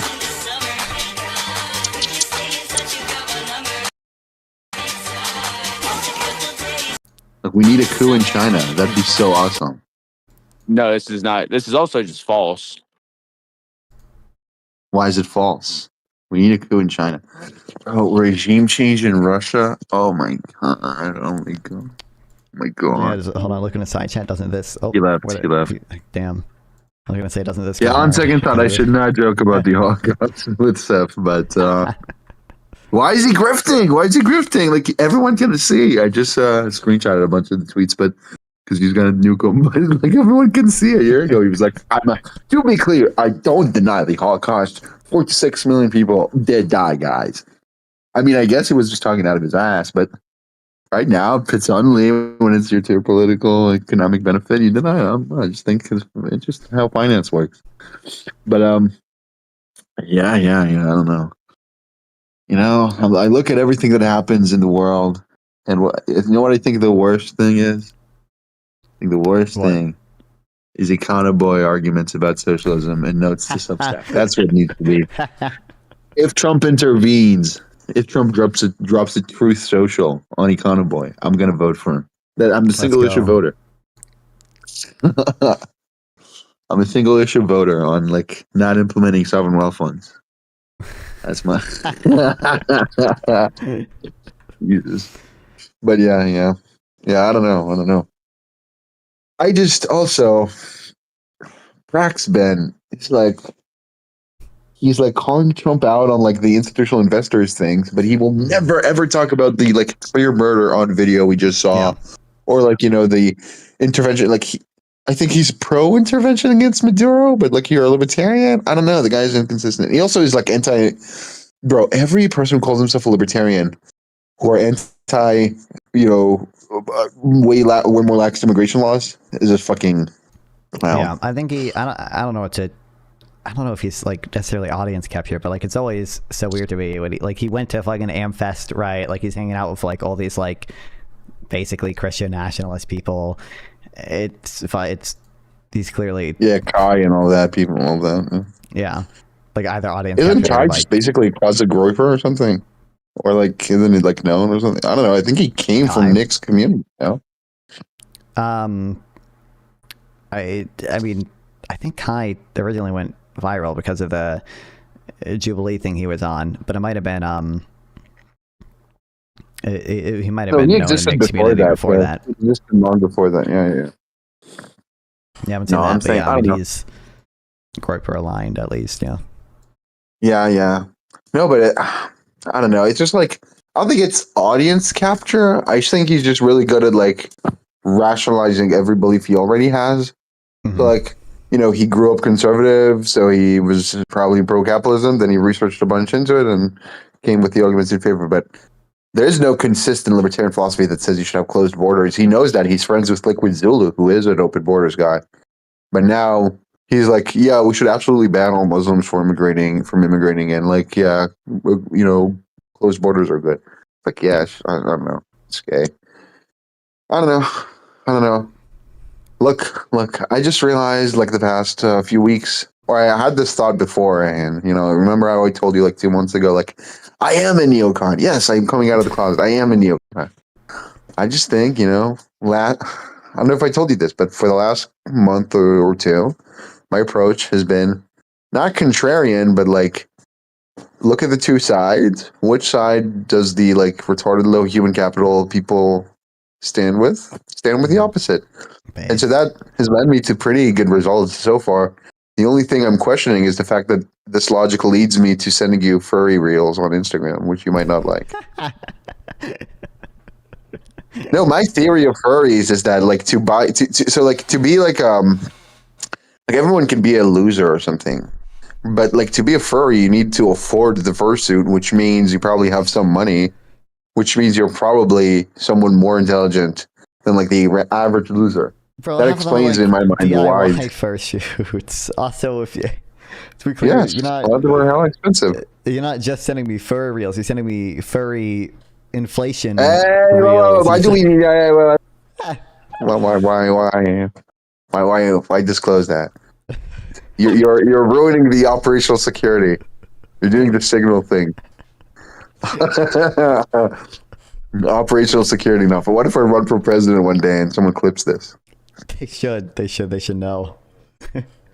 That's right. No, I send you normal, regular, furry reels because they're based and awesome. And we need to stand with the furries. I'm not a furry, but the people criticizing furries are so much like low human capital. Furries are like intelligent people who are just like freaks, and that's okay. That's what I think. True. That's what I think. No, but I'm gonna send you more. Matter of fact, You're gonna keep gonna getting open them Instagram in your right feed now. as long as you keep sharing them to people. I guess that's true too. And would that be so bad? Listen, those aren't in my feed. Okay, that's all I'm saying. Okay. Yeah, maybe. If I send you stuff, does it affect your feed? Maybe. Well, Right? it does, depending on how much of it I watch. So yeah. Yeah, I guess. But yeah.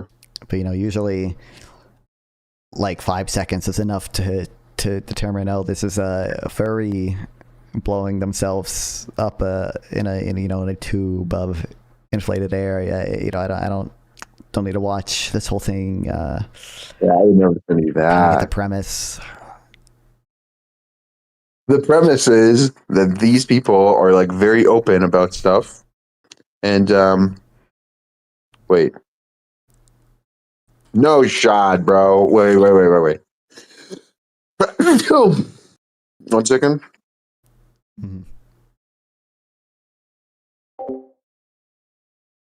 Yeah, the BLS numbers that it was only October where the stuff was He affected. actually deleted the fucking tweets, bro. Oh my god. That's why he hung it up.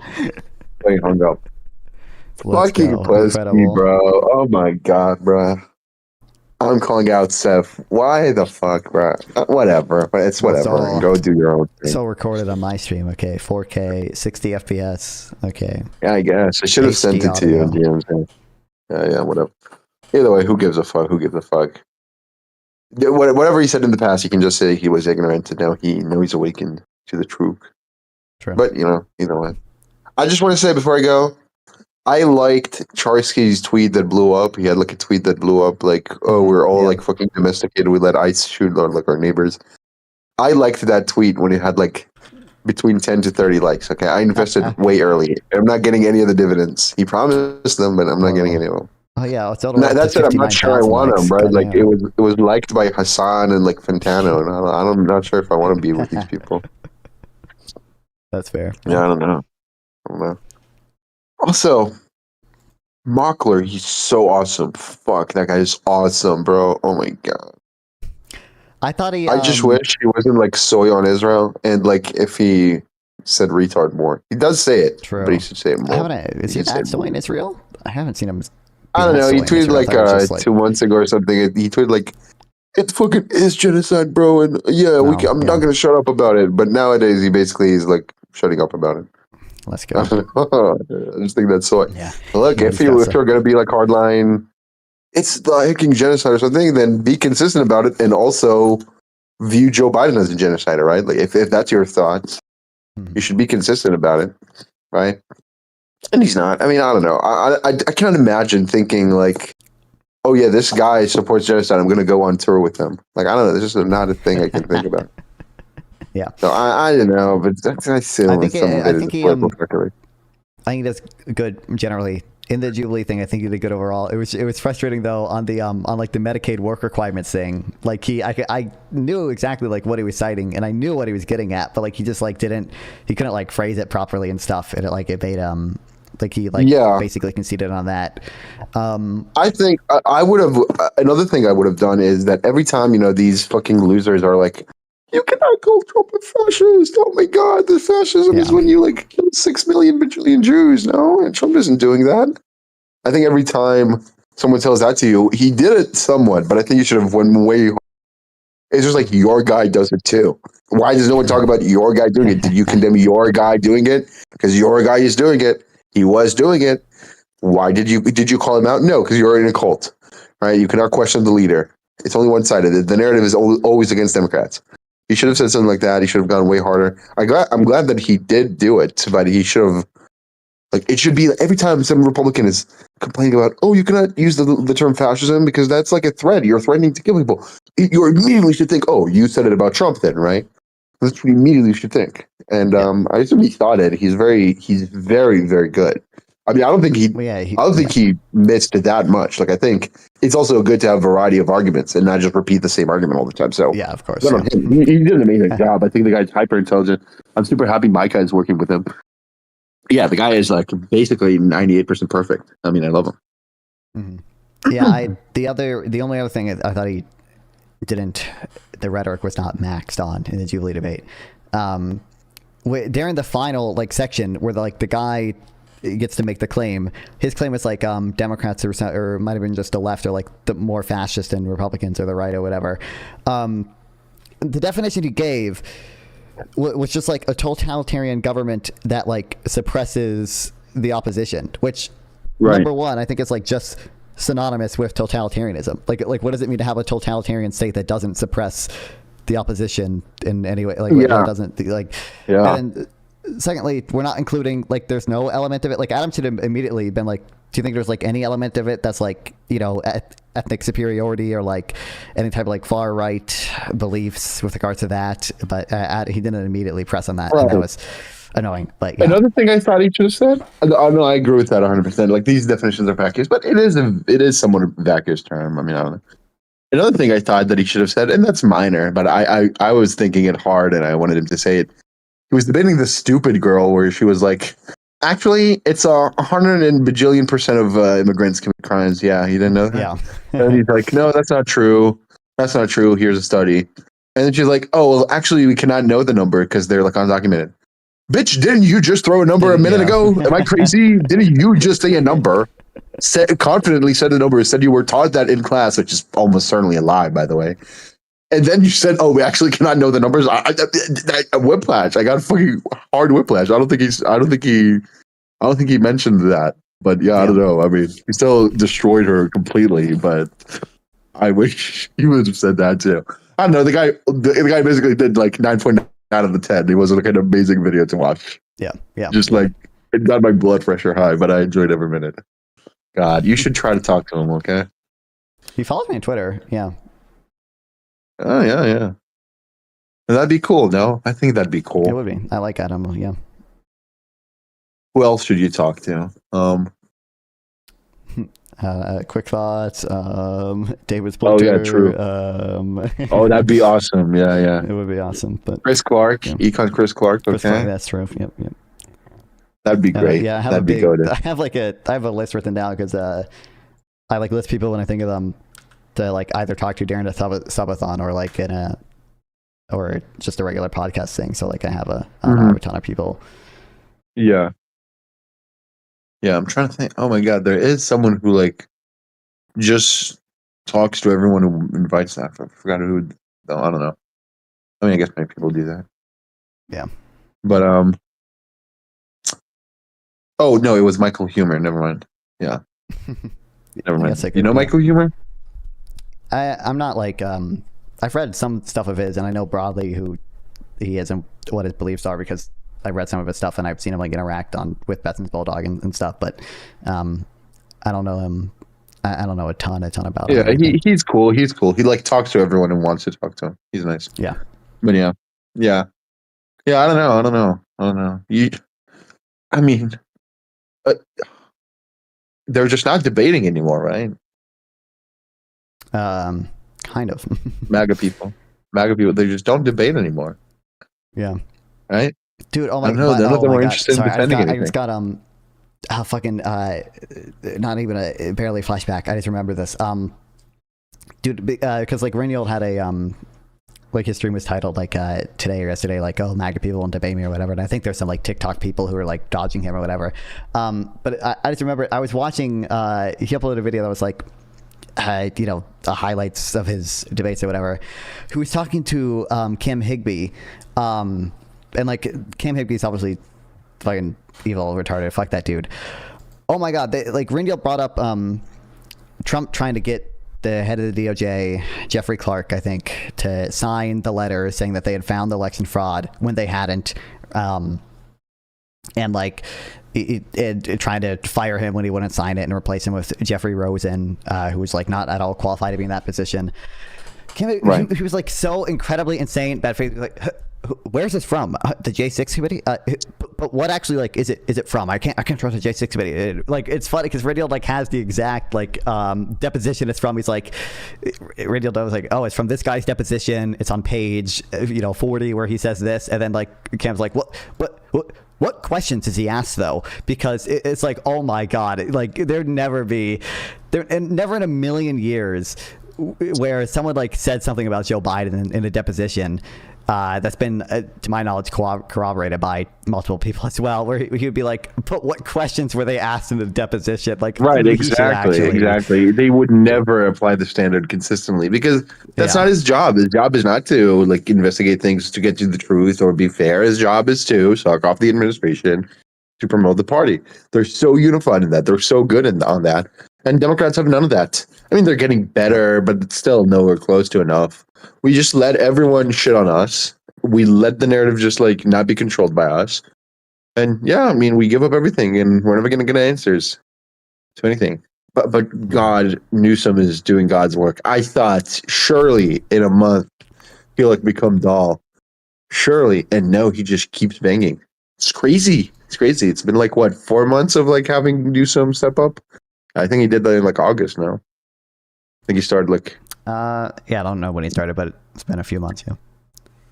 It's been a few months. Yeah. I don't know. Either way, well, what else before I go? I know, funny thing. I like classical music and stuff. I do. I know you're... Basically, everyone else who likes classical music is a geriatric, like, dinosaur, right? They'll go to a concert, and, like, the median age will be, like, 75, not even joking. But, that's, I think, underestimating it. Either way.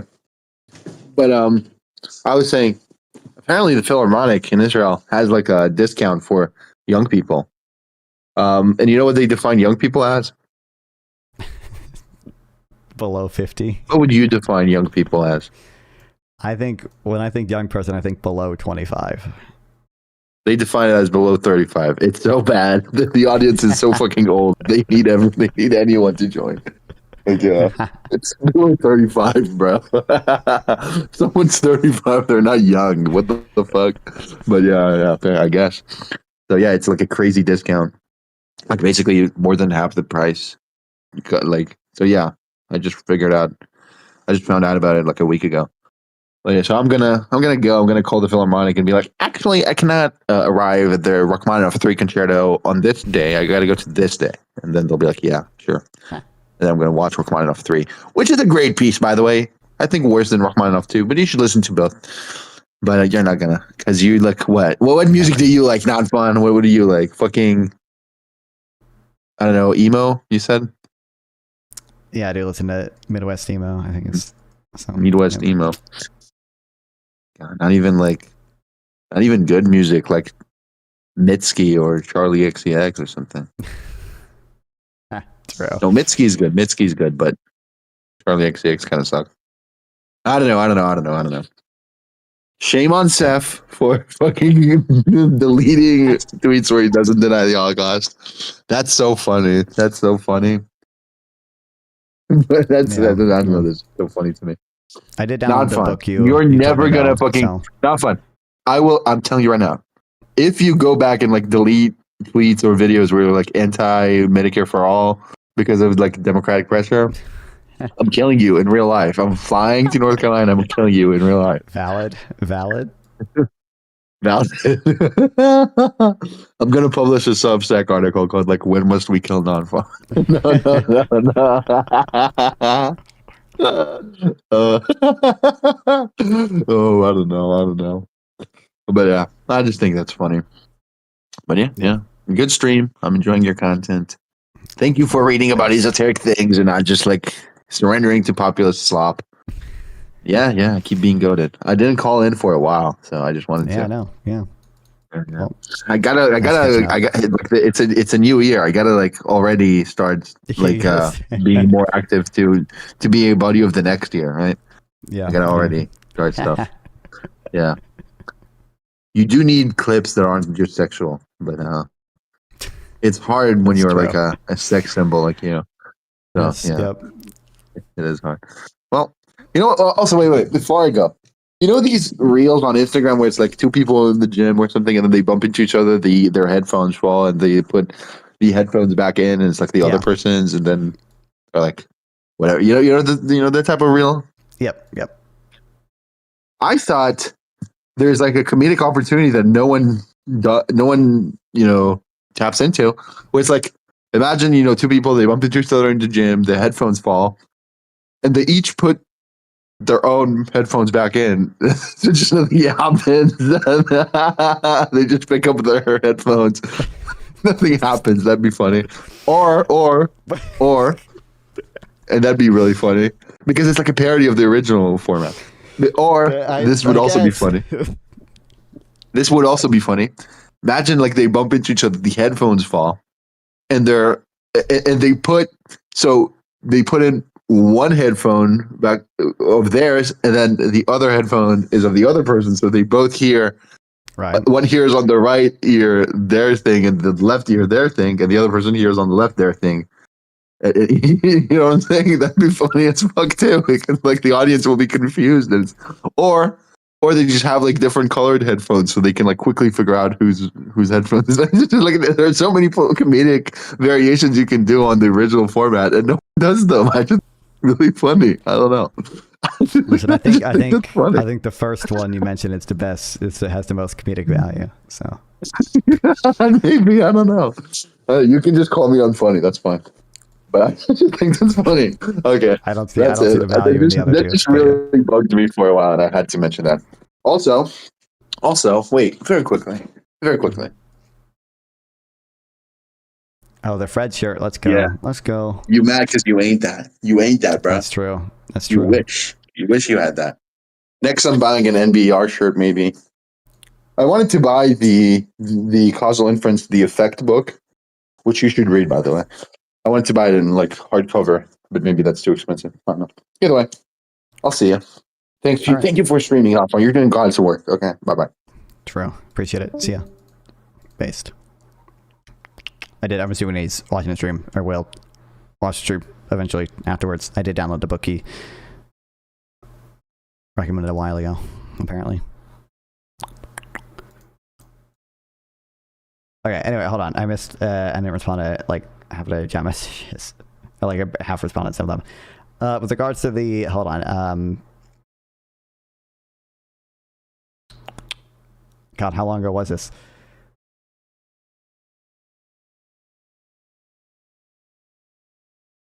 Where's it?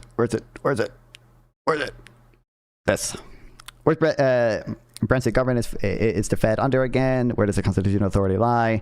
Hard to say like what branch is under because it's quasi-private, right? The regional banks are all half-owned or slightly majority-owned or something by private banks. Significant amount of ownership by private banks, at the regional banks at least. And it falls, the rest of it to some degree falls within the executive branch. Now, I'm not a constitutional lawyer. I don't know where exactly the constitutional authority for the Fed itself lies. I know there are people who argue it's unconstitutional, but most of the people who I see argue it's unconstitutional are like relatively crazy libertarian types like Rand Paul or whatever. So, I don't know. I don't trust their analysis especially. But I will say, like, I think this is what's crazy. I think everyone knows the Supreme Court is like when they rule on the power the president has over the executive branch, right? Over independent agencies and stuff, they're gonna find some way to exempt the Federal Reserve, right? Like they're just going to rule purely based on outcome and say, because we just think it would be unacceptable for the president to have a large amount of control over independent, like the Federal Reserve, we're just gonna like figure out some way that's not even like strictly in line with the law to exempt the Federal Reserve, right? Like I think that's almost certainly going to happen. At least if the Supreme Court comes down on Trump's sides on the I don't remember all the cases that involve it, but if they ultimately essentially overturn the Humphreys executor case, I think it's very likely that they'll just find some bullshit excuse basically to exempt the Federal Reserve. They're just going to roll purely based on outcomes in that case. Yeah. But the BLS numbers back finally. They were only gone for October. Do you trust them? Like, I think you should discount the ones for October a little bit, and then I think like there are reasons to believe the data is like slightly less accurate, not because of the government shutdown stuff, but simply because of the they just like the funding constraints and stuff have they still rely on surveys that have falling response rates and stuff, but I think they're still the best available, and they use more imputed data for CPI. Then there was like one thing for like Alias a little bit ago.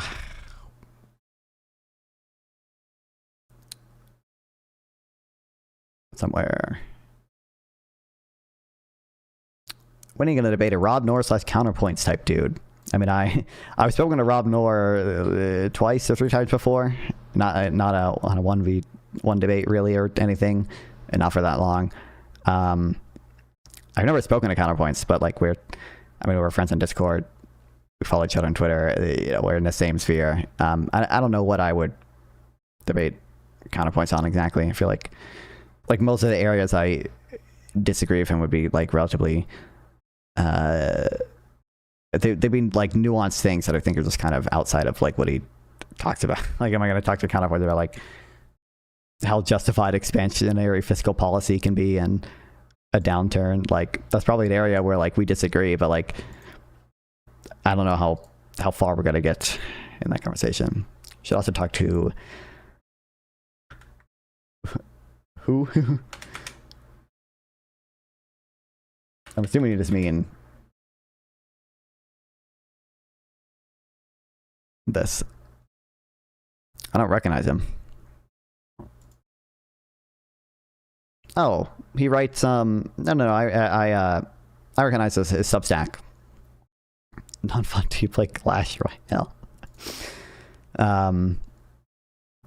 I do not play Clash Royale. I don't believe I've ever played Clash Royale. I've played Clash of Clans before.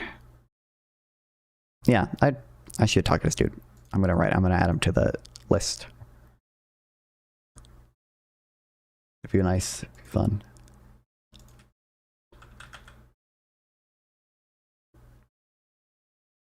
Norton Connor is the same type as Wild on layout. That is, yeah, they're definitely not the same type. So.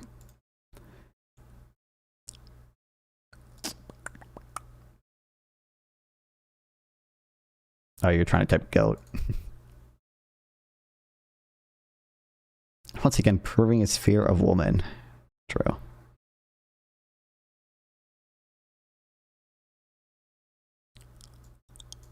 Okay. I just skimmed through this, to be fair, but it like, Hanani's just saying it's still, you know, even if Trump like doesn't intend to have regime change or whatever,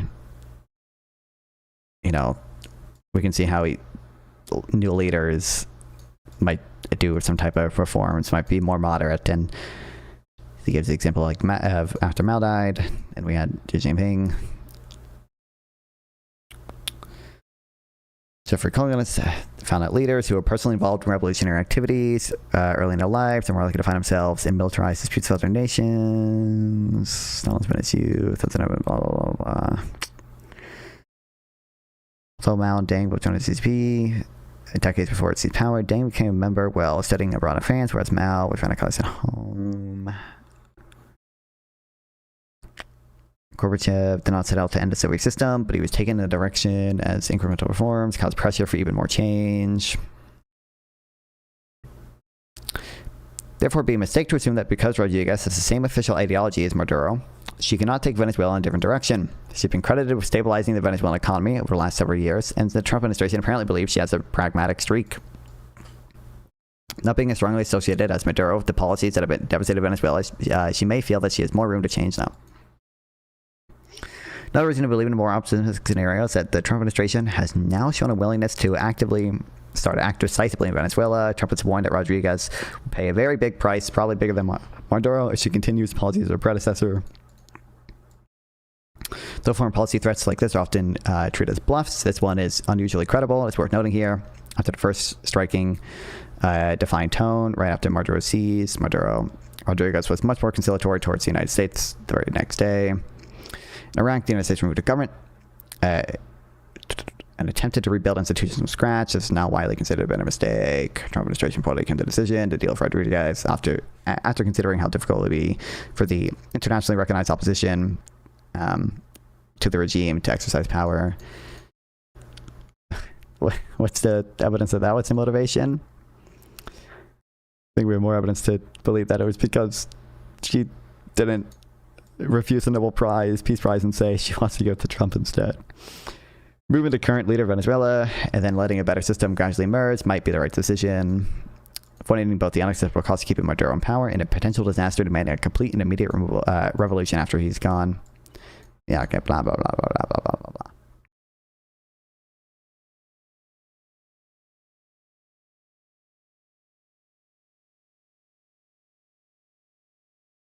Okay. I've been bald for like 20 years. 2 months ago, decided to grow up my side whisper try comb over. I have a shot at a date early next week. Should I shave given that my hair barely comes in right now?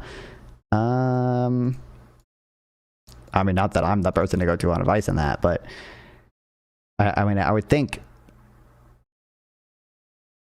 first of all, shot at a date early next week. I'm assuming it's not even sure thing they're going to have a date. I'm assuming it's a first date. So like, I don't know if the cost of months of hair growth is worth the probably relatively minor increased chance that you will get the date and then the date will go well enough that you have a second date.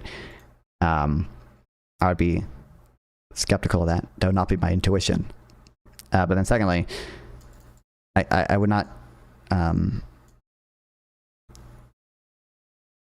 you wear a hat? I don't know. I don't think it would be that much better to be bald. So.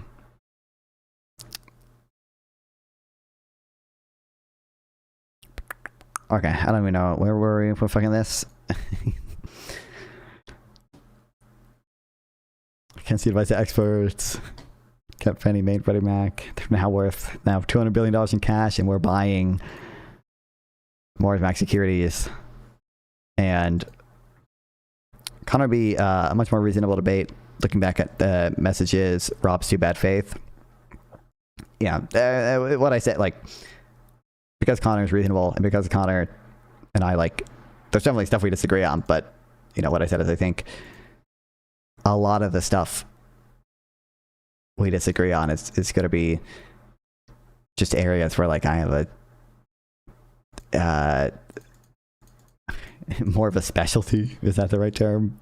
Or whatever that, like, he is or whatever. Like I said, the example I get, like, we probably disagree on the effectiveness of stimulus and fiscal policy during, like, a recession, but, like, that's a relatively narrow topic that's I would not think that he thinks about too much. It'd be hard to, like, have a debate on that. There'd be, like, there are definitely some ridiculous takes by Connor, but he's a number of very good takes. I mean, he's like, I don't know, I've seen him give kind of weird takes regarding immigration sometimes, but I don't know, he's talking about that with Pisco a lot. So, like, I don't know what new, well, in fairness, when he talks about stuff with Pisco, whatever, they're usually talking, like, legality. They're usually talking, I don't know it's not like a meta conversation, but it kind of is a meta conversation. They're not actually talking about policies. They're just talking about, like, their beliefs and, like, how sort of, regardless of the policies, whether or not certain things Trump has done is like disqualifying enough such that Connor's, like, should not vote for Republicans in the future or whatever, like, stuff like that. Like, yeah, I don't know. I think it'd be yes or no, not fun. Yes or no. Listen, Pisco's goated, all right.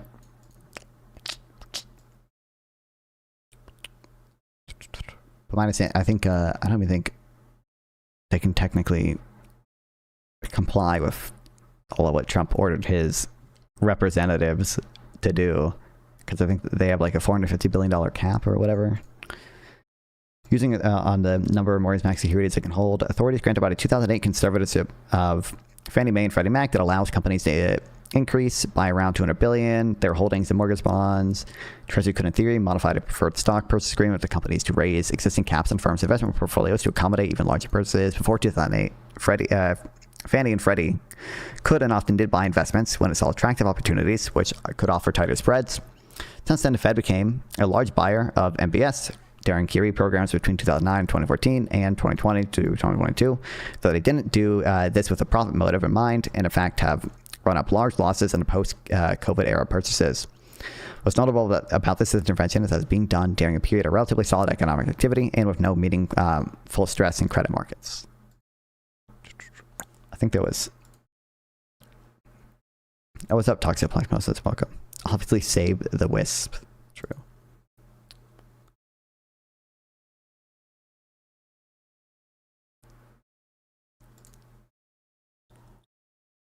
I thought I bookmarked something. I bookmarked this on it. I don't even know. 200 billion basically put the GSEs at their legal caps of 550 billion.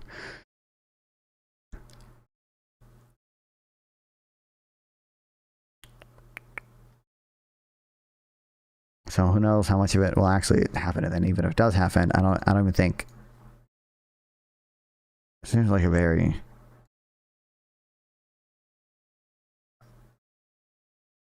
just like silly thing.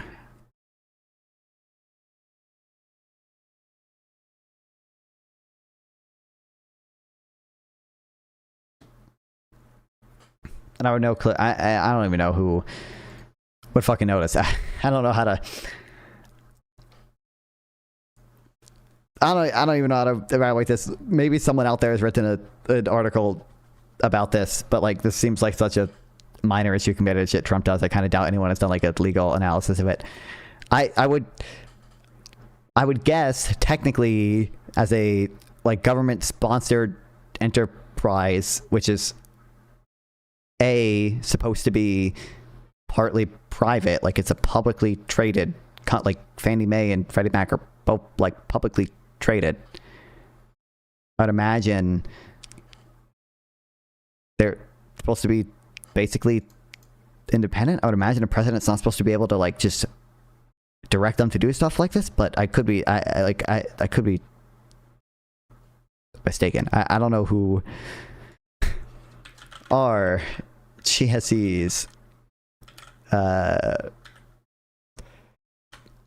Here, has it specified government sponsored? Not what are government sponsored enterprises. Oh shit! Thanks for the 200 bits, Legalanius. Have a good one, brother. Have a good one as well. I appreciate it. I appreciate the 300 bits. I'll see you next time I stream. Not fully independent, they're privately owned, but federally chartered. Just their public goals. Operating from implicit government backing gives them quasi. Okay, so but I just want to like, what's the?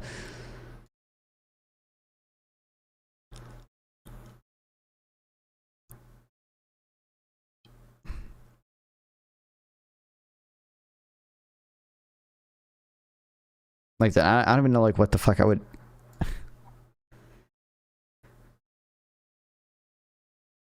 Like look up the finance exactly. I don't think. I would imagine their goals are in some way set by Congress. The same way like the Federal Reserve's mandate is like specified by Congress, right? They say the Federal Reserve is created to balance price stability and full employment. It's privately owned, as evidenced by capital stocks, is under the direction of a board of directors, a majority of which is elected by private owners.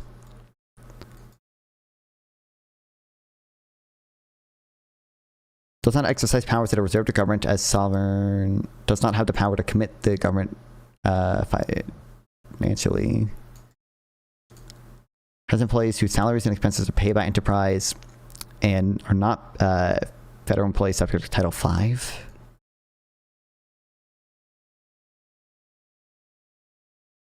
I'm not asking asking for answers. I'm asking for, nice one. What's up, Conway Chewy?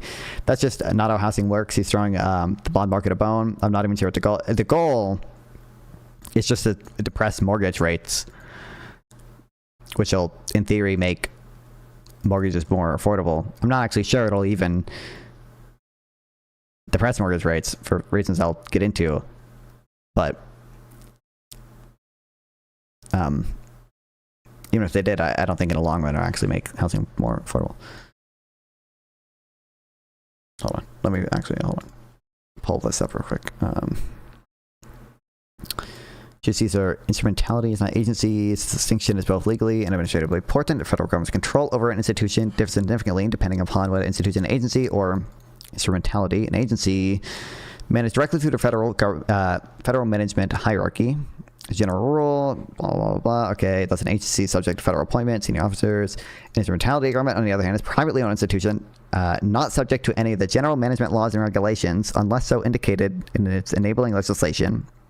May be assigned limited prerogatives in its charter, normally associated with the government's sovereign authority, in return for limited assignment of governmental powers, cannot on its own authority, alter the charter. So I guess I don't know, like what I'm at. So in the like managerial hierarchy, like my understanding is the reasons kind of some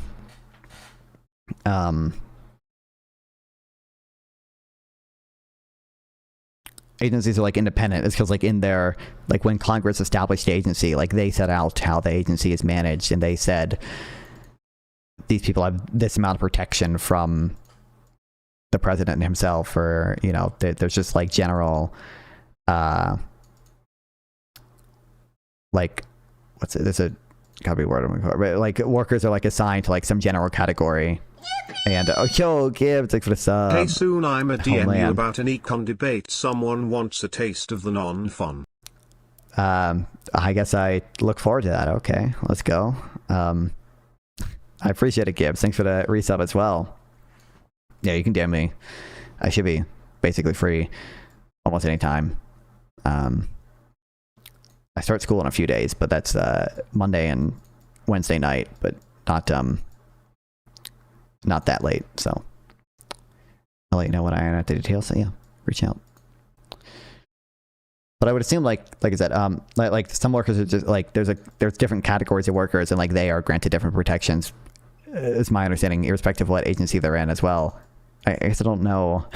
So I don't know like if there's like if the GSC is just not subject to the managerial rules. To me, that implies, you know, because you know, they're not supposed to be managed by the federal government. That could imply they would be illegal, right? That there's some manner in which it's illegal for the federal government to manage them. But it might also just mean like because they're not subject to the federal government managerial hierarchy, that it actually just like is not illegal to do what Trump did essentially and order his representatives to do whatever. Investing in bonds for house funding just doesn't make more houses. I don't even think it's not even like it doesn't sound like that's even his goal here. It's just he just wants to like reduce mortgage rates, and it doesn't necessarily going to lead to more housing, but supposedly it's going to increase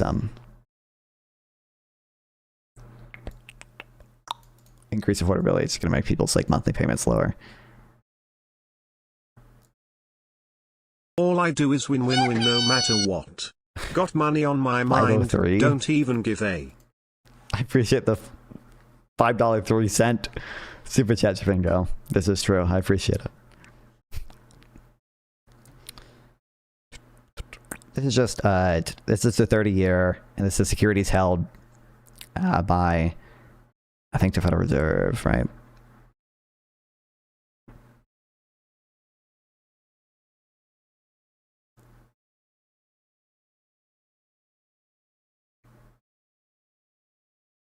It's like they're going down. Obviously, like probably do some type of more robust causal analysis to make any strong correlations, but it doesn't seem like it's necessarily that big either way. And you can definitely see they've been reducing them since like 2022, and mortgage rates have been trending like slightly downward,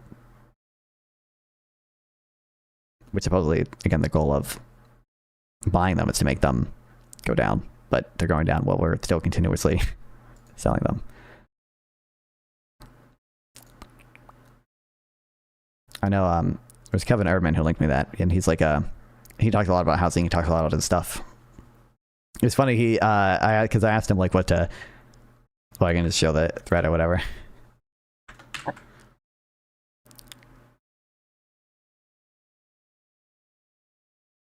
I asked him what he thought about it. And he said, it's popular from first principles to argue that mortgage-backed securities purchased by the agencies and the Fed lower mortgage rates. I see little evidence of that. It's also popular to argue that lower mortgage rates increase home prices and completions. I see little evidence of that. Hype train. Oh, you're gonna. I appreciate you stopping by, Chipringo. I'll see you later. Hold on. What is they here? Is they mortgage rates? I don't know what it means to say like mortgage rates are inflated. You just did it this guy, Anna. Let's go. I appreciate it, Gibbs. Let's go. I actually thought, asked him what to read on it first. I thought of fucking Scott Sumner when he gave this reply, because I've seen some of Scott Sumner's stuff on this before. But Scott Sumner, the market monetarist, would argue that cash injections don't reliably lower long-term rates. Here's a chart of mortgage-backed security holdings and mortgage rates. I see the short to medium-term correlation looks mildly positive. And the content number is like 2 things on it. This one is not that detailed though. And then Kevin Urban has stuff on it that we'll probably get to tomorrow, because we're definitely not getting into it today at this point. Let me just clear this out.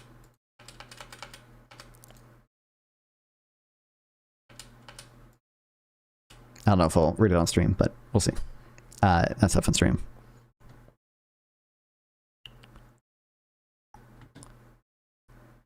Do low interest rates stimulate housing? If you answer the question of yes, then you are reasoning from a price change.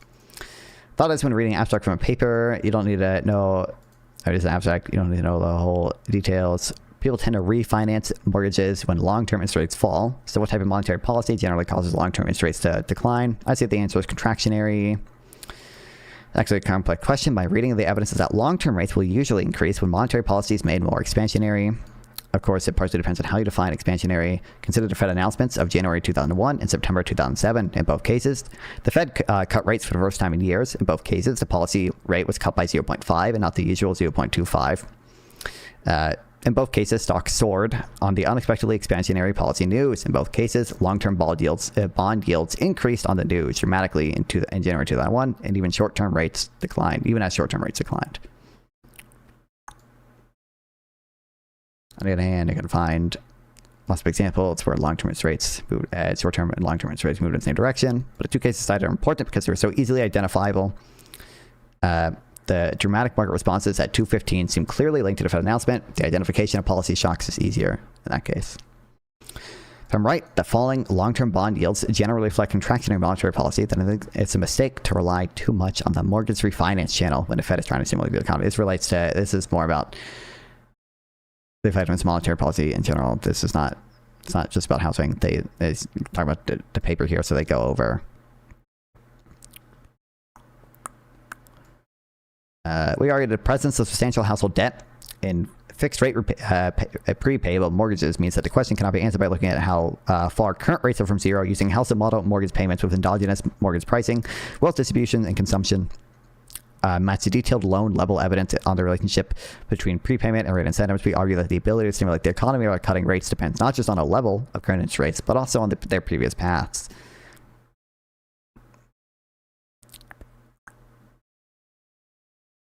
Yeah, okay. And this is a nicer thing, I think, but okay, supply lines are all falling apart and we can't provide goods. Well, here's $1,000. Well, it's not even new. I mean, this is not new money, to be clear. That's why it's weird people are calling it QE. It kind of is QE, but QE is done with new money. Although it would be nice. Okay, would be nice if this got people to understand that most of the QE done in 2008 was not actually done to increase the money supply. It was just done to change long-term interest rates. It was done to drive down long-term interest rates. General interest rates, not just mortgage rates, but obviously, theoretically, ideally, would have the same effect on long-term mortgage rates as well. But, well, old mortgage rates are long-term, I guess, but, you know. You can watch Bernanke say this in interviews where he says, oh, you know, we looked at what Japan did with quantitative easing, but they were trying to increase the money supply. We weren't trying to increase the money supply. We were just trying to lower bond yields. But people don't understand that. And you have people like Ron Paul saying, oh my God, the Fed printed a bajillion, quadrillion dollars, and there's going to be hyperinflation from all the bajillion, quadrillion dollars that the Fed printed. But anyway.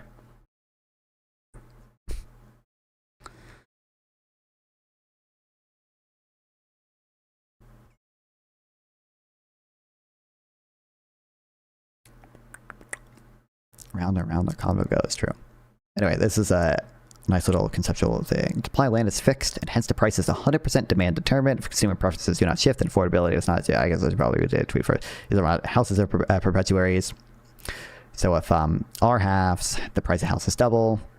So the interest component on the mortgage, and this just typically, this is the like rate or like interest rate on return of the house, basically. Not like the general interest rate, but you know, the interest that the investment generates for the landlord. So the interest component of the mortgage is the same, but the down payment doubles and the principal component doubles. Still falling R makes it harder to buy a house. Okay, now assume the interest rate falls in half for reasons unrelated to the land industry. If the price of land were to double, then land would be less affordable for the reasons suggested by Nick. But if consumer preferences did not change, then this cannot be the equilibrium outcome. Instead, prices will rise by less than 100%, and the added negative of higher down payments will be exactly offset by the added benefit of lower monthly loan payments due to lower interest rates. The price of land will rise, but the composite of owning land, down payment plus interest, doesn't change.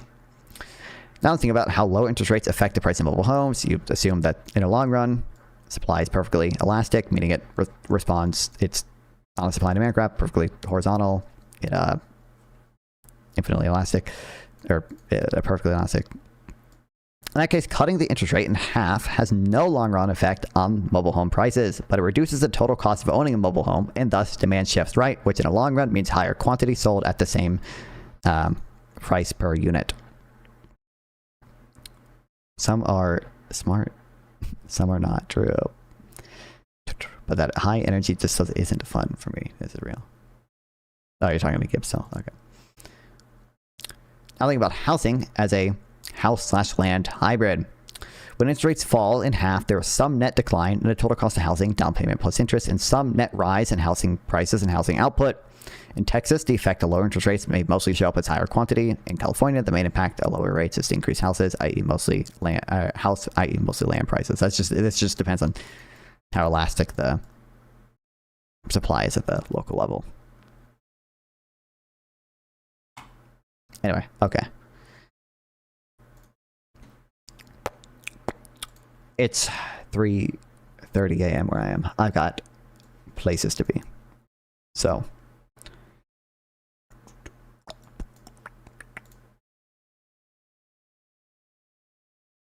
whoa. Fuck it, let's revive Georgism. This is real. Anyway, yeah,